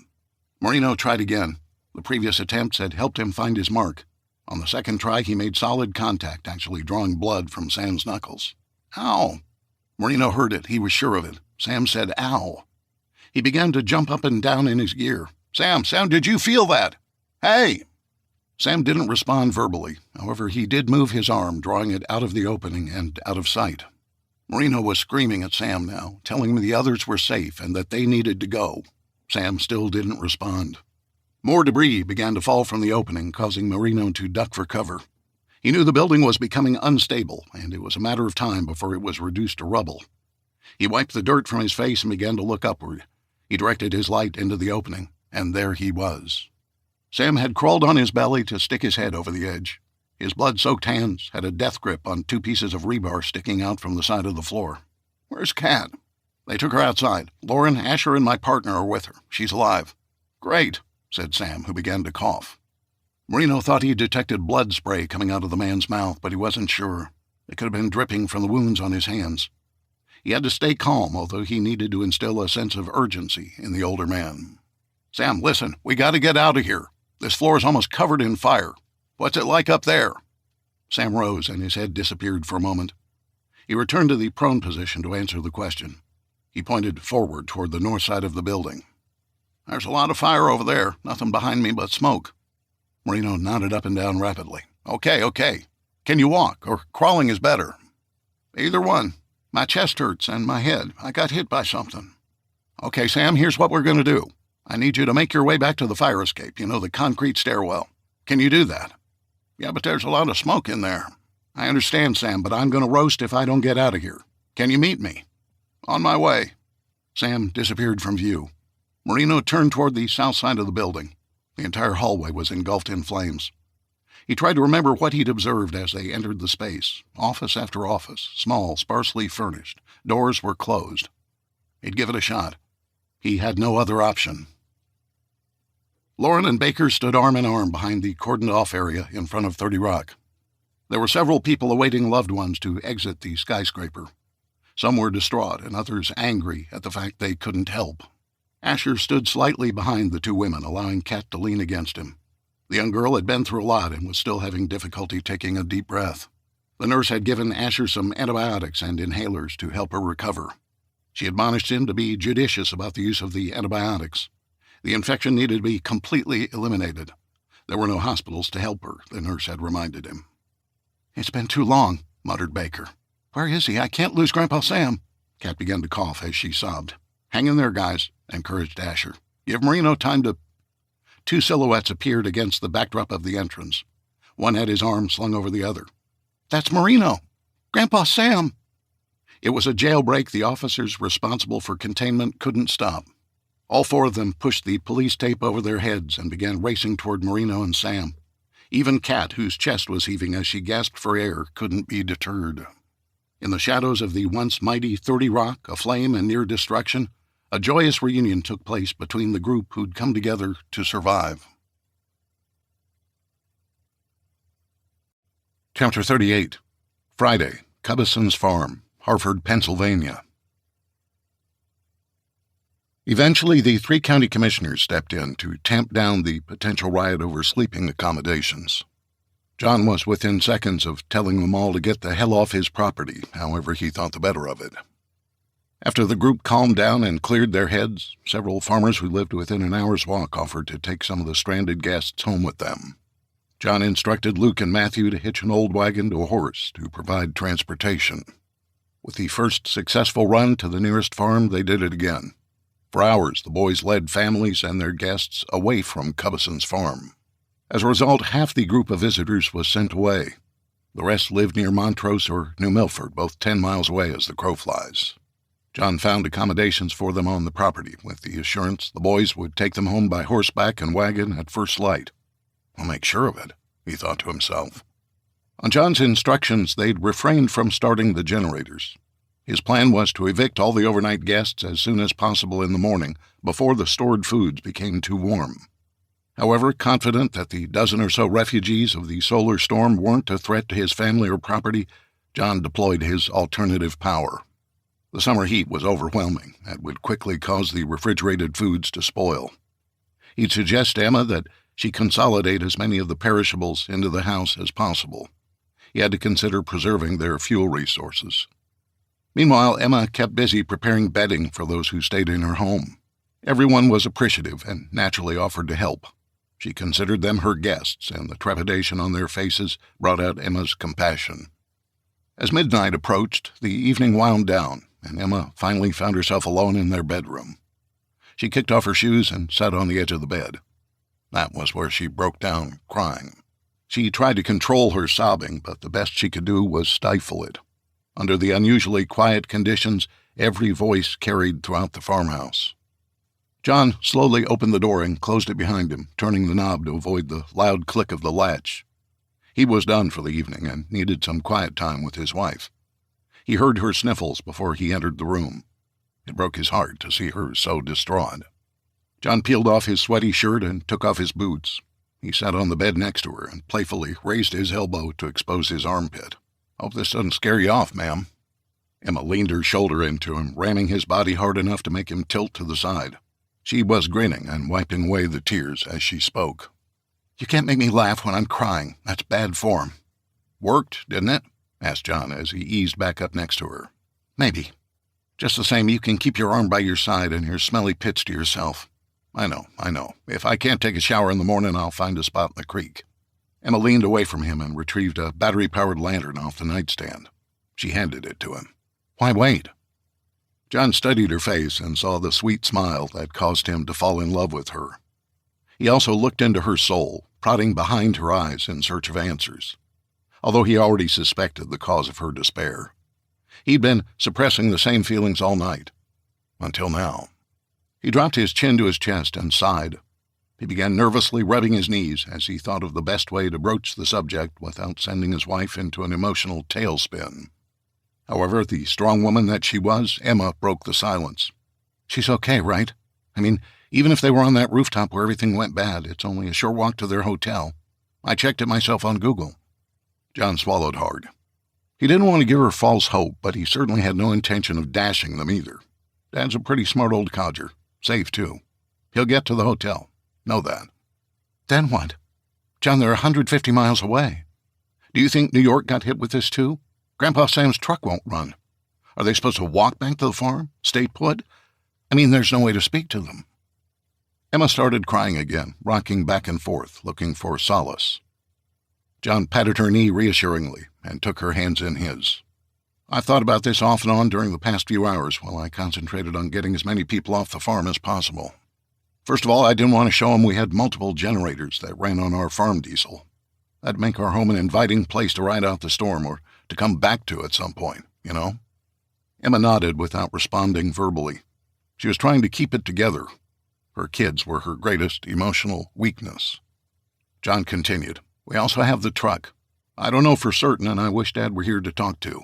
However, that old truck doesn't have any kind of electronics. Heck, everything's operated by toggles and knobs." "What are you saying?" "I don't really know yet. It's possible old Jimmy will run, unlike all the modern cars that are stalled in our parking lot. If I can, I might be able to take it to New York City to get Kat and my father." "Well, go try it." Emma was suddenly excited about the prospect of rescuing her daughter from the evil clutches of the Big Apple. "Honey, if I start it now, the whole world will hear it. You can hear a pin drop around this place. If these people heard the truck run, they'd want me to drive them all over the county. I have no interest in doing that." Emma stood up and began pacing the floor. She rubbed her hands together, then stopped with her hands on her hips. "John, what if they're in danger? Minutes may matter right now."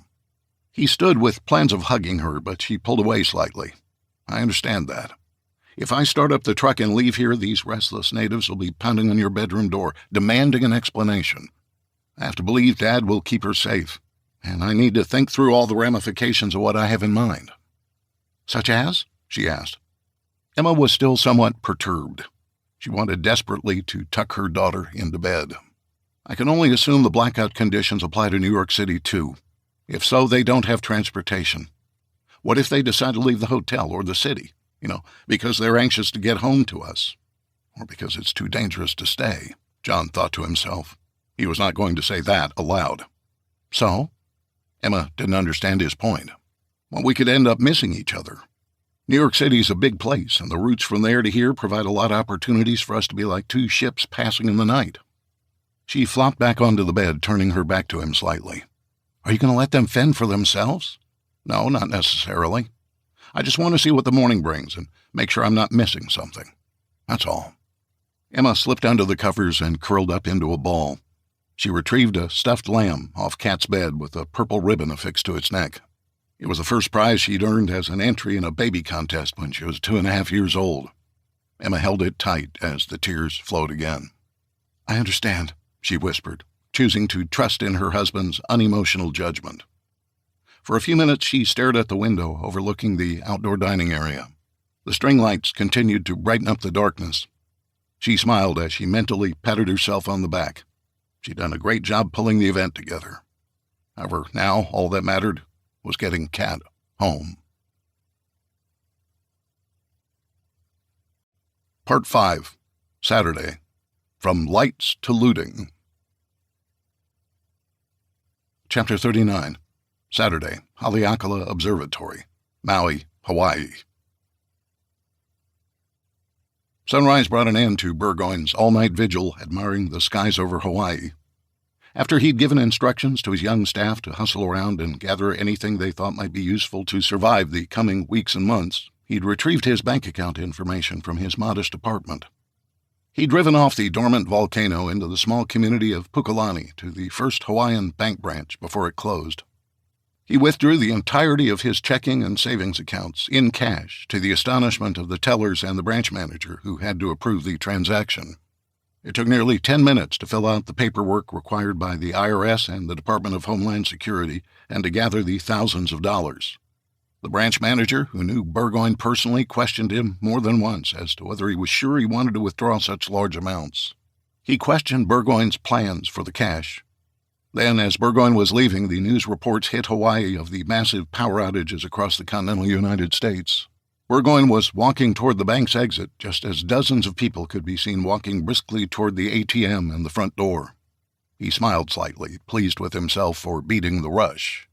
His next stop was Long's Pharmacy, where he got 6-month refills on his prescription medication. Burgoyne was in decent health despite his lack of exercise. Like so many Americans, he fought a tendency to have high blood sugar with metformin. Also, he took a variety of cardiovascular medications to control blood pressure and to keep his arteries clean. While there, he stocked up on many first aid basics. As the sun set in Hawaii, it was already after midnight in New York.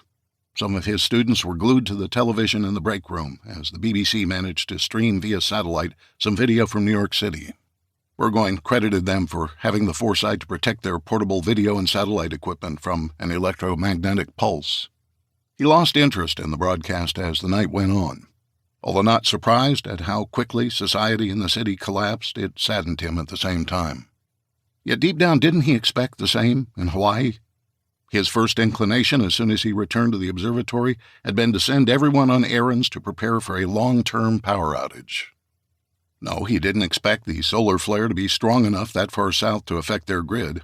However, he'd learned the importance of keeping America's supply chain operating. Hence, the shopping spree and the bank withdrawal had been done out of an abundance of caution. The sun warmed his skin as it began to rise over the Pacific. At 10,000 feet above sea level, the nights became chilly, even in August.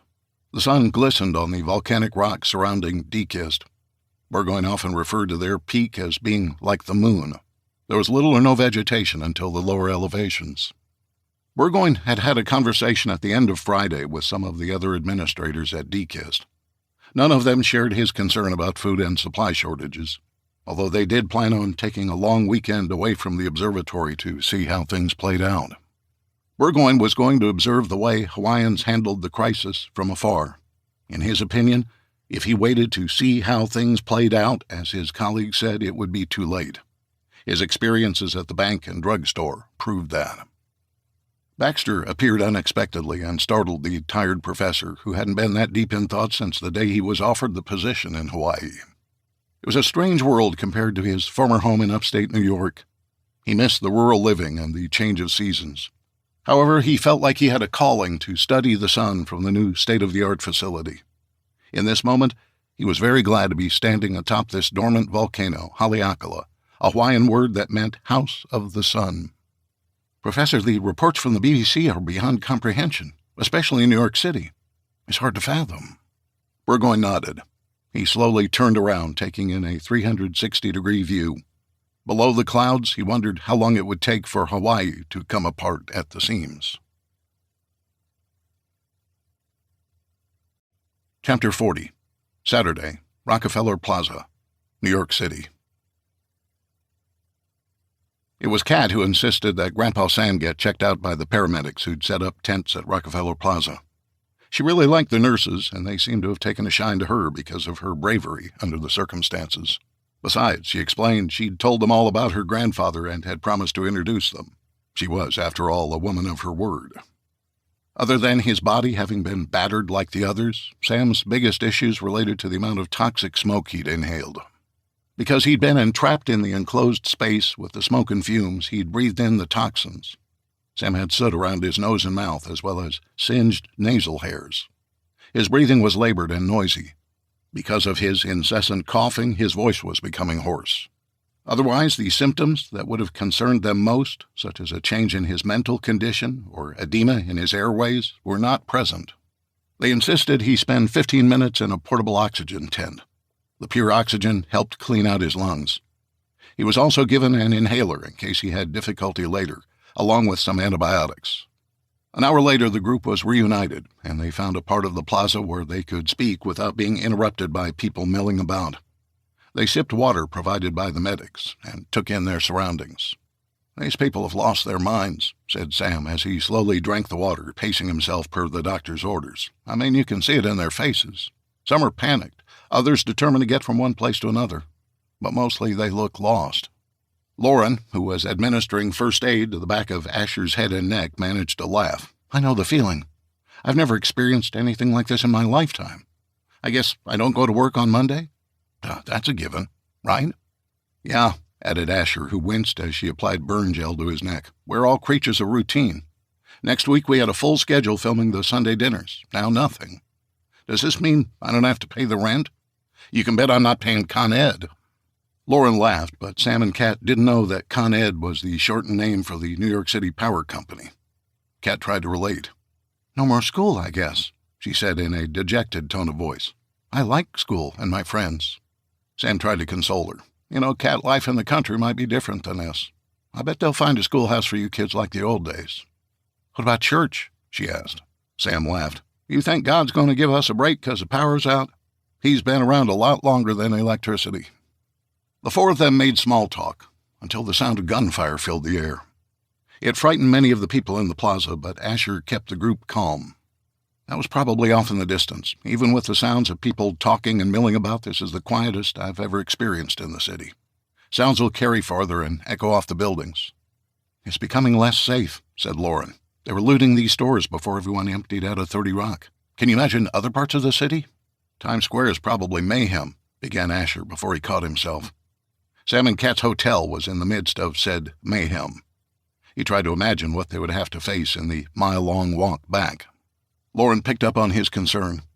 She had an idea, although she hadn't broached the subject with Asher. However, she knew her kind-hearted husband would be on board. "Listen, I know the Marriott Marquis is a nice place. However, we'd love to have you guys stay with us until this passes over. We have a guest bedroom that nobody ever uses. We don't have a lot of food in our kitchen because we eat out all the time, but it's more than the minibar at the hotel. What do you think?" She looked at Asher for approval after the fact. He winked and smiled. He apparently had the same suggestion on his mind. "We could never impose, especially under the circumstances," said Sam. "Besides, our car and clothes are at the hotel." "I don't think your car's going to run, Sam," said Asher. "Have you noticed there's no traffic on the streets? You'd think everyone would be trying to drive out of the city." "If they could," added Lauren. "Some of the apocalyptic books I've edited include subplots about vehicles ceasing to function. I think there are exceptions, related to old cars, because they don't have computers or lots of wiring. How are we going to get home, Grandpa?"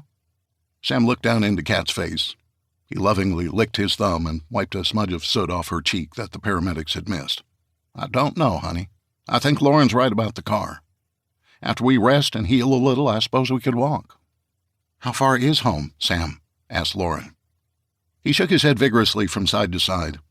He didn't want to say the answer out loud in front of Kat. 150 miles was a long way, even to a child. "It's a healthy walk." "All the more reason you should stay with us," insisted Asher. "We can all get some rest. First, we'll heat up all the food in the refrigerator." "Ice cream first," exclaimed Lauren. "What kind?"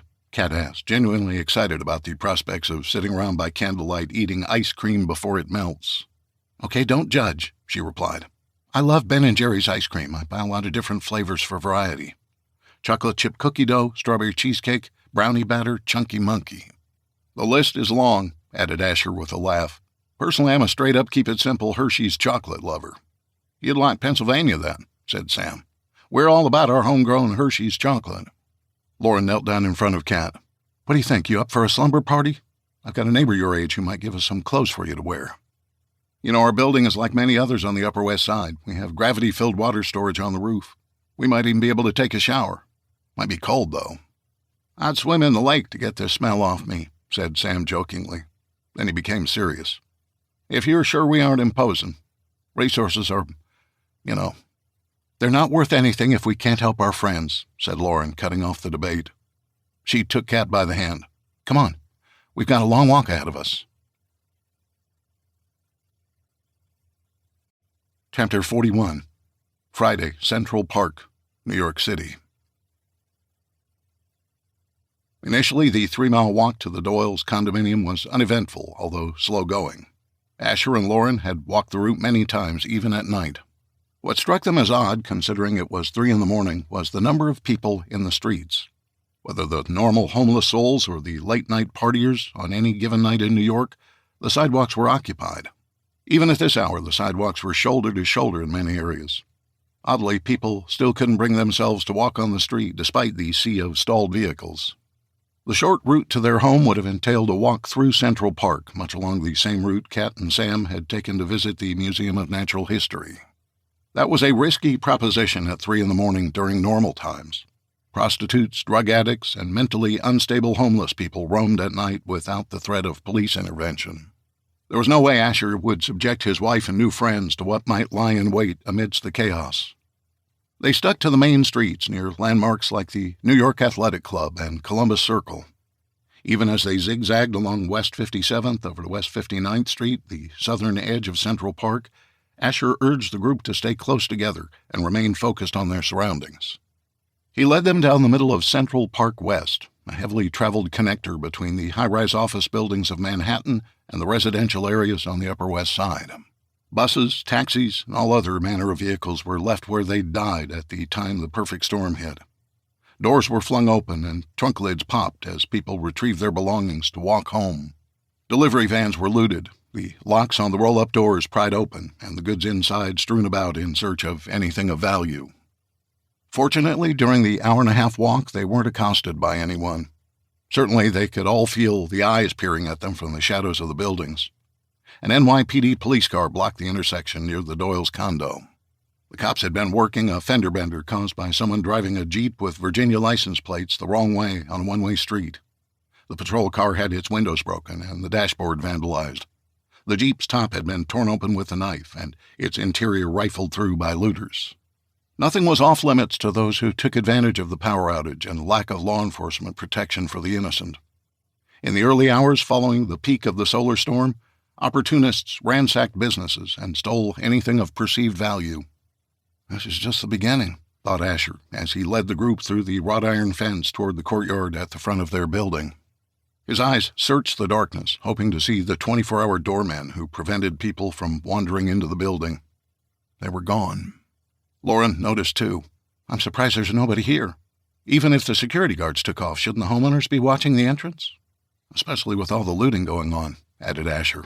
"Be careful, everyone. It's going to be really dark in the lobby." Lauren squeezed Asher's hand. The anxiety shooting through her body forced perspiration to pour out of her palms. She could sense his trepidation as well. Sam and Kat followed close behind, with Kat periodically reaching out to touch the back of Asher's T-shirt. They were in an unfamiliar place and had to rely entirely upon the Doyles for their decision-making. Sam hoped he'd made the right choice in not going back to the hotel. Their condo was 3 times farther to walk than the Marriott. It had also been uneventful. Perhaps he thought he'd overreacted to the possibility of threats on the streets of the city. His ponderings were interrupted by a sound very familiar to the old country boy. Someone racking a shell into their shotgun. It's been said that the best deterrent to a home invasion was to fend off the attackers with a shotgun. It was the most forgiving firearm for the untrained. Its ability to scatter shot, whether small amounts in a slugger shell or 100 or more in birdshot, could help an untrained shooter take down an assailant. Even the distinctive sound the gun makes when the shell is loaded into the chamber generally sends the bad guys running. It startled Asher at first, then he regained his composure.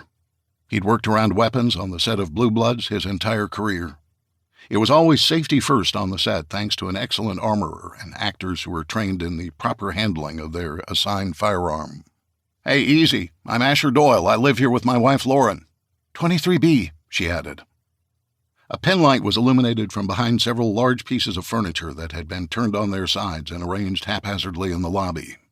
The once pristine lobby of 455 CPW, as it was known, was the hallmark of the historic conversion of the original New York Cancer Hospital. The converted building consisted of 17 high-end units, while the newer 26-story high-rise tower behind it was more affordable for families like the Doyles. "Do you have ID?" one of the men asked as the other let his shotgun be seen in the dim glow provided by the penlight. "No," replied Asher. "We lost it in the fire." "What fire?" "We were on the observation deck of 30 Rock when the lights went out. The building caught on fire." "We almost died," said Kat in a meek voice. The man with the shotgun grew stiff and swung the barrel back and forth as the other guard flashed the penlight in Asher's face. "Wait a minute," began the man with the penlight, who was flipping through a binder. "This roster says only 2 occupants in the unit. There are no children registered to you." Asher gulped. "These are our friends who are in town from Pennsylvania. They joined us to watch the aurora." "You're renters, right?" "Yeah." "Did you register your guests with the association office?" "No." Asher had to think fast. After all they'd been through, he never expected this. "They just got into town. I was going to speak with the concierge and security when we got home this evening." The 2 men whispered back and forth. Lauren inched closer to Asher and whispered in his ear, "This is ridiculous. Do we look like looters?" Sam heard her. "Listen, we can go. I'm sure it won't take us long to—" "No," objected Asher a little too loudly. The 2 men, who were debating whether to let them into the building, stopped their conversation. "What's the problem?" they asked. Asher was tired, sore, and now incredulous. "You 2 peon power security wannabes are the problem. Lauren and I live here, and these people are our guests. Both of them almost lost their lives in the fire, as did we. None of us has time to convince you idiots that we are who we say we are. So here's what, we're coming in. If you're going to shoot anyone, you can start with me or get the hell out of the way." He tugged Lauren's arm, who in turn reached for Kat's. They held hands and maneuvered through the toppled furniture directly toward the 2 men, despite the shotgun pointed directly at Asher's chest. As they got closer, the penlight was able to illuminate Asher's face. The man moved it rapidly from Asher to Lauren and then to the Cubbisons. He then shined it directly in Asher's face.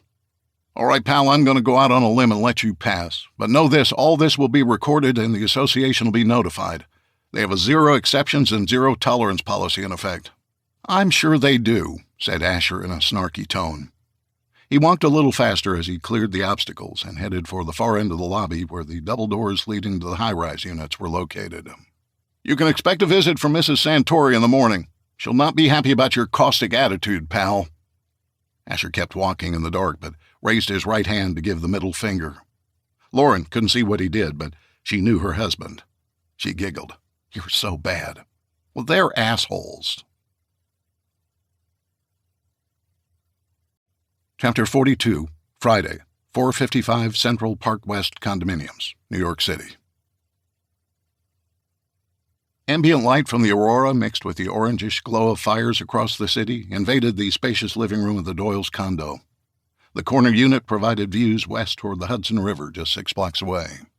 When the Doyles were married, their limited incomes prevented them from buying a unit at prestigious 455 CPW. They liked the security and feel of the historic complex, so they started out on a lower-floor inline unit. Over time, as rentals became available, they moved higher in the 25-story building and into a larger corner unit. Next on their wish list was a coveted view of Central Park. Asher walked them into the living room. "Welcome to our home, be it ever so humble. Sorry about the power, I forgot to pay the bill." "Very funny, Mr. Doyle," said Kat, who actually thought it was funny. "Do you have a bathroom?" The wording of her question was childlike naturally, but it also allowed Asher an opportunity to keep the mood light. As they'd been walking up the stairwell, he'd promised Lauren he wouldn't dwell on the encounter with the 2 volunteer guards in the foyer. They were just doing their job, and she was actually glad someone was doing it. "Young lady," said Asher, adopting an Irish dialect he'd learned from his grandfather, "we have an upgraded unit. Would you believe we have 3 bathrooms?" "Just like our house," said Kat. Lauren fumbled through the dark kitchen and lit 2 candles on the kitchen bar pass-through out to the combined dining and living room. She picked up one of the jar candles and motioned for Kat to follow her. "Let me show you the guest bedroom. I'm sure Grandpa Sam won't mind the couch." She led Kat down a short hallway as Sam shouted, "He's already not minding it. It's so soft I'm not sure I can get my old bones out of it. Sam, Lauren and I aren't really drinkers, or I'd offer you a beer or something.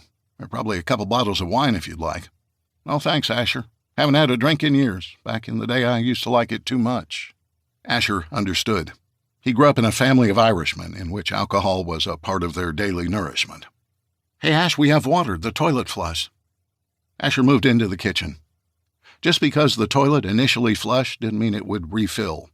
But as he'd hoped, the gravity-filled reservoirs on the roof of the building would keep them supplied for a while. Kat and Lauren emerged from their bathroom breaks. "We can probably shower, don't you think?" asked Lauren. "Absolutely," Asher replied as he shut off the kitchen faucet. "In fact, I'd encourage everyone to do so immediately. I'm not sure how long the water supply will hold out." "I smell," said Kat, lifting her shirt to her nose. The front of Sam's shirt was covered in blood, as was Asher's. Lauren assumed the role of hostess by issuing orders to everyone. "Sam, if you would, take the first shower in the guest bath. You'll find everything you need in there, from soap to shampoo to shaving gear. I'll find some clothes that I'm sure will fit you." Sam hoisted himself off the plush sofa with a groan. "Good idea. I have a feeling once I find my next seat, I'll be there for the duration of our stay." He made his way to the guest bedroom, and Asher followed him down the hall to take his shower. Kat helped gather clothes for Sam from Asher's closet while Lauren picked out something for Kat to sleep in. Tomorrow, as promised, she'd touch base with her neighbor to find something to replace Kat's torn outfit. After the girls showered, everyone gathered in the living room. Lauren passed out the ice cream and found a couple of bags of pecan sandies to share with everyone. Refreshed and hyped up from the events of the last 8 hours, the group blew out the candles in order to take in the views of the aurora. "Guys, excuse me for a moment," said Asher, interrupting the silence. "I just had a thought." "What is it, Ash?" "Well, since we're all cleaned up, I think just out of precaution, I'm going to fill up the 2 bathtubs and all the sinks with water. If others in the building get the same idea or use up a lot of water in the next few days, the rooftop reservoir will run out. This will give us over 100 gallons of drinking water." "That's very smart, Asher," said Sam. "Can I help?" He began to groan in an effort to get out of the chair he'd picked for easier ingress and egress. His body had never been this sore. "I got it, thanks." Moments later, Asher rejoined them, and Sam asked, "Say, you mentioned you were filming the Sunday dinner scenes next week. Those are my favorite. You mind telling me about the process and what it's like working with Tom Selleck?" Asher was thankful for the question. His mind had been racing since the encounters in the lobby. Other than the frustration associated with the difficulty getting inside the building, the entire grid-down scenario was getting very real for him. He thought about the importance of having shelter and water. Security was obviously on everybody's minds, including the condo associations. Then there was food. This was a real problem for their group, one that he'd have to address with Lauren in private. "Well, as a screenwriter, I was certainly qualified to join the script team at CBS to produce Blue Bloods. I had another item on my resume that helped, and that was my father, who was once the police commissioner's liaison with the media. Since you know the show, think of Garrett's role with Commissioner Reagan." "That's cool. I bet you can lend some real-life experiences to that part of the show." "For sure," said Asher before continuing. "Then there were the intangibles. I come from a Catholic family, although I'm not a practicing Catholic. As a kid, I learned everything about the church from attending Catholic school. One of my contributions to the show is that I'm able to lend that knowledge since the Reagan characters are devout Catholics. As for the Sunday scenes, it's really pretty interesting. First of all, the actors love them.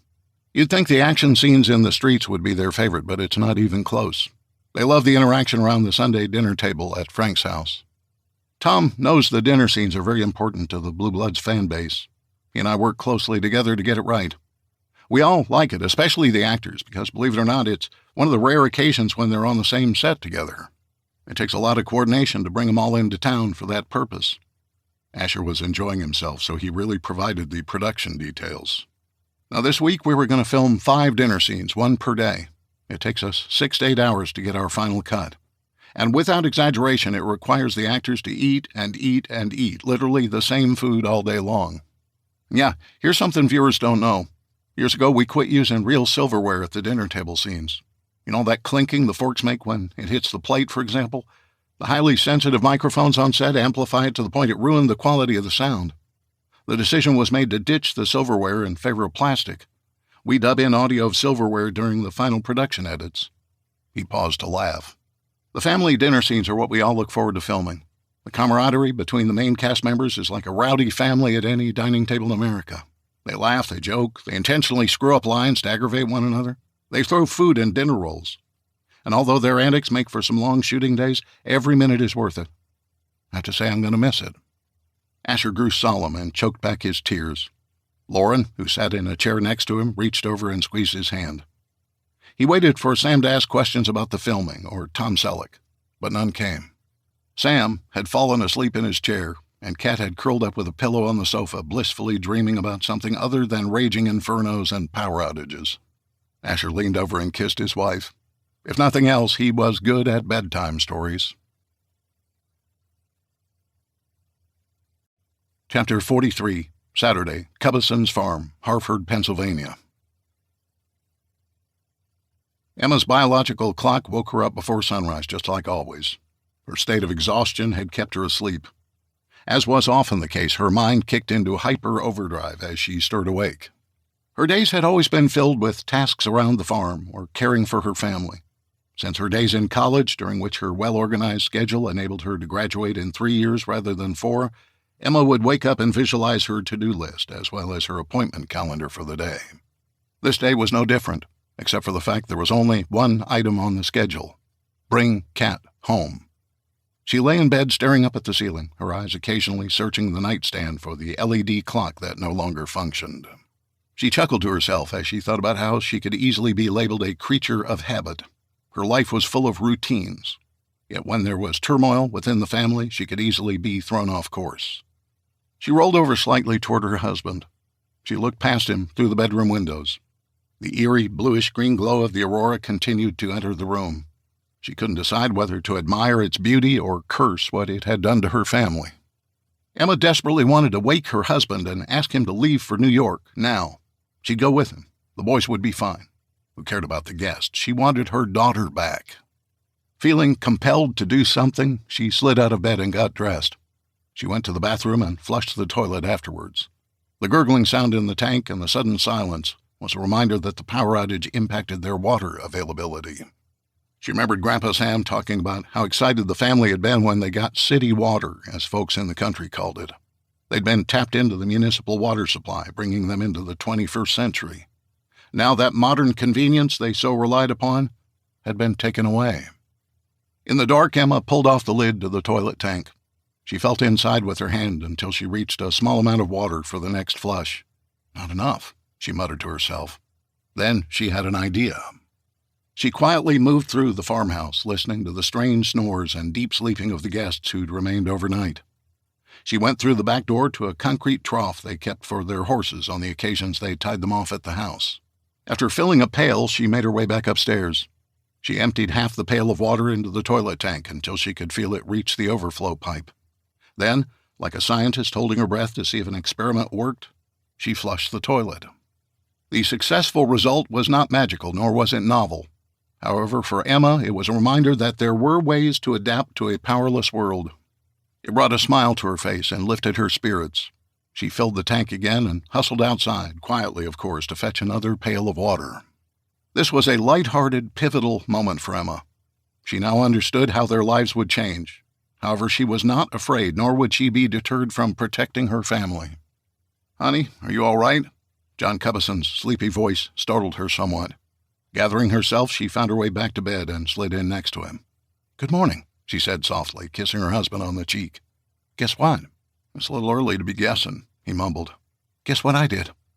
I flushed the toilet." Emma was clearly proud of herself for accomplishing such a simple task. "I'm so glad you're finally potty-trained, Mrs. Cubbison."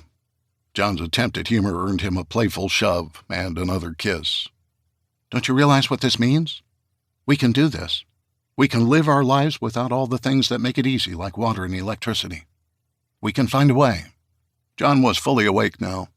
He slid up in bed and rested his back against the headboard. He wrapped his arm around Emma and pulled her close. "I have no doubt this family can pull together to deal with this. First, we need to get these people out of here so we can be alone as a family to talk about what's next. It's more than getting Dad and Kat home. There's so much to consider." "I understand, and I want you to know, John, I love them very much. That said, I love you too. We need to make sure you're safe. It's like the guy who tried to save someone drowning. Too often the victim takes the rescuer down with them. I can't bear the thought of losing all of you." "I get it," said John. "Plus, you can't go alone. It's too dangerous. You'll need to take one of the boys or me." John took a deep breath and exhaled. His mind raced as he began to consider the arduous task he was about to undertake. He also thought about preparing the farm for when he was away. There was a reason when the power grid first went down that he began to think about their security. Beautiful auroras don't kill people. People kill people. Chapter 44, Saturday, Cubbison's Farm, Hartford, Pennsylvania. John grabbed a flashlight and headed off for the storage barn in search of their camping supplies, namely the graniteware porcelain coffee pot.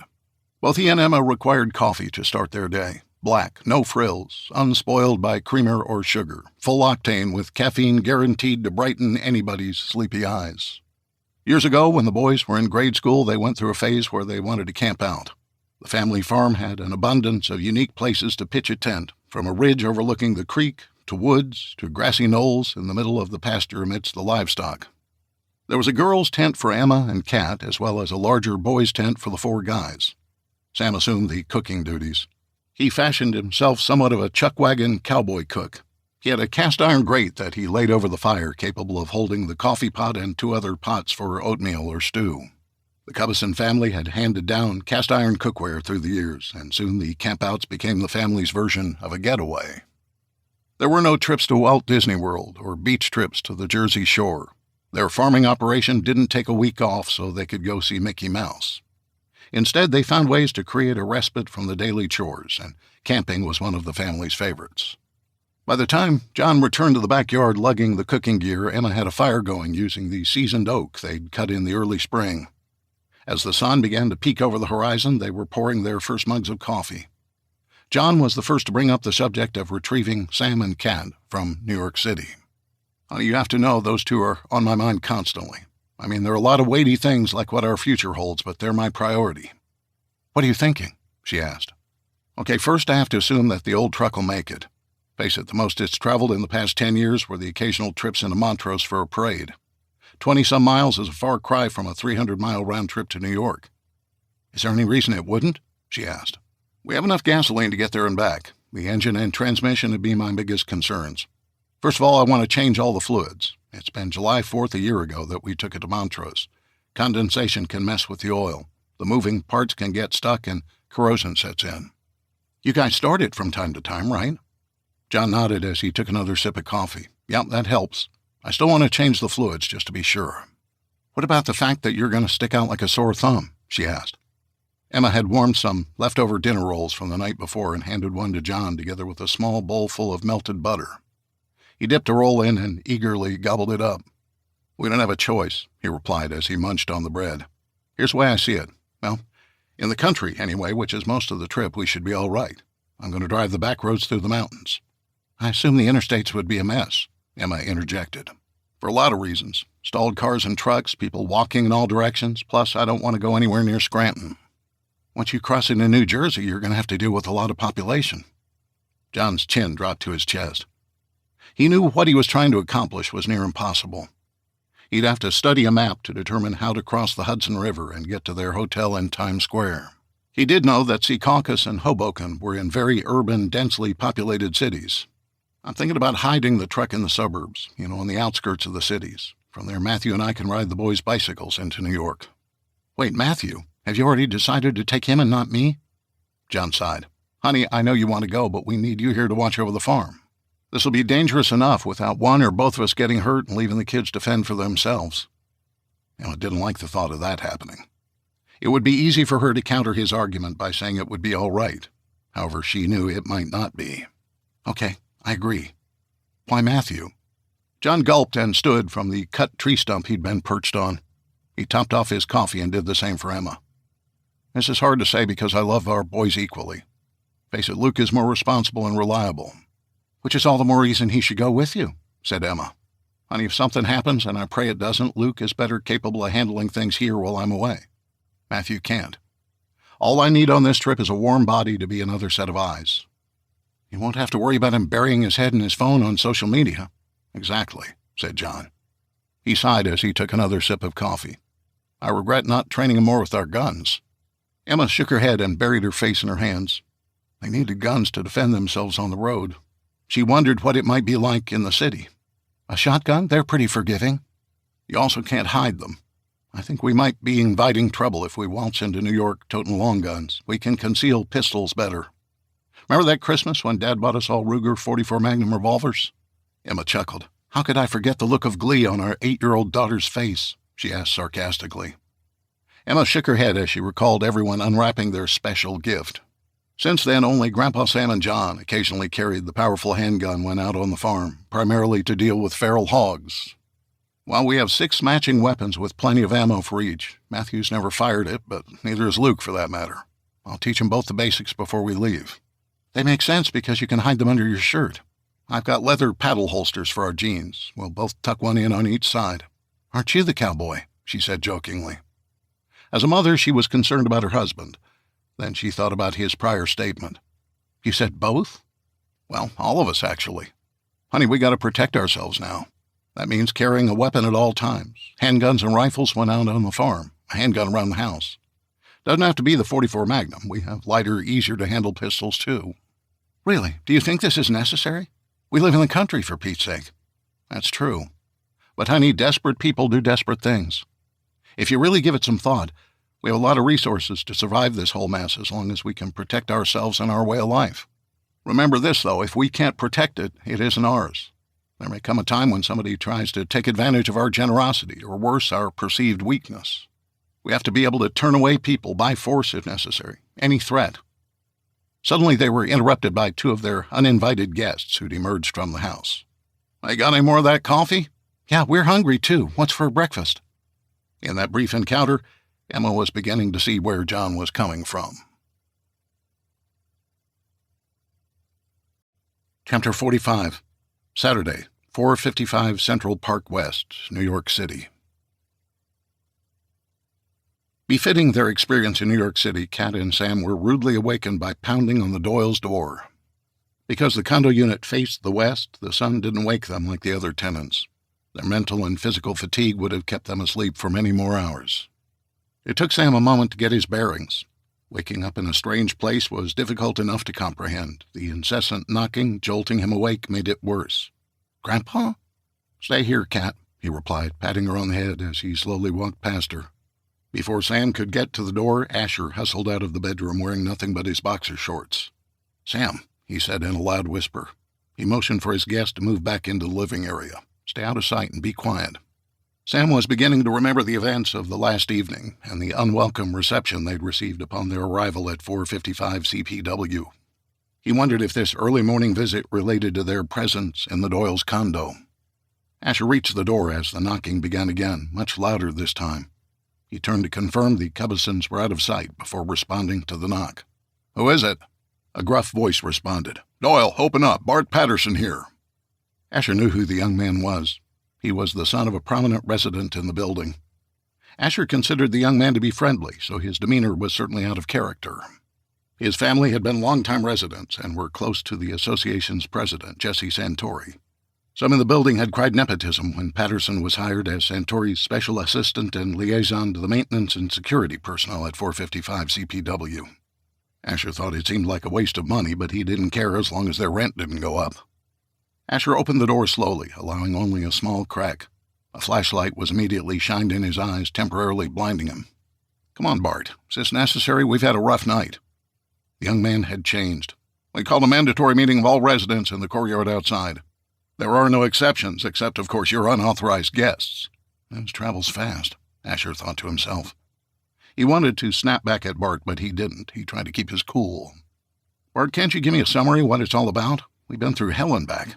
"Mandatory, Doyle, just you and your wife, but be prepared to address the other matter with Mrs. Santori." "That's Mrs. Mistress to you, pal." Asher had heard the rumor of the woman twice Patterson's age initiating an affair with him years ago. Not that it mattered. Asher had avoided both of them. "What time?" asked Asher without engaging Santori's do-boy any further. 30 minutes. Mrs. Santori will want to speak with you immediately afterwards." Without saying goodbye, Patterson marched off to pound on the next resident's door. Asher slowly closed his door and turned the bolt lock, a symbolic gesture to block the encounter with the man out of his mind. Asher turned to find Lauren peering around the corner of the hallway, and Sam holding Kat close to him in the living room. "Did you hear all that?" "Yes," they replied in unison before Lauren added, "Bart's got a lot of nerve. He's always been a little prick." "Easy," said Asher as he approached her. He nodded toward the tender ears attached to Kat. "Obviously he's got peon power." "What's that mean?" asked Kat. Asher shook his head and took a long T-shirt from his wife to cover his half-naked body. "Kat, that's when a person like Patterson, who doesn't have much control over anybody, has suddenly been elevated to a position of power over others. If it weren't for this whole solar flare mess, he could never talk to me that way. Mrs. Santori has apparently given him more authority than he can handle or deserves." "She sounds like a piece of work, too," said Sam. "You have no idea," said Lauren. "Her husband was abusive, so we all felt sorry for her. When he died under suspicious circumstances, everything changed. She became a tyrant." "A very wealthy tyrant," added Asher. Lauren placed her hand on his back. "What are we going to do?" Asher sighed. "Let's get dressed and hear him out, then we'll speak to the tyrant." Sam stepped forward. He glanced back at Kat's concerned face and looked Asher in the eyes. "Listen, we don't want to be any trouble. I feel a lot better inside and out. Sure, I'm sore, but I'm rested. With the daylight, Kat and I can walk down—" Asher raised his hand to cut Sam off. "Listen, my position hasn't changed since last night. I really believe you're both better off here than anywhere on the streets." "Yes, absolutely," said Lauren. "Forget about that bully. They can't prevent you from being here. We all need each other. No matter what, we all stick together." Kat reached forward and took her grandfather's hand. She offered him a reassuring smile. "It'll be okay. Let's wait and see." After getting ready, Lauren and Asher went through their kitchen cabinets and placed all the food they had on the countertops. It wasn't much. They didn't do it to remind Sam and Kat they were extra mouths to feed. Asher presumed the association was going to ask everyone to pull their resources. It was the logical thing to do. Admittedly, if their pantry had been full of non-perishables, he'd refused to give up their means of survival. "You guys help yourself," said Lauren. "We'll be back in a little while." The couple slipped out the door, leaving Sam and Kat alone to talk. "Grandpa, there's not much to eat." Sam studied the boxes and cans strewn about the kitchen. He tried to imagine the four of them dividing up the snacks and canned foods. He looked at the boxes of rice and pasta. They were worthless because they had no means of cooking them. He dared not open the refrigerator for fear of letting valuable cold air escape. He could only imagine that it was equally bare. He wandered out of the small kitchen to the windows overlooking the river. The sun was shining, and the heat could be seen floating off the tar and gravel rooftops below them. After seeing their food supply, he came to realize staying there was not an option for any of them. Chapter 46, Saturday, 455 Central Park West, New York City. Hey everyone, settle down. We need to get started," Patterson bellowed at the residents. He was enjoying his role as Mrs. Santori's right-hand man. Asher and Lauren stood off to the side in order to observe the 80 to 90 people who were clustered together in front of the steps leading to the high-rise building. The diverse group was made up of people from many nationalities. It was impossible to differentiate between those who lived in the large, multi-million-dollar condo suites and those like the Doyles who leased their space. The chatter died down, and the group started to tighten their semicircle, where Mrs. Santori started looking down upon them. Asher noticed a few of the other young couples in the complex standing off to the side, arms folded, skeptical of what was going on. "Thank you all for joining us under these most dire of circumstances. For those who don't know me, I'm Jesse Santori, the president of the 455 Central Park West community. We have a 5-member board of directors which is charged with the responsibility of administering the rules and regulations of our historic residential complex. As of this time, 3 members are either missing or known to be out of town. That leaves only our treasurer, Jacob Stanfield, myself, and available staff to handle administrative matters. Here's what we've been able to discern from police reports and insider information thanks to several of you in the know. The planet was struck by a major solar flare, or possibly 2. Apparently this perfect storm, as they call it, may be one of the largest in modern history. The result has been uniformly catastrophic across the entire northern hemisphere from Western Europe to our west coast. The power grids have collapsed, causing communications to be disrupted and electricity to stop flowing. I can't tell you what this means for our way of life. Many of you have experienced the chaos outside this beautiful residential complex. We have been unwillingly thrust into a survival situation like no other, and the only way to persevere is by working together as a community. It is incumbent upon me, as the association president, in conjunction with the board of directors, consisting of Jacob and myself, to establish a path forward." Santori reached into her pocket and retrieved a small notepad. She licked her thumb and flipped through the pages until she found what she was looking for. "Before we get into the details of how we will be governed, I feel compelled to mention some ground rules. A moment ago I mentioned the word community. Community is not defined as the Upper West Side where 455 Central Park West is located. Community does not include the homeless or the displaced. We can only protect and take care of residents, nobody else." She paused for effect without looking up from her notes, and she did something extraordinary that completely infuriated Asher and Lauren. She called out people like them in front of their neighbors. "Following our discussion, I will need to speak directly with the following tenants," said Santori, who proceeded to list a half-dozen names, including the Doyles. "Please note that I specifically referenced tenants. Unit owners will receive greater deference in these matters than those who reside here temporarily by virtue of their lease contract." "Screw you, lady," muttered Lauren under her breath.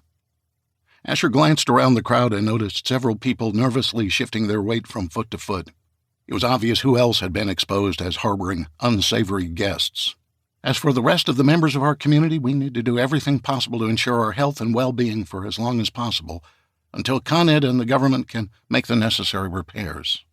I'm told this can take as long as 2 weeks, possibly 3, before the power comes back on. Toward that end, we have to do a couple things. First, please conserve our water." She pointed upward to the top of the high-rise where the reservoir was located, not that anyone could see it from the ground. "Drinking only what is minimally necessary and toilet flushing once a day. No showers or baths." "We broke the rules and didn't even know it," whispered Lauren to Asher. He nodded. "At least twice so far." Santori continued. "Also, we will ask that you voluntarily bring all food products to the central lobby by noon today. We will be pooling our resources to give us all an equal opportunity to get through this." Asher leaned into Lauren. "Told you." "This is crazy," she said. "What are we going to do?" "About which part?" he asked in response. "All of it." "Okay, we don't have much food," she replied as she sneered at Santori. "Take it, you tyrant. I can skip a shower or 2. But what about Sam and Kat? I can't kick a grandpa and that young girl out into the streets of New York." Asher nodded. "I agree." He thought for a moment as Santori droned on about half a dozen other rules she'd come up with before he said, "This is a waste. You want to go back upstairs?" "What are we going to tell them?" she asked. "I don't know. They're good people. We'll figure it out." Lauren took him by the hand, and they started toward the emergency stairwell door that had been propped open with a concrete planter. Their early departure drew the attention of many residents, and Bart Patterson in particular. Lauren noticed their stares. "Wait, should we play the game and listen to the tyrant kick us while we're down?" "Screw her. I don't want to give her the satisfaction." Asher led the way, surreptitiously scratching his sideburn with his middle finger as he walked past Patterson. Chapter 47. Saturday, Cubbison's Farm, Hartford, Pennsylvania. For hours, the Cubison men ferried their overnight stragglers to points closer to their homes. Luke was glad to drop off the news crews at the interstate, where he earned a kiss on the cheek from the reporter's assistant. The horse and wagon took most as far away as Montrose. John took a few people cross-country on horseback. Riding a few miles directly across the landscape saved 7 or 8 miles of walking on the roads. By late morning, they had the house to themselves. All of their guests seemed genuinely appreciative, although most asked a lot of pointed questions about the Cubisons' farm and how much food they produced. While there were much larger livestock operations in Susquehanna County, very few combined livestock, chickens, and an extensive gardening operation like Emma's. The Cubisons had built a brand around their farm that was well known throughout the region. Prior to the collapse of the grid, this was a blessing for the family's business. Now it might turn out to be a curse. With the family gathered in the kitchen, Emma started the process of serving her family the foods most likely to spoil the fastest. While the generators were capable of maintaining the frozen foods the longest, vegetable and dairy products would be the first to go. She whipped up a bowl of egg salad served on leftover bread from the night before. Neither boy complained, as they too were now seeing the challenge they faced in the near future. After they each fixed up a paper plate of sandwiches and potato chips, John opened the discussion regarding the trip to New York. "Guys, we have lots to discuss and prepare for, but we need to talk about bringing Grandpa Sam and your sister home." "How will we find them, Dad?" asked Luke, whose eyes glanced from his mom to his dad. He'd noticed the worry on his mother's face since he'd emerged from his bedroom that morning. "I want to believe they would have gone back to their hotel and waited." "Maybe the lights didn't go out in New York," questioned Matthew. "I mean, that's a big city, and they're probably ready for these things." "Well, there's a lot we don't know," John began in reply. "I have to presume the power outage was widespread and not just in rural Pennsylvania." Matthew scowled. "Maybe we should wait a few days, until we have more information." "We can't leave them out there alone," said Emma with a hint of anger in her voice. She was glad Matthew wasn't the final decision-maker. If the solar activity knocked out electricity throughout the region, including New York, they might be in great danger.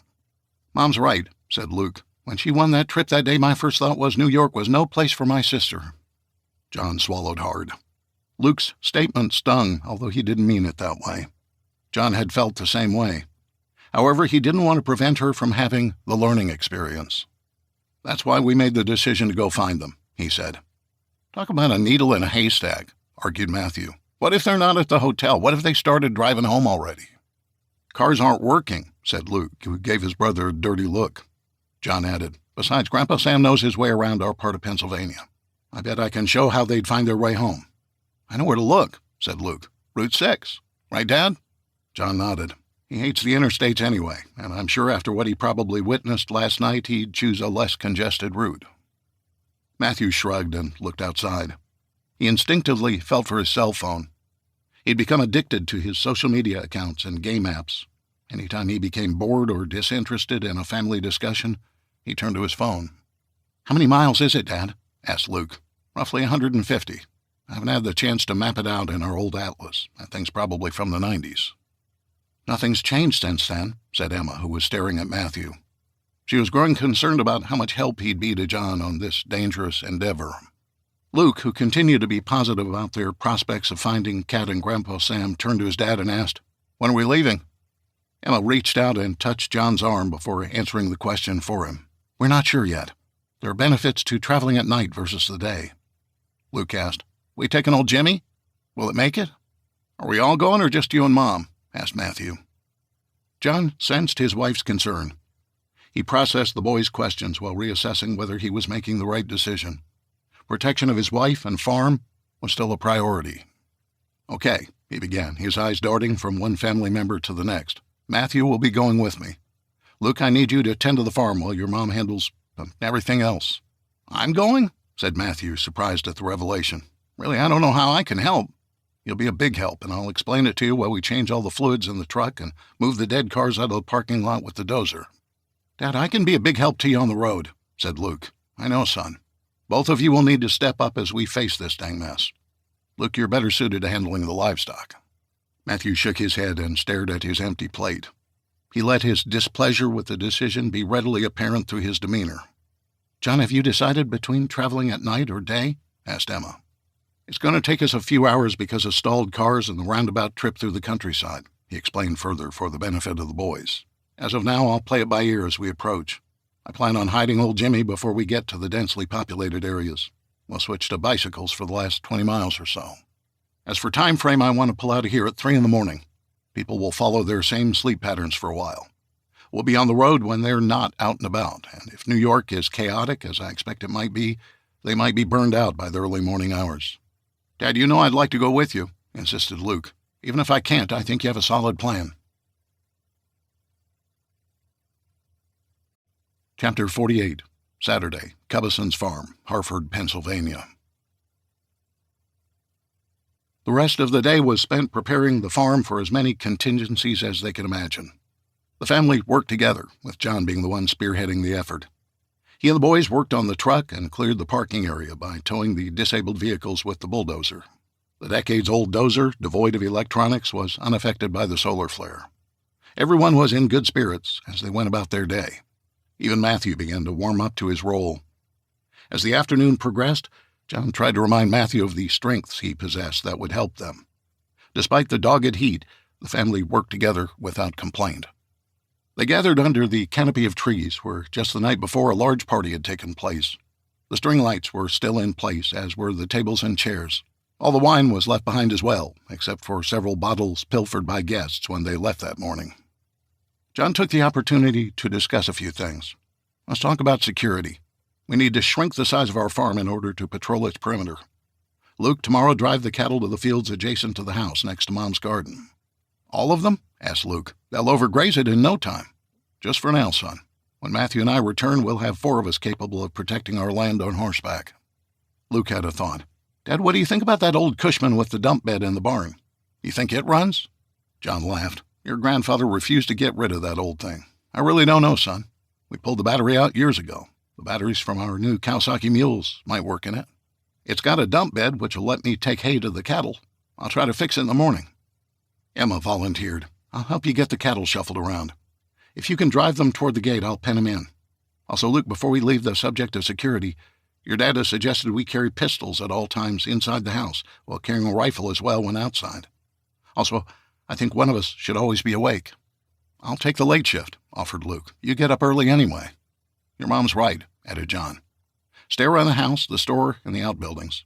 Avoid standing around in the open. You should be fine. However, we have to remember if Kat and your grandpa can walk here from New York City, so can desperate people willing to do anything to take what's ours. Hell, Dad, there are people in Scranton who'll shoot you for a can of beer, added Matthew. He'd never told his parents about the Friday night he and his buddies drove down to Scranton to party. They had no particular place to go other than they were drinking beer and bored. They made a wrong turn, and suddenly bullets came flying in their direction. It was the last time Matthew planned on going there at night. Good, we all understand one another. We have to keep our eyes wide open now. A neighbor who used to be a friendly acquaintance may come up our driveway to ask for food. The first time they'll ask nicely. Unfortunately, we have to turn them away. Wait, why? Asked Matthew. Because, son, we can't feed the whole county, replied John. This may seem harsh, but we don't know how long this is going to last. We can't give away food that we might need for ourselves. They're not going to take it well, said Luke. Exactly, son, they won't. Which means you have to be prepared that the next time they come asking, they may not be as nice. If there's a third time, it'll be at 3 a.m. with a gun and a few of their equally desperate friends. John, do you really think it'll get that bad? Asked Emma. Sadly, honey, I know it will. I want us to all adopt the mindset of being polite to our friends and strangers alike. However, as much as I hate to say this, we may need to shoot at people to run them off. Matthew wandered away from the group, but asked in a loud tone of voice, Geez, Dad, seriously? Yes, son, seriously. I suspect you and I will see things tomorrow that look straight out of an apocalyptic movie. Our world has changed now. Are we going to shoot somebody because they're hungry? Matthew asked. No, only if they threaten us. Listen, there is no law enforcement to speak of. We can't dial 911. They couldn't respond if they wanted to. Besides, they probably have their hands full in Montrose. We're on our own out here, and for the next several days, Luke and Mom will have to be vigilant around the clock. This sucks, muttered Matthew. John grimaced and nodded. Yes, son, it does. Chapter 49, Saturday, 455 Central Park West, New York City. The bolt lock clicked open, startling Sam and Kat, who'd been nervously awaiting their host's return. Sam had no way of keeping time, but it seemed to go faster than he expected. Once they were safely inside with the lock snapped into place, Asher and Lauren joined them in the living room. Their faces told the story. "That didn't take long," said Sam with trepidation in his voice. Their sour moods were an indication that his and Kat's time in the building was coming to an end. "We didn't stay for the whole thing," said Asher without making eye contact. "Yeah, we bailed before that Santori woman was finished," added Lauren, "and before she could give us a hard time about you guys." "I kind of figured," said Sam. "Listen, Kat and I have talked about it. We think we can make it back to our hotel on our own, or maybe across the river toward home." Sam's voice trailed off as he wandered toward the tall windows. The morning sun was just getting high enough to reflect off the murky waters of the Hudson River. It was unusually still because all the traffic had stalled. "Did you guys get something to eat?" asked Lauren, ignoring his statement. She exchanged glances with Asher. Kat shook her head. "We wanted to wait until you got back. Just in case." "In case of what?" asked Lauren as Kat welled up with tears in her eyes. Lauren immediately moved by her side to comfort her. "In case we have to give up the food so we can stay." Anger built up inside Asher. This young girl shouldn't have to think of such things. He needed to have a conversation with Sam and wondered if they should take a walk outside their condo. But then he remembered the look Patterson had given him as they exited the community gathering. He needed to stay close to home with the door locked and a chair crammed under the handle to prevent it from being opened. "Sam," he began, glancing between Kat and her grandfather, "we have a pretty good idea of what's expected of us if we stay here, and none of it's good." "Or acceptable to us," added Lauren. "We need to talk about it. I think I'll take Kat in my room to show her I can stay," she insisted. "I'm sorry I started crying. I'm not a baby or even a child. Right, Grandpa?" Sam laughed and fought back his own tears. They all wanted to cry, ages notwithstanding. "That's right, Kat. Asher, please tell us what you know." "Basically, Lauren and I are second-class citizens here because we rent. You guys are supposed to leave because you're not a guest of a, quote, home owner. They want all our food by noon, and there's several other ridiculous requirements that we heard on the way out." "We were the first to leave even before it was over," added Lauren. "We think all this is ridiculous, and we don't want any part of it." "What are you thinking?" asked Sam. "Lauren and I have agreed. If you have to leave, we're going with you." "To the hotel?" asked Kat. Asher gathered his courage. He walked along the back of the sofa and looked toward the west, toward New Jersey and Pennsylvania beyond that. "Sam, would there be a place at your farm where we could live temporarily? A barn or hayloft, even a tent?" Sam started laughing and turned to Kat. "What do you think? You think the horses and barn cats would share a stall with these two?" She hugged Lauren again. "They could have my room. I'd sleep in the barn. I like it out there." Sam addressed Asher with a huge smile. The tears in his eyes gave away his emotions. Sam wasn't sure he and Kat could survive the trip alone. Now they had a chance. "Let's sit down and talk this through." "Okay," said Lauren. "Let me put together something for us to eat that doesn't travel well. If we're going to do something like this, we'll need food for the road." Even though she was in the kitchen, she could listen to the conversation through the pass-through opening. Asher became serious. "Sam, this is a big ask on our behalf. I mean, you don't know us and your family might object. You listen to me, Asher. You two saved our lives in that burning skyscraper. You took us in when you didn't have to. I guarantee my son and daughter-in-law will forever be in your debt." "We'll pull our weight, I swear," said Lauren from the kitchen. "Well, we know nothing about farming, but we're willing to learn. Whatever it takes to stay alive." "I think it's a great idea," exclaimed Kat. "When do we leave?" The loud pounding on the door bore the unmistakable signature of Bart Patterson. His bellowing voice confirmed it. "Open up, Asher. You two are expected downstairs to speak with Mrs. Santori." "We're a little busy right now, Bart," shouted Asher as he stuck his hand in a bowl of Doritos. "We'll catch up with you later." They could hear Patterson jiggling the door handle in an attempt to get inside. Lauren turned to Asher and mouthed the words, "Does he have a key?" Asher shrugged. "Maybe. Probably." Lauren responded, "Bart, we're getting our food together to bring to the lobby. Our friends are going to help us drop it off on their way out." She grabbed a chair from the dinette set and quickly but carefully slid the back under the handle to deter Patterson's entry. "They're leaving, correct?" Patterson bellowed. "Yes, sir, they sure are," Asher replied with a hint of spite. "Give us some time to explain, and then they'll be on their way." "Good to know," Patterson grumbled. The group sat still for a moment. When the pounding ceased and the bellicose Patterson shut up, they presumed he'd bought the Doyle's ruse. "Okay, back to the plan," said Asher, dismissing Patterson's interruption. We thought about the Marriott, but I'm sure their resources are limited, and there are a lot of mouths there to feed. They might be out of food already. Clearly the biggest issue is transportation, began Lauren, turning to Sam. How far is it to your place? 150, he replied. While you were downstairs, I was thinking about the route I'd take and how long we could walk in a day. Good, said Asher as he scooched up to the edge of the sofa. He studied Sam's face. Sam, you okay trying to undertake a trip like this? Sam suspected this issue might come up. He'd asked himself the same question. Age is just a number. I'm in good health and spend most of the day on my feet, whether it's walking the pastures or tending to the livestock. I'm good for 8 hours, maybe more. Asher made some quick calculations. It would take a week, if not more. It would be risky, with a lot of variables to consider. Obviously, we'd have to watch out for people who might cause trouble. We'd have to find a place to stay every night. There's this hella hot weather to endure. Are you sure you're up for it? Although he was addressing Sam, Kat readily replied, I'm ready. How about you, Grandpa? The two of us don't really have a choice. Asher and Lauren do. You guys could ride it out here, without us. No, said Lauren emphatically. If you're sure there's room for us at the farm, then that's what we'll do. I mean, we want to do it. Okay, let me ask this, said Sam. Is it better to wait? Maybe things will calm down in the city. Lauren replied, I don't think Santori and good old Bart will let us wait it out. They're on a serious power trip. Plus, they have a key to the unit, added Asher. It's standard practice in the event of a security issue or fire. If we don't turn over our food and escort you guys out, they'll be up here to force us all out. Part 6. Sunday. Checkout time. Chapter 50. Sunday, Cubbison's Farm, Harford, Pennsylvania. Both John and Emma tossed and turned that night. They talked until near midnight, well past the time they'd normally doze off. As they slept, one of them might roll over to change sides from left to right, slightly nudging the other in the process.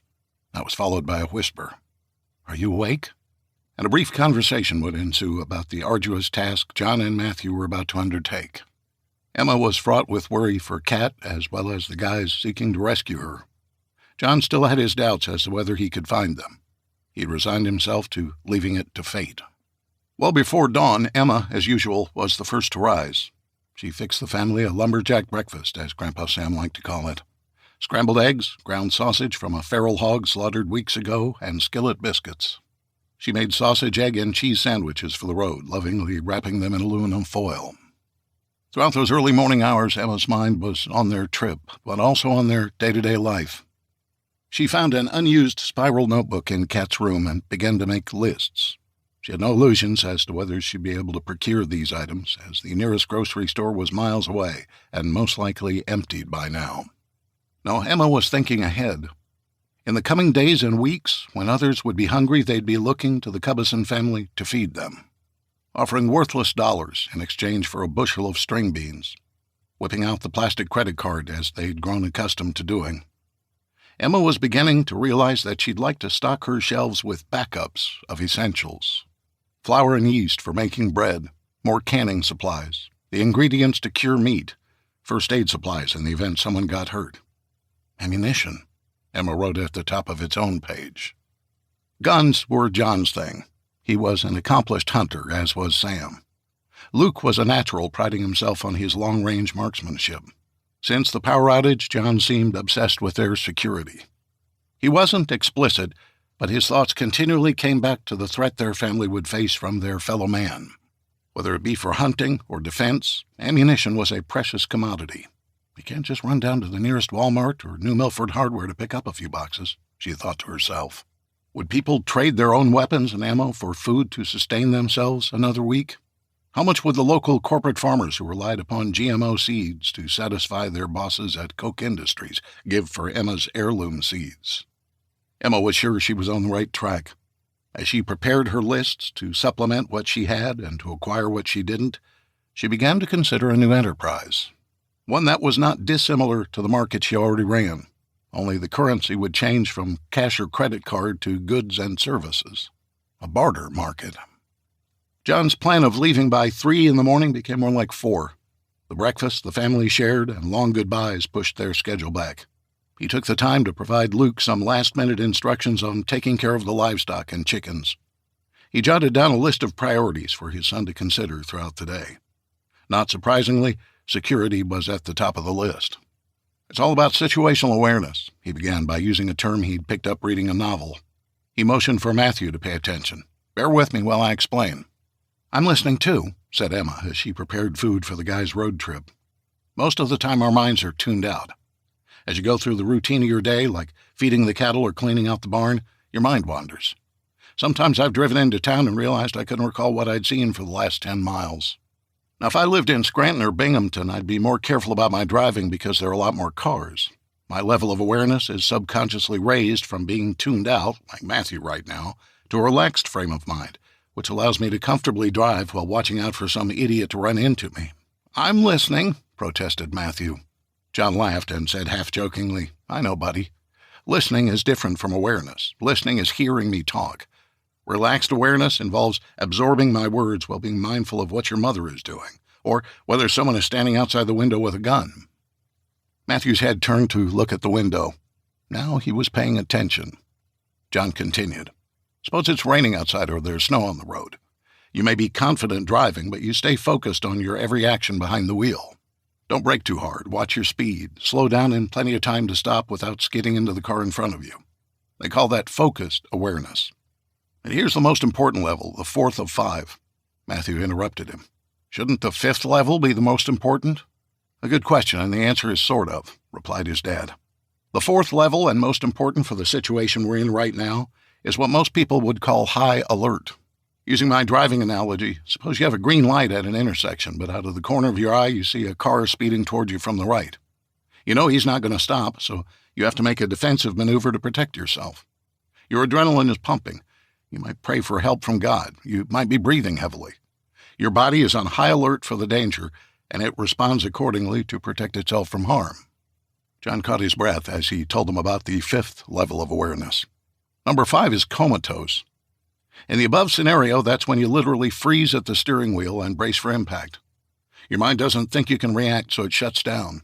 You become hyper-aware of what's happening, but paralyzed to do anything about it. We don't want this to happen. Ever. Luke appeared concerned. "Dad, will you be up front with us? Are we going to have to go through life worrying if we're going to get shot at or burned out of our house?" John grimaced. Perhaps it was too early for this conversation, but really, it was not, especially since Emma and Luke were going to be left alone. "Son, what I'm saying is that we have to find the right level of situational awareness to fit the times. 2 days ago, we didn't have to be concerned with a scenario where people or groups of people came here to cause us harm. The threat is real now. We have to find a way to let our bodies and minds rest while being aware of our surroundings. Situational awareness doesn't mean being paranoid or obsessively concerned about security, which is where my mind is right now. However, until we're all together again and we've established routines and security measures, I will be obsessed about our safety. You should be too." Emma finished packing the soft-sided cooler with their food. She eased over to her spiral notebook where she turned to the page titled Ammunition. She drew a star next to it and underlined the word 3 times for emphasis. Now she understood. Chapter 51. Sunday, 455 Central Park West, New York City. "Help!" Kat's blood-curdling scream was preceded by the plate glass window in the guest bedroom exploding inward. Shards of glass flew throughout the space, crashing off the walls and ceilings before settling on top of her bed. Her restless sleep and quick reaction might have saved her from further harm as she turned away from the window and covered her face with her arm at the moment of impact. Seconds later, the cavalry came running, led by Asher, who burst into the room. Without thought, he repeatedly slapped at the rocker-style light switch on the wall to turn on the lights. Then, in the panic, once he realized that the power was out, he blindly moved into the room and immediately cut both feet when he stepped on the glass. After screaming in pain, he found his way to the bed. "Are you okay, Kat? Talk to me." "My arm hurts," she mumbled from under the covers. "It stings." Lauren caught up with Asher and illuminated the room with a flashlight. "Asher, don't move. There's glass everywhere." Kat, are you okay?" Sam shouted from the hallway, as his momentum caused him to bump into Lauren. "I think so," she replied after removing her covers. "What happened?" asked Lauren. With Asher remaining still like his feet were stuck in concrete, Lauren scanned the room to find the cause of the breakage. In the drywall ceiling above the closet door, she saw a round hole with parts of the sheetrock pushed in around it. Leaving the light trained on the indentation, she asked, "Is that a bullet hole?" Sam leaned in to look. He replied calmly, "I think so. Let's get these two out of here and tend to their wounds." The reflective light showed blood around Asher's bare feet oozing onto the rug. Lauren and Sam put on their shoes. Using Sam for balance, Asher carefully removed several pieces of glass from his feet. He carefully retraced his steps with the aid of the flashlight to exit the room. Kat's wounds were minor, thanks to her quick reaction. It was just after 3 a.m. As they bandaged up the wounded, Sam stood on a chair and, with the aid of a steak knife, dug the bullet out of the ceiling. He returned to the living room, where candlelight lit the space. "If I were to guess, this is a .223 caliber. We use them in some of our hunting rifles. It's also the round commonly used in AR-15 rifles." "How did he get up here?" Asher asked. "Believe it or not, some bullets can travel straight up nearly 10,000 feet.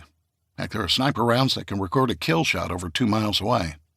This is either a stray or some idiot decides to shoot up the building." "It scared me," said Kat. "I know, honey," said Sam. "The good news is that the angle from the ground to this floor never puts you in danger from the bullet unless you're standing at the window."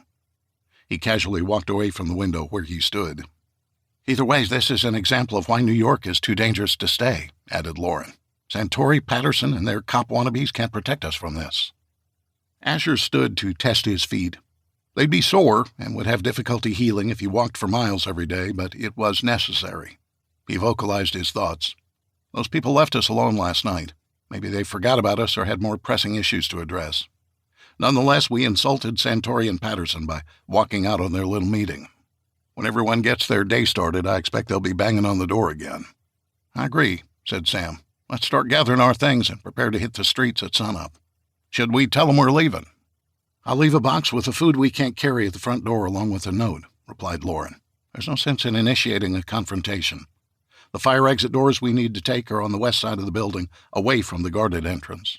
After eating a canned goods breakfast consisting of corn, kidney, and garbanzo beans in a bowl topped with Cholula hot sauce, they loaded up the rest of the food in soft-sided luggage or backpacks that could be slung over their shoulders. The priorities were bottled water, protein powder, and the Doyle's varied brands of energy bars. The afternoon before, Lauren had introduced Kat to their neighbor down the hall, who had a young girl about Kat's size. After Lauren explained what had happened to Kat, the family generously provided her shoes, clothing, a backpack, and an unused journal with some pens if Kat chose to keep a diary. The two girls hit it off, and as a result, the adults took a moment to rethink their decision to leave. In the end, it was Kat's insistence on going home that kept them on track. Lauren, with Kat's help, hastily removed her wedding photos from albums. Other pictures were on her Apple devices, most likely lost forever. Certainly she could retrieve them from the so-called cloud, if there still was one. After they left, Asher and Lauren said goodbye to their belongings. They wondered aloud whether they'd be able to return one day to retrieve them. Asher was pessimistic. If the grid collapse stretched into many months, eventually Santori would order her underlings to enter their condo and empty it out for distribution to others. It was around 6 that morning when the foursome exited onto the streets of the Upper West Side. After being cooped up inside, they hoped to breathe some fresh air. Instead, their nostrils were infiltrated by the smell of smoke resulting from out-of-control fires. The wind that morning was non-existent, causing the smoke to linger in the city. "Everybody ready?" asked Asher, trying to adopt a cheery tone. "I am," exclaimed Kat, the most exuberant of the responses.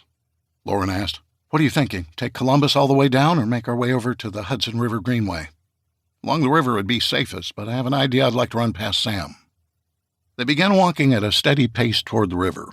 At that hour, the streets were mostly free of pedestrian traffic, although once they came to the Columbus Avenue intersection, they met people traveling south toward the tunnel as well. Asher spoke to Sam as they walked. "You pretty good with cars? You know, classics from the 60s or so?"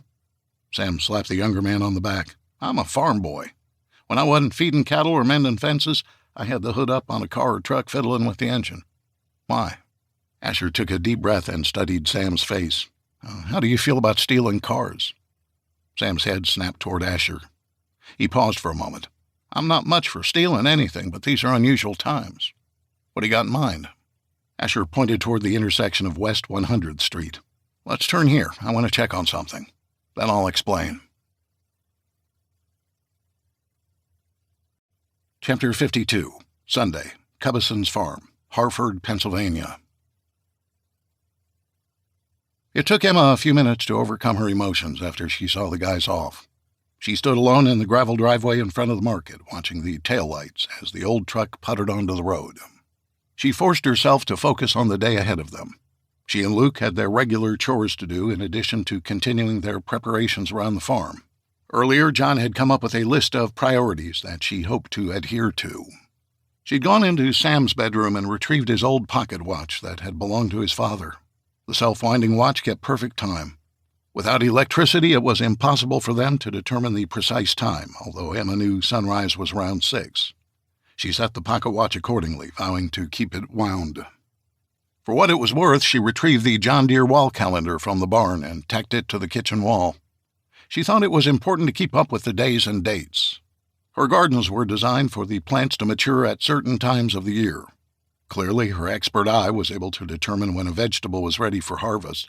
The calendar would assist her in meal planning and storage. She needed to prepare as if this power outage would last for many months, even into the next year.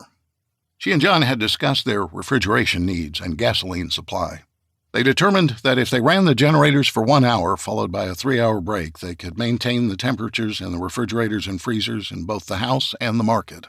During that 1-hour time frame, she'd charge batteries to be used in flashlights and lanterns, while Luke would be responsible for recharging the lithium batteries for their power tools. And, thanks to Luke's thinking outside the box, the battery for the Cushman.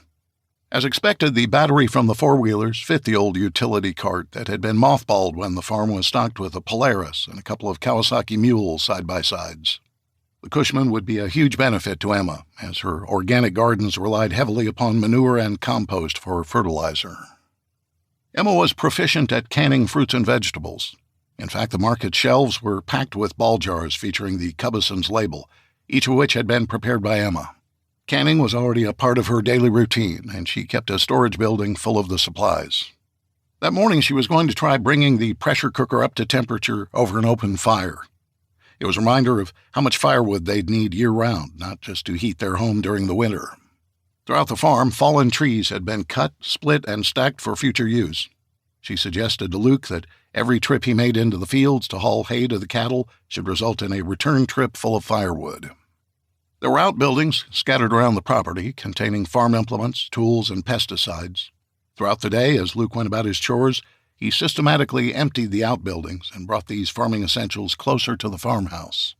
They hoped they wouldn't be the victim of petty theft, but John had raised sufficient concern about others to warrant the extra effort. It was mid-afternoon, and the two had worked at a frenzied pace to accomplish everything on their mental to-do list in one day. Emma forced Luke to take a break and join her for lunch, consisting of Founder's Day dinner leftovers. They sat around the fire despite the unbearable summer heat as Emma's canning operation continued. "I saw you having a serious conversation with your brother before they left this morning." Emma opened the conversation, curious about what had been said. Luke and Matthew were dissimilar, considering they were twins, and had very little in common on a social level. Their brief talk had ended in a hug with slaps on the back, so she assumed it was amicable. Luke took a sip of sun tea brewed by adding 6 tea bags to a gallon glass container. He poured some sugar in his red Solo cup and stirred it to create sweet tea. The family planned on using up their plasticware and paper plates from the food service side of the business to avoid wasting water on washing dishes. Luke would gather up the trash bags and take them to the back side of the farm to toss in a small limestone quarry for burning at night to obscure the smoke. "Listen, Mom, I get it. Matthew's kind of a screw-up, but you gotta understand. He feels like he's constantly being compared to me." "Son, it's not like that, I swear." Luke smiled. "Mom, you may believe what you're saying, but the favoritism shows itself sometimes. If I see it, Matthew sure as heck sees it." He paused for a moment before he continued. He and his mother were about to have a serious adult conversation about their family dynamic. He didn't want to upset her, considering they were split apart right now. "For whatever reason, years ago when we were kids, I took one direction and Matthew took another. I wanted to be on the farm messing with the cattle or hunting hogs. Matthew wanted to play video games on his Xbox. While he was shooting bad guys on Halo, I was practicing shooting bottles off a fence post at 1,000 yards. "Halo?" she asked, completely oblivious to the games her son had been playing. "It's kind of an army game featuring this character Master Chief who hunts down his enemies or something like that. I don't know. I never played it, which is my point. Matthew was into things I wasn't. He had friends that I didn't. He listened to hard rock music. I love country. See? Emma nodded.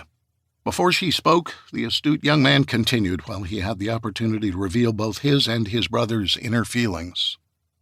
You realize our life revolves around this farm, right? We don't get in the car and go see the Phillies or Eagles play. We don't do amusement parks or go to the beach. For me, that's great. I believe Kat's the same way. For Matthew, it leaves him out because his interests are elsewhere. How did this happen? Asked Emma. Don't get me wrong, I love Matthew like I love you. I just don't see how you two follow different paths. Mom, it might be a growing-up thing, he replied. Here's what I know. Matthew questions everything. It may seem like he's arguing, but really he has an intuition about him that's different from the rest of us. You referring to our conversation yesterday about whether or not to retrieve your sister and Grandpa from the city? Well, sort of, I guess. That's a good example, though. Matthew didn't think it was a mistake. He just saw it from a different perspective is all. Emma laughed. Your dad was thinking along those lines, too. He just didn't say it out loud because he knew I'd start crying again. And he vowed to never knowingly make me cry. Do you see what I'm saying? He asked rhetorically before taking a deep breath. Here's what I told him this morning. I mean, not exactly, but pretty close. I told him to always just keep being himself, no matter what he believes others think of him. As I said to him, if everybody in this family thought exactly alike, we wouldn't be able to deal with those who don't. Make sense? Contrarian, muttered Emma. What? Contrarian. Fancy word that I think applies to Matthew. The popular opinion was to go rescue Kat and Sam from the clutches of the city.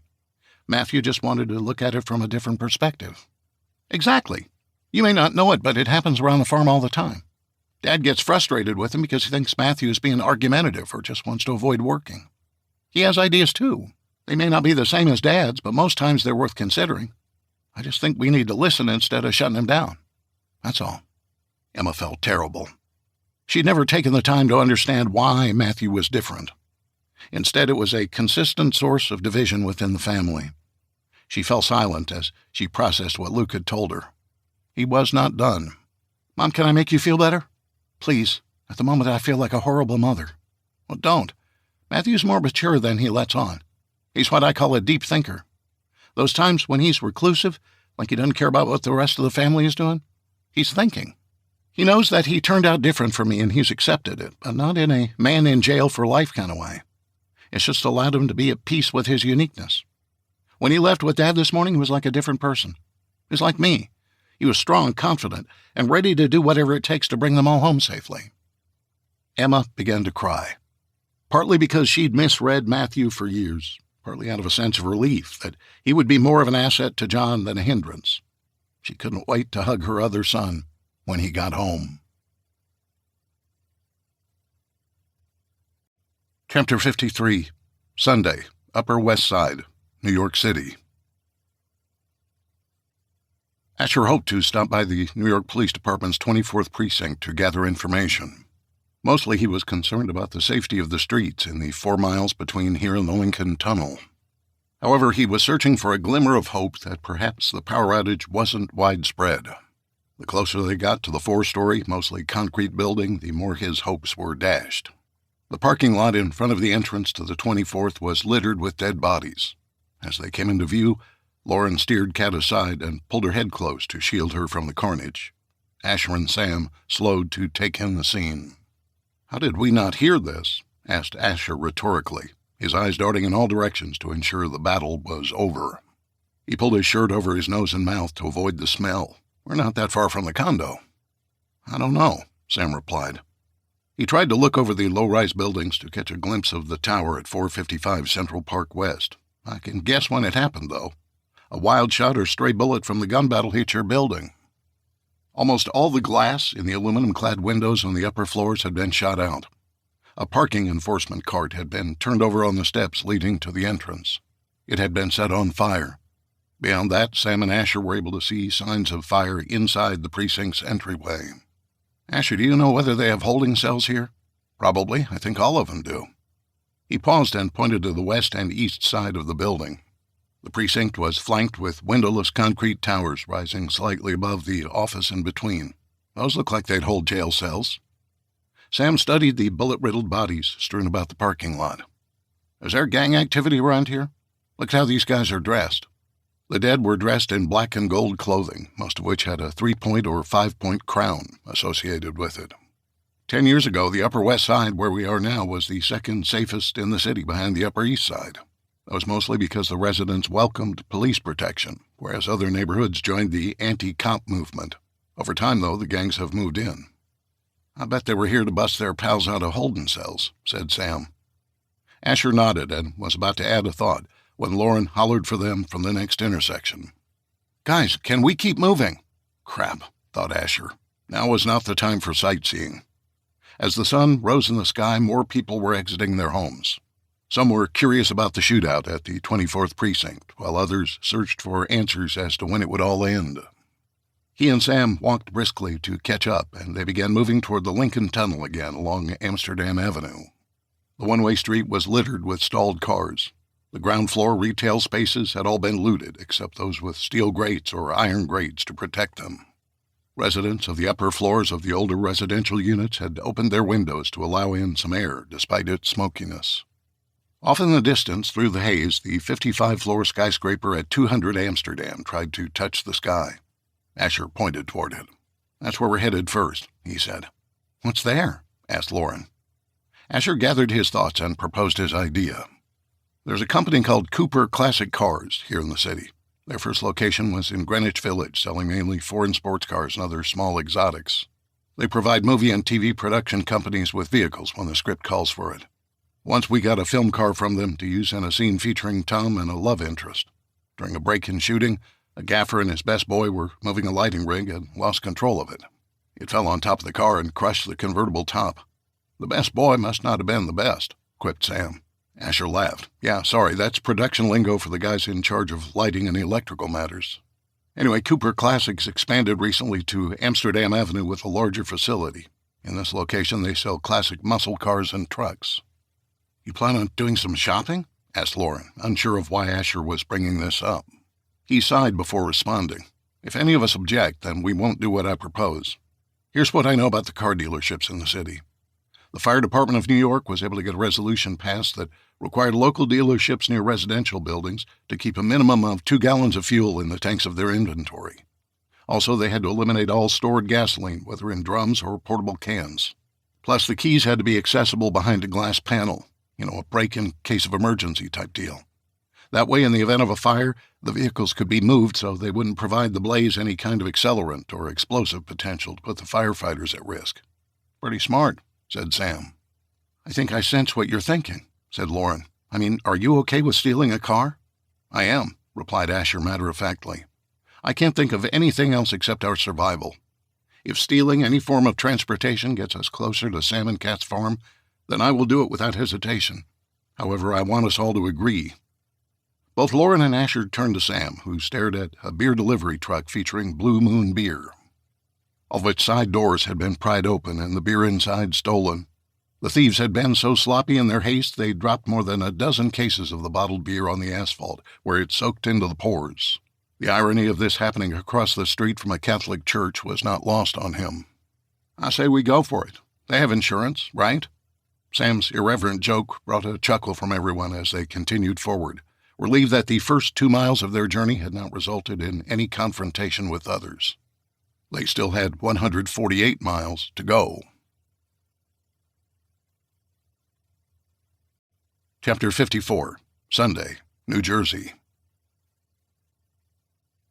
John and Matthew chatted for the first 45 minutes of their drive to New York. To be sure, the 150-mile drive into the city would have gone much faster, even in the 56 GMC pickup, had they taken the interstate. John remained concerned about the perils driving on the heavily traveled highways would bring. His dad would think the same way. He'd been pleased with Matthew's attitude as they got started. He was genuinely interested in learning how to use the handguns he'd been provided. John would quiz him about what to do under certain scenarios, and Matthew was remarkably accurate in his assessment of how to deal with threats. He practiced dry-firing the weapons, as well as the loading of the revolvers under timed pressure. After a while, his son drifted off to sleep, and John allowed him to rest. He reflected on his wife's loving eyes as they'd said their long goodbyes, unable to let go of one another despite the importance of the journey. Her eyes had pleaded with him to bring her baby girl home. The tears had flowed down Emma's cheeks out of concern for Kat and the thought of losing John and Matthew in the process. Leaving in the early morning hours had proven to be the right decision thus far. By the time they merged onto U.S. Route 6, they had not encountered another human being. John reflected on the things his dad had taught him indirectly over the years. During their trips around eastern Pennsylvania and upstate New York, he'd point out landmarks of interest. Route 6, for example, was once the longest highway in America, stretching from Long Beach, California to the easternmost part of Massachusetts. It was a beautiful drive through eastern Pennsylvania during the day, one that he and his father had taken many times when John was a boy. When he and Emma had outlined the safest, most direct route to Times Square, he'd pointed out the last part of the route would be along the Lincoln Highway at the Lincoln Tunnel, which travels under the Hudson River and empties out at Times Square where their hotel was located. The Lincoln Highway, like Route 6, had a storied history in America. It was the first transcontinental road for automobiles, dating back to 1913. Across America, travelers were treated to the roadside giants on the Lincoln Highway. These oversized tributes to Americana included an oversized quarter weighing nearly a ton, as well as a 25-foot-tall replica of a 1940s Bennett gas pump. His dad's favorite was the Haynes Shoe House near York, Pennsylvania. The replica of a shoe had been built by a shoe salesman as a form of advertisement along the Lincoln Highway. It was once featured on a season of the reality series The Amazing Race. The Cubison family was always nostalgic. Not only had they made a name for themselves after a century or more of feeding eastern Pennsylvanians, but they grew up with a love of history and a curiosity of the origin of ordinary highways traversing the countryside. Once John passed into New Jersey, he began to notice people walking west along the roadside. He woke Matthew to help him keep an eye out for Kat and Sam. Each time they approached a group of people, they'd slow to see if their family members were among them. At first, John would keep driving. Then, as daylight came, he had Matthew roll down the window so they could ask for information. One group, a family of 6, ambled along the middle of the road. They hadn't expected to see an operating vehicle, so at first contact they had that deer-in-the-headlights look. John slowed until they moved out of the way to his left. "Are you guys from New York City?" he asked politely. The father, heavy-set and in his late 30s, replied. His chest was heaving from exhaustion. "Paramus, that's New Jersey." "Is the power out in the city?" "Duh," replied the oldest child. Her father shot the child a scornful look. He turned to John. "Can you give us a ride? We're just going to Stroudsburg to her family's house." John started rolling forward because the man had moved closer to the driver's door. "No, sorry, we don't have enough gas for side trips." John hastily drove away, leaving the family on the side of the road staring in his direction.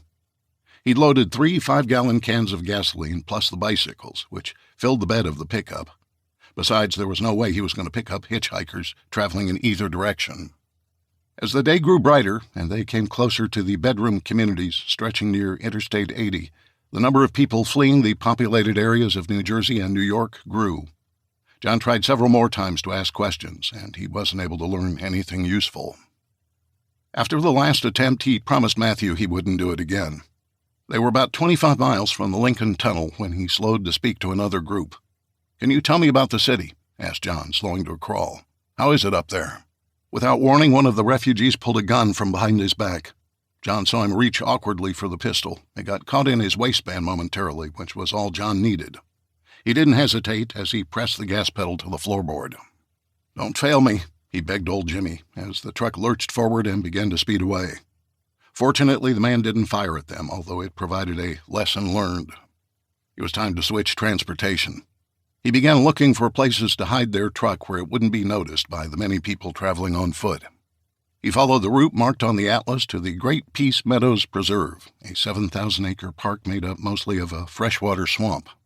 All John needed was a dirt road leading into the preserve where he and Matthew could bury the truck in branches and other broad-leafed foliage.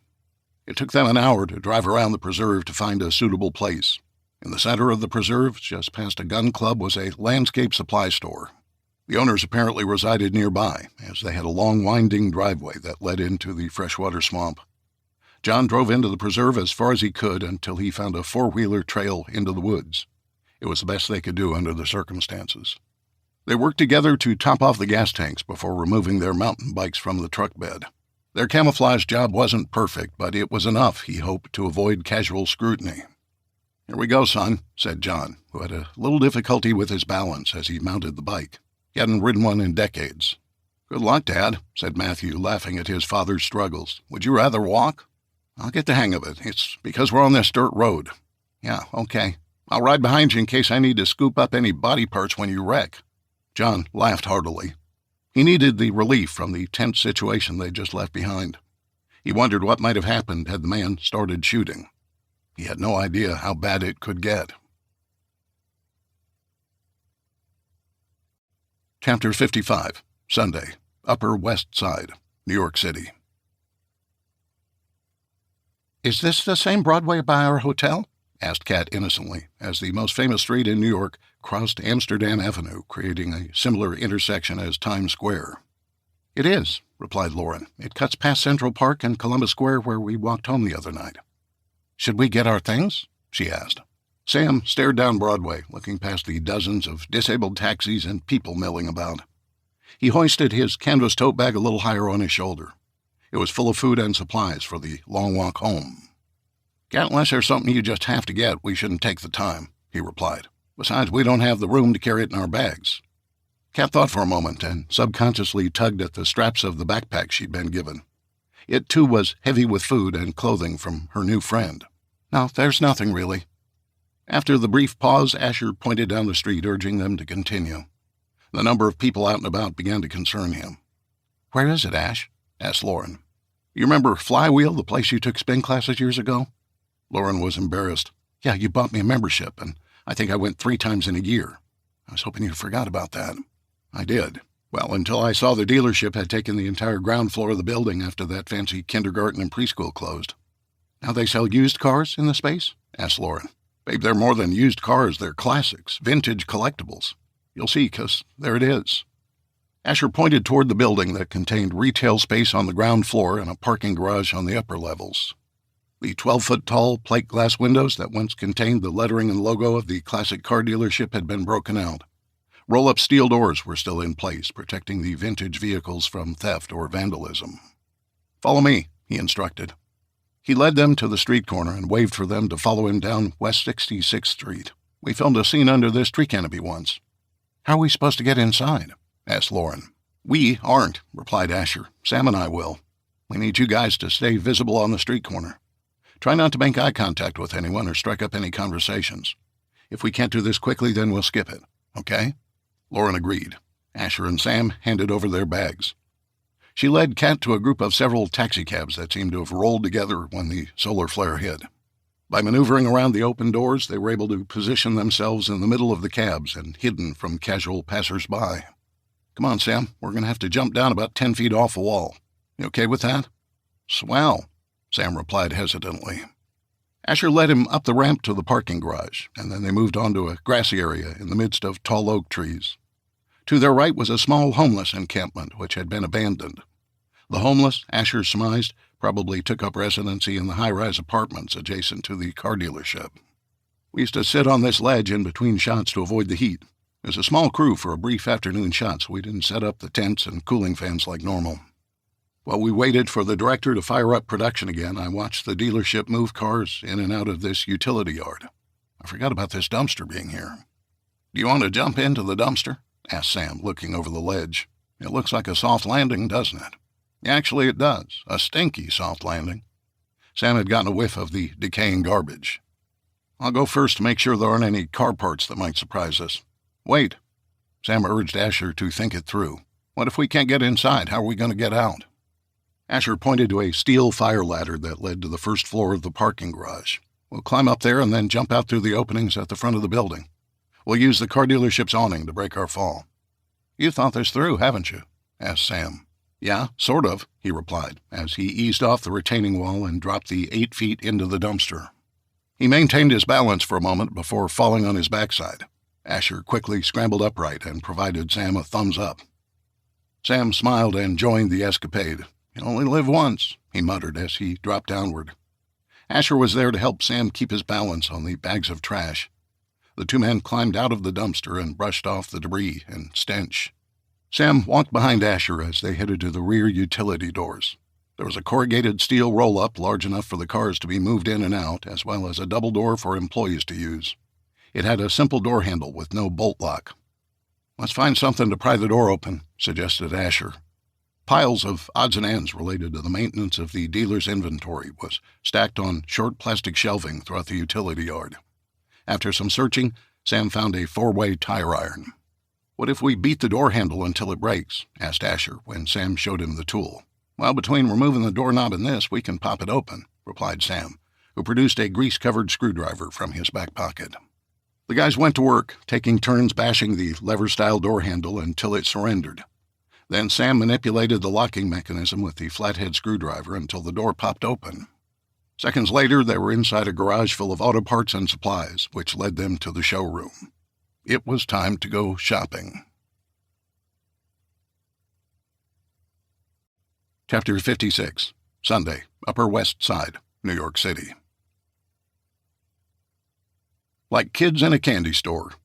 Whether it was a drunk who broke into a liquor store or a cyber thief having his way with somebody's bank account, a certain euphoria overcame the criminal once they were able to get their hands on the goods.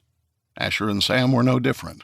From the apple red 39 Chevy Hot Rod to the baby blue 66 Mustang convertible, nearly 24 gorgeous vintage vehicles were neatly arranged throughout the showroom facing Amsterdam Avenue. At first, the men lost sight of their goals, which was to find a vehicle perfectly suited for the 150-mile trip to Cubbison's farm. Sam took more than one occasion to stop and reminisce about a particular vehicle, recalling his glory years as a youth. For Asher, he marveled at the muscle cars and imagined aloud how fast they might go.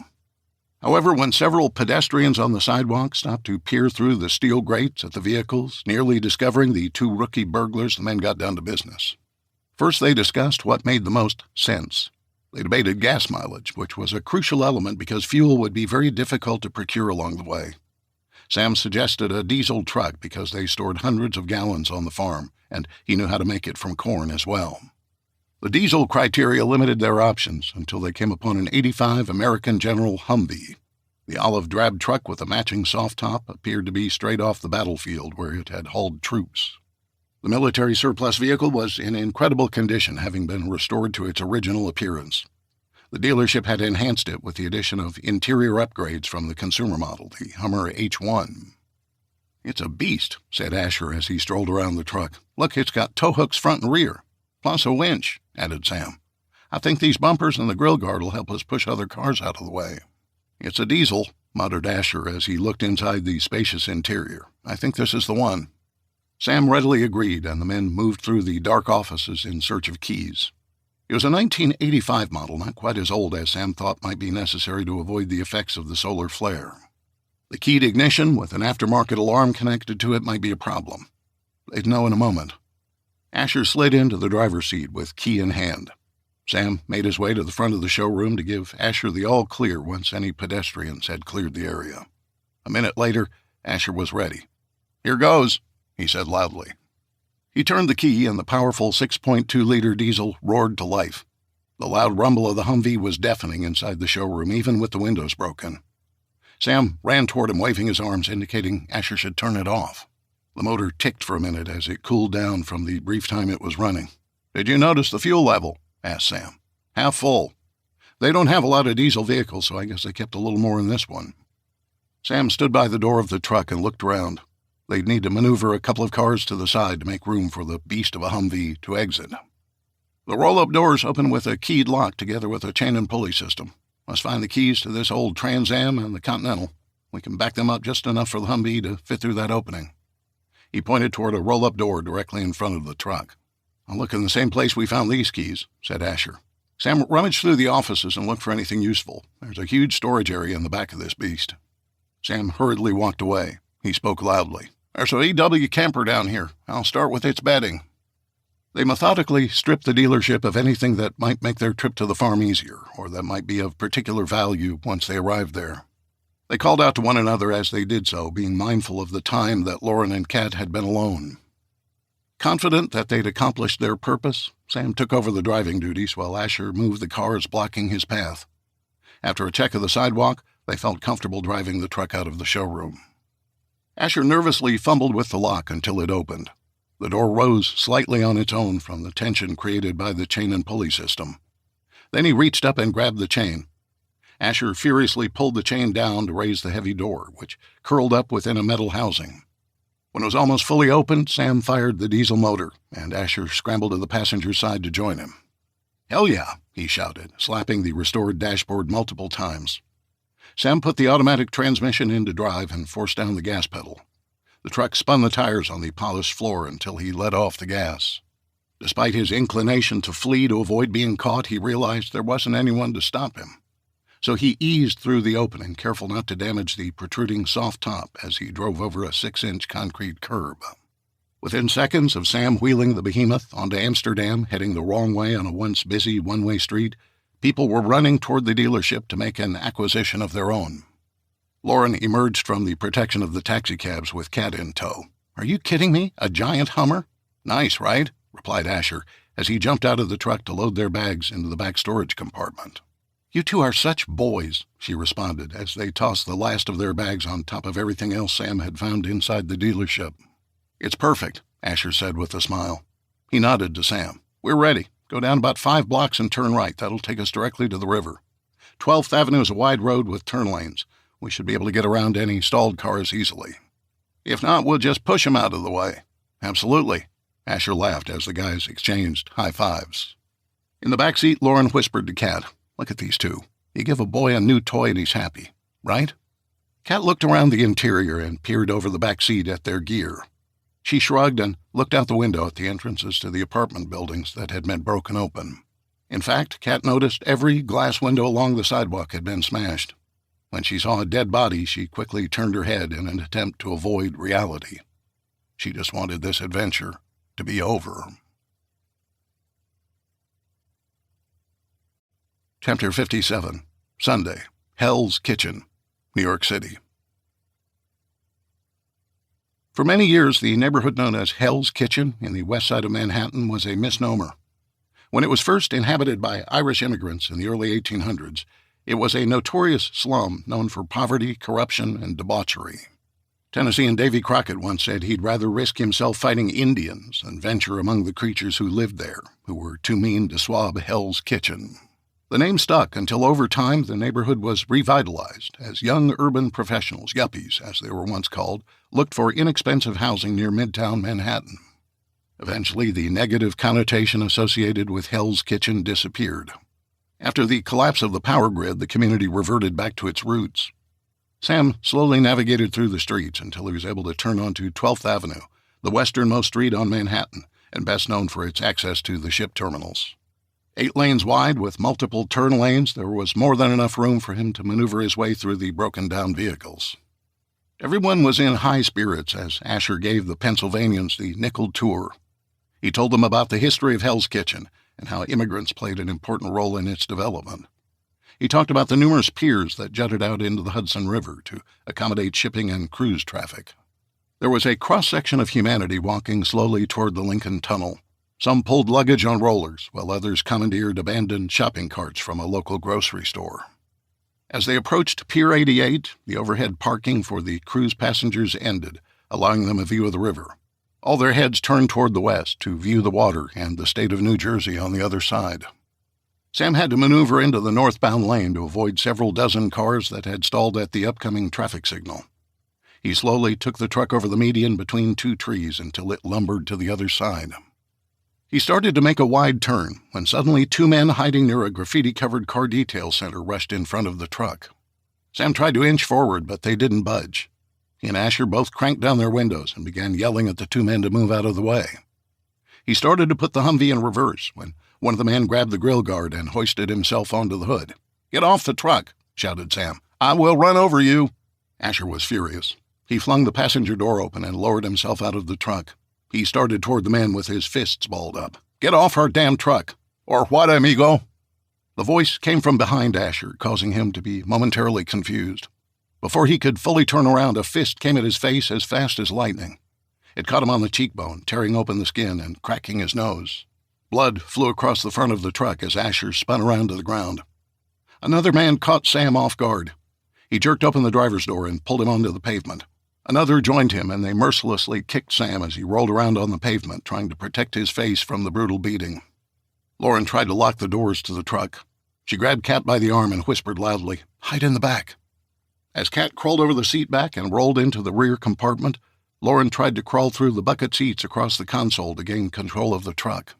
She thought if she could back up, the attackers would give chase, providing enough of a distraction to allow Asher and Sam a chance to get away. Lauren scrambled forward, trying to pull her legs through to get behind the steering wheel. She wasn't fast enough. A man reached in through the rear doors and grabbed her by the ankle. He pulled her backwards. Lauren screamed and held onto the console and the driver's seat. She kicked furiously at her attacker in an attempt to free herself. He lost his grip. However, Lauren never had a chance. A man stepped onto the side of the truck and hit her hard on the temple with a massive blow from his fist. Stunned, she let go of the console, which allowed the other men to drag her out of the Humvee. He angrily pulled her legs first, cursing her as her head hit the steel edge of the doorframe, and then her entire body crashed the final 2 feet against the pavement. Her attacker then wickedly laughed as he walked on top of her body to get into the back of the truck, where he was joined by his friends. Bloodied but conscious, Lauren heard the men laughing uproariously as they sped away. She raised her head long enough to see Kat's horrified face emerge from the rear compartment to look through the plastic window. Asher rose to his knees just as Lauren shouted to him, "Kat, they have her!" Sam was writhing in pain, rolling around on the road with his arms wrapped around his ribs. Lauren was frightened and incredulous. More than a dozen people had watched the attack, and nobody lifted a finger to help. Even with the truck and Kat gone, no one tried to see if there was anything they could do. Sam began coughing. Bloody sputum flew out of his mouth and nose. The violent coughing forced Lauren to will her body to forget her own pain to help him. Asher, whose nose was bleeding profusely, crawled across the pavement to help. Sam stopped coughing and seemed to become more coherent. The 3 of them helped one another to their feet. That was when Sam began to comprehend what Lauren had said. "Kat?" he asked, blood dripping out of his mouth. "She was in the back," said Lauren, who was now crying. The salty tears dripped across the open wounds on her face to sting her slightly. "I thought she'd be safe in the back. I couldn't—" She stopped talking as her sobbing took over. Asher tried to comfort her, but she pushed him away. "We have to go after her. There's no time." Without waiting for their agreement, Lauren began running down the street, willing her battered body to give chase. Behind her, the heavy feet of the guys gave chase, Asher catching up to her first while Sam straggled behind. He was having difficulty breathing. Asher stopped and turned to go back while Lauren continued on. Sam stopped to bend over in an attempt to catch his breath. He began waving at Asher. "Go on, find her." "But," started Asher. Sam was insistent. "No, please, I'll be okay." Asher continued to wipe the blood off his face that drained out of his nose. The pain was intense. The thought of Kat being kidnapped by those thugs was worse.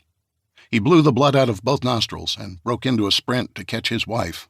As she raced past the Intrepid Museum, the massive aircraft carrier that had been docked at Pier 86, Asher caught up to her. Through her labored breathing, she said, "This is my fault." "No," he argued, "it's mine. I was distracting everybody by sightseeing.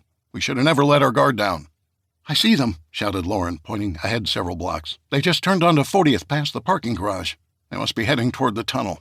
Come on, Lauren, we can catch them." Neither Asher nor Lauren was athletic, although they were young and healthy. They put their pain out of their minds as they raced after the kidnappers. Minutes later, they were running between a long row of stalled vehicles that had been lined up to enter the Lincoln Tunnel. They stopped, their chests heaving as they gasped for air. Asher looked all around him as he tried to determine what had happened to the Humvee. He saw a group of people standing ahead on the street corner, so he broke out in a run toward them. "Hey, did you see a big green Hummer come this way?" The people all pointed in the same direction, farther down 40th Street. Asher started to run away from Lauren when she shouted after him. "Where are you going?" "They're going to try the eastbound lanes of the tunnel." "Asher, we're going to lose Sam." "Go back and get him. Find me in the tunnel." Lauren stood in place, debating whether to go back for Grandpa Sam or stay by her husband's side to search for the more vulnerable Kat. "Okay," she shouted as loud as she could. "No matter what, don't leave that side of the tunnel. I'll find you."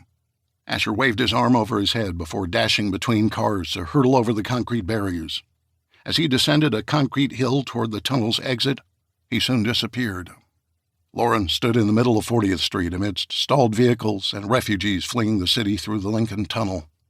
Despite the fact that she was surrounded by hundreds, if not thousands of people, she'd never felt more alone in her life. Chapter 58, Sunday, Cubbison's Farm, Harford, Pennsylvania. Emma's and Luke's day was coming to an end. They both flopped into the Amish-made rocking chairs that lined the covered porch of the market. The building, which resembled a smaller version of a Cracker Barrel restaurant, featured windows that opened on hinges and 2 barn doors on rails for an entry. On any given day, the 8 rockers that lined the wood decking would be occupied by visitors. As the sun began to sink over the horizon, it was Emma and Luke's turn to relax. Emma delivered her sweat-soaked son a lemonade with a real bonus: ice cubes. "Ain't we fancy?" Luke said with a chuckle as he held the glass up high to admire the 3 cubes of ice. "I found some ice trays in one of the kitchen cupboards this morning. After wiping them clean, I stuck them in the freezer for a special occasion. I thought we deserved an honest-to-goodness cold drink." Luke reached across the arm of his rocker to toast with his mother. They both took a sip, allowing the fresh lemonade to linger in their mouths to savor the flavor. I'm really surprised at how much we got done today," said Luke. Emma swallowed hard and nodded in agreement. "At one point, I thought I'd lost a page or 2 from the to-do list." "I like staying busy," said Luke. "It made the time pass. I hate saying this, but I didn't worry much today. Somehow, I know everything's going to be all right." Emma honestly agreed. She didn't expect them to return this soon, or the next day for that matter. During one of their middle-of-the-night convos before John left, they discussed the possibility of the truck breaking down and the bikes being stolen. John had warned her it might take 10 days to 2 weeks to walk to New York and find their daughter and Sam before walking home. "They'll be fine. We have to be patient and do our part to hold down the fort until they get back." Luke pulled out a sheet from a notepad that was filled with moisture due to the humidity. "I knocked the most important things off my list. Tomorrow I can help you, or I can start my routine. Just like always." "Same here. Other than watching over the gardens, there's nothing to plant or harvest for a while. If the heat continues, the growing season may be extended. I'm going to think about what I can plant now to harvest before the first frost. Leafy greens come to mind." "Mom, we still have the materials to build a small greenhouse. You want to do it?" "I thought about it, but I wanted to wait for your dad and Grandpa to help. I want to put it just outside the—" Before Emma could finish her statement, Luke jumped out of his rocker and stepped to the edge of the porch. He cupped his eyes as he was blinded by the setting sun. Luke's voice was full of excitement. "Oh, I see them. I see them walking down the road toward the driveway." Emma didn't have to look at Sam's pocket watch to be skeptical. It was possible, but the turnaround would have been much faster than imagined. He hopped off the porch and began to walk briskly toward them. Emma reached behind her to retrieve her hunting rifle. She raised it toward the group of 4 and squinted her eyes to view them through the powerful scope. "Luke, get back here now." Luke was puzzled. He turned toward his mother and back toward the people approaching. His mom shouted again, "Luke, get your rifle." He turned in a hurry toward the market. His feet slipped slightly on the loose gravel, causing him to stumble. After regaining his balance, he rushed onto the porch and grabbed his rifle, which had been propped next to his mother's. He reached his hand to his waistband to confirm the presence of his pistol. Like his mom, he used his scope to view the people coming toward them. 3 men and a young teenage boy. All were carrying hunting rifles, except for one man who had an AR-15. Luke immediately recognized the weapon he'd asked his father to buy for him on multiple occasions. John never did. Emma moved slowly to her left toward the barn doors that had remained locked with a chain and a heavy-duty padlock. She eased her body behind a log post holding the porch roof up. Luke moved away from his mom and did the same. "That's close enough," Luke shouted to the group, who immediately stopped. He and his mom exchanged glances and nodded to one another in support. "We're looking to buy some food," the oldest man said as he stepped forward. Slowly but noticeably to Luke, the other 3 laid back a few paces and spread out as the man talked. Luke got the sense they'd rehearsed how they'd approach the family's market. "We can't take credit cards," said Emma in a raised voice. "We have cash." "No cash either," said Luke. "We're not selling any food out of the market right now." The intruders stood silently as the sun began to set behind them. "You were a few days ago. Some of us been in your store. There's plenty to help out a neighbor." "Or 2, shouted the man wielding the AR-15. Emma's mind raced. This was the type of confrontation John had warned her about. They were outgunned by men who appeared more experienced with their weapons than she and Luke were. "Over the next few days I'll be doing some canning. Come back on Thursday." "Tomorrow, lady," shouted another man. "We got babies to feed." "Thursday, and bring things to trade. Cash or credit doesn't work anymore." "Like what?" Emma was too nervous to remember her list of needed supplies. She blurted out the first thing that came to mind. "Ammo." The men burst out laughing. "Fat chance, lady," shouted one. "I got some ammo for you," hollered another as he cackled, clearly pleased with himself. The leader turned and calmed down his crew before addressing Emma. "Here's what you're going to do," he said. "This time tomorrow night, you're going to load up some boxes or crates with some of those jars from those shelves inside." "We want a cow, too," the mouthiest of the group shouted. Emma didn't know how to respond, so she didn't. She needed to bide her time, hoping that John would return with the rest of her family. Now was not the time to fight. When they didn't get a response, the four men turned around and began to walk away. "Tomorrow, same time," shouted the leader over his shoulder. "Yeah, this ain't over, lady," yelled another. Neither Emma nor Luke spoke a word for a moment until the men disappeared into the darkness. It was Luke who broke the nervous silence. "What are we going to do?" he asked. "I don't give in to terrorists," said Emma angrily. She gritted her teeth and snarled as she spoke. "Between now and then, we'll keep an eye out. If they return tomorrow evening, we'll have something for them." She lowered her rifle.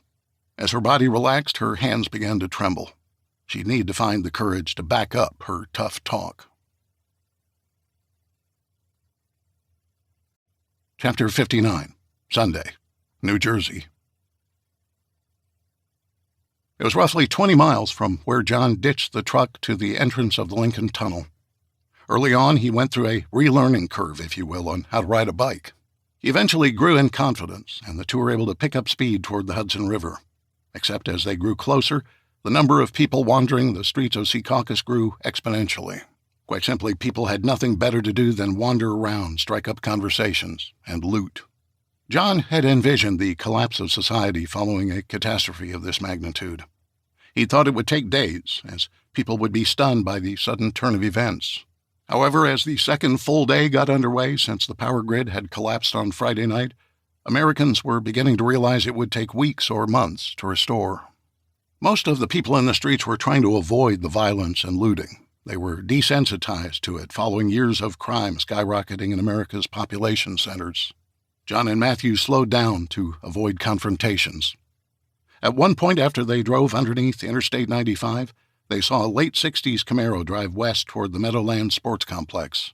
The car was blaring its horn to force people out of its way. It weaved in and out of stalled cars until it reached the bridge over the Hackensack River, where it ran out of roadway. That proved to be the end of the road for the vehicle and its driver. A mob of people descended upon the Chevy, pounding on the hood and fenders of the pristine classic car. One young male bashed in the driver's side window with a tire iron. Then he bashed the face of the driver. Like a pack of wild animals, the onlookers dragged the man into the street and rolled him over, searching his pockets for money. Another onlooker jumped behind the wheel and tried to back away, intent on keeping the car for himself. This angered the young man with the tire iron, who began beating the glass out of the car before jamming the chiseled end into the driver's neck. Like a train wreck that they couldn't look away from, John and Matthew watched the events unfold from afar. They straddled their bikes, glad they hadn't attempted to drive the vintage pickup into the city. They might have suffered a similar fate as this driver. They decided to turn off the major thoroughfare leading to the Lincoln Tunnel. The small side streets were not shown on the page of the atlas that John had torn out of the book, but he was able to navigate easily. They focused on keeping the freeway leading to the Lincoln Tunnel entrance on their left while traveling through the township of Weehawken. John was feeling better about their prospects and tried to push the return trip out of his mind. They were drawing the attention of the locals, and a few shouted at them from time to time.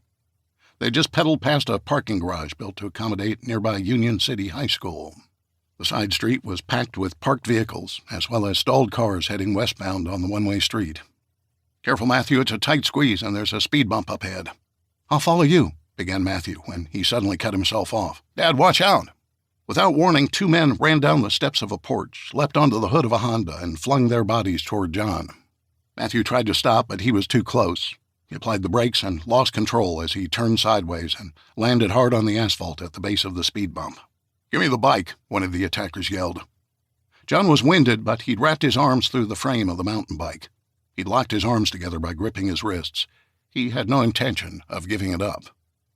Frustrated, the men began to swing wildly, punching John in the back and sides. A third man appeared from the porch. He was older and not as maniacal as the teens. He grabbed Matthew's bike and tried to jerk it away. "This dude's got a gun," shouted one of the initial attackers. What happened next was something Matthew wouldn't be able to explain. Something came over him that was instinctive and born out of the need to survive. Yet it would come naturally to people who'd been trained by the military or law enforcement. He rolled over the speed bump and rose to one knee. He pulled both the .44 Magnum revolvers simultaneously. When the first teen grabbed his dad's weapon, Matthew identified his priority target. He aimed and didn't hesitate to squeeze the trigger. Each Ruger released a round that sounded more like a cannon as the report echoed off the parking structure on one side and the two-story brownstones on the other. The teen who'd tackled his dad and stolen away his pistol never had a chance. The powerful ammunition was merciless as it tore through his chest, leaving gaping holes in front and back. The other teen's face was left covered in bloody gore, causing him to freeze in shock. He sat on his knees, unable to move or scream, waiting for Matthew to execute him. Matthew angrily scowled at the assailant as he took a step forward toward the young man. "No, please," shouted the old man, who dropped Matthew's bicycle and raised his hands. "Please don't kill my son. Just go."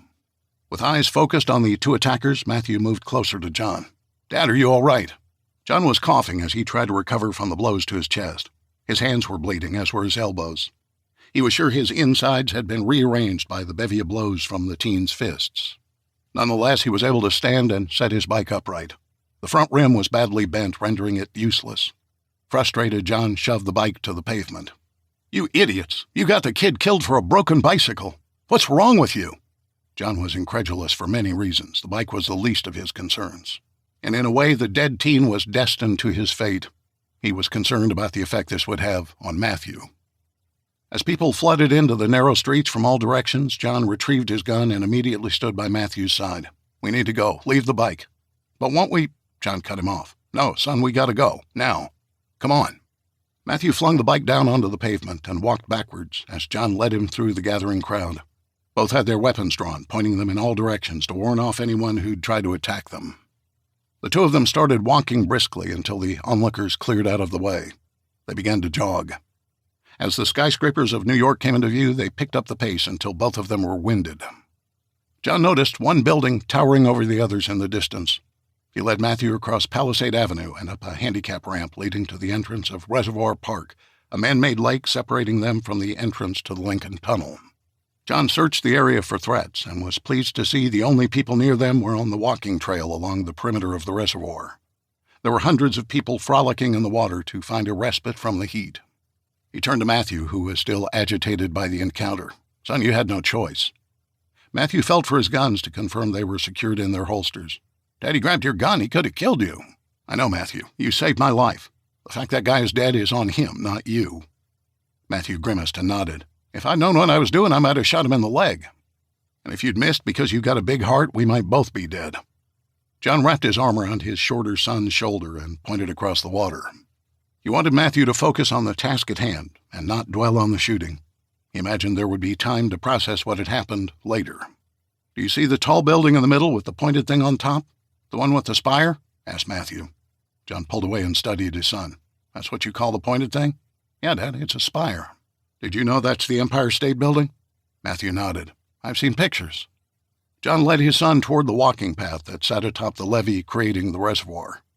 There were few people watching the activity in the water, but none of them appeared to be threatening, just bored. They walked around to the other side and past a row of brownstones with a view of the Hudson River. John led the way to an embankment leading down to the roads below that stretched along the water's edge like spilled spaghetti. Cars and trucks sat in all directions, dead on arrival. Matthew pointed to his left. "I see the tunnel entrance over there." Multiple lanes entered and exited the Lincoln Tunnel. Orange cones were lined up to mark the lane boundaries. Like the surrounding roads, vehicles dotted the concrete in various states of unexpected expiration. But that wasn't what struck John as he stared down toward the tunnel entrance. It was the hundreds, if not thousands, of people pouring out of New York City. Nobody was heading in the other direction.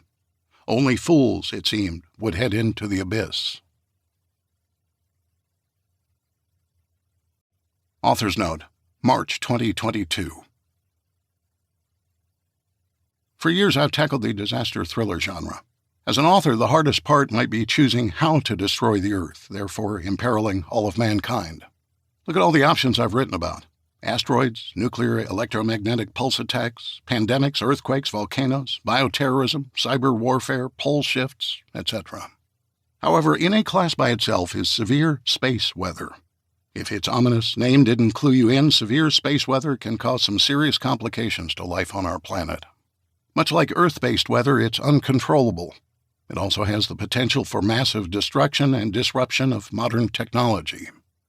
Imagine the collapse of power grids in seconds, radio blackouts, satellite interference, and airline operations disruptions in less than a minute. Without electricity, how would you communicate with your family, call 911, get clean water, or keep food from spoiling? With a radio blackout, how would airplanes land safely? Massive solar flares have the potential to change life as we know it. Now, if I haven't gotten your attention, let's take a look at the science and a little history, shall we? Severe space weather is the result of large-scale eruptions of plasma and magnetic fields from the sun's corona. Known as coronal mass ejections, CMEs, these eruptions can cause magnetic storms in the magnetosphere and Earth's upper atmosphere, which can damage power lines, cause blackouts, and even dislocate Earth's radiation belts, damaging satellites. Thankfully, such magnetic storms are classified as low frequency but high impact. To be an impactful magnetic storm, CMEs from the solar disk must be fast and massive, launched from near the center of the sun, and directed toward the Earth's magnetic field. CMEs also need to have a strong magnetic field with the opposite orientation of Earth's own magnetic field. Although classified as low frequency, when these conditions are met, CMEs are high-consequence occurrences. Here are some examples. In recent history, the collapse of the Hydro-Quebec grid occurred in March 1989, leaving the province of Quebec without electricity for 9 hours. The outage closed schools, businesses, public transportation, and grounded flights at Dorval Airport. Citizens found themselves stuck in traffic on darkened roads without street signals, and many workers were stranded in office buildings, elevators, and stairwells. The storm was felt in other parts of North America as well, with approximately 200 solar storm-related events reported, including the failure of a transformer at a New Jersey nuclear power plant. Amazingly, the 1989 magnetic storm that struck Quebec pales in comparison to other magnetic storms in our history. The strongest storm in recorded history to directly impact our planet came in September of 1859. The CME behind the Carrington event, as it became known, was first seen by Richard Carrington, a British amateur astronomer. Nearly 18 hours after it was observed, the powerful CME impacted the Earth's magnetosphere, triggering a severe geomagnetic storm that disrupted telegraph networks around the world. The rare, fast-moving CME hit the planet with highly charged particles that enveloped the northern hemisphere. Telegraph operators were electrocuted, and fires were ignited as flames traveled along the telegraph lines. The 1921 geomagnetic storm, also known as the New York Railway Storm, included geomagnetically induced currents that would have been 10 times more intense than those responsible for the 1989 Quebec solar storm. Taking place over several days in May 1921, the New York Railway Storm is widely considered the largest recorded in the 20th century. It is this perfect solar storm event that forms the scientific basis for my book series. What if fiction becomes reality? A word of caution when thinking about history and the timeline of events. It's easy to dismiss any discussion of past catastrophes when one considers events like supervolcano eruptions taking place every 700,000 years, as in the case of Yellowstone. Massive solar storms occur far more frequently. Let's look at a recent event from just 10 years ago. On July 23, 2012, 2 CMEs erupted from an active patch of sunspots on the far side of the Sun, which is monitored by the Parker Solar Probe that circles the Sun ahead of Earth in the same orbit. Emerging about 15 minutes apart, the CMEs quickly merged into one massive shockwave of charged particles that washed over the probe's sensors. Behind the shockwave, this energy raced along at 2,250 kilometers per second, 5 times their normal speed at Earth's distance from the Sun, and the magnetic field strength there was more than 10 times that normally seen at Earth's orbit. If pointed in our direction, such a combination would have produced the strongest geomagnetic storm to have struck Earth in history. It could have knocked out satellites and earthbound power grids, researchers say. Fortunately, the event, a prime example of a perfect storm, was directed into a region of space where the solar wind and the magnetic field had been weakened by a solar flare 4 days earlier. Well, the flare occurred in Earth's orbital plane. The particles missed us by the equivalent of 9 days. Similar to the Carrington event, the particles traveled from the Sun to the Earth in just 17 hours. Had Earth been in the way at the time, the global damage toll would have crested the $10 trillion mark, the first 14-figure natural disaster in history. It was only luck that caused this perfect storm to miss us. I add this example as a word of caution to us all. These severe solar storms happen with regular frequency. We dodged a powerful, catastrophic solar flare in 2012. Next time, we might not be so lucky.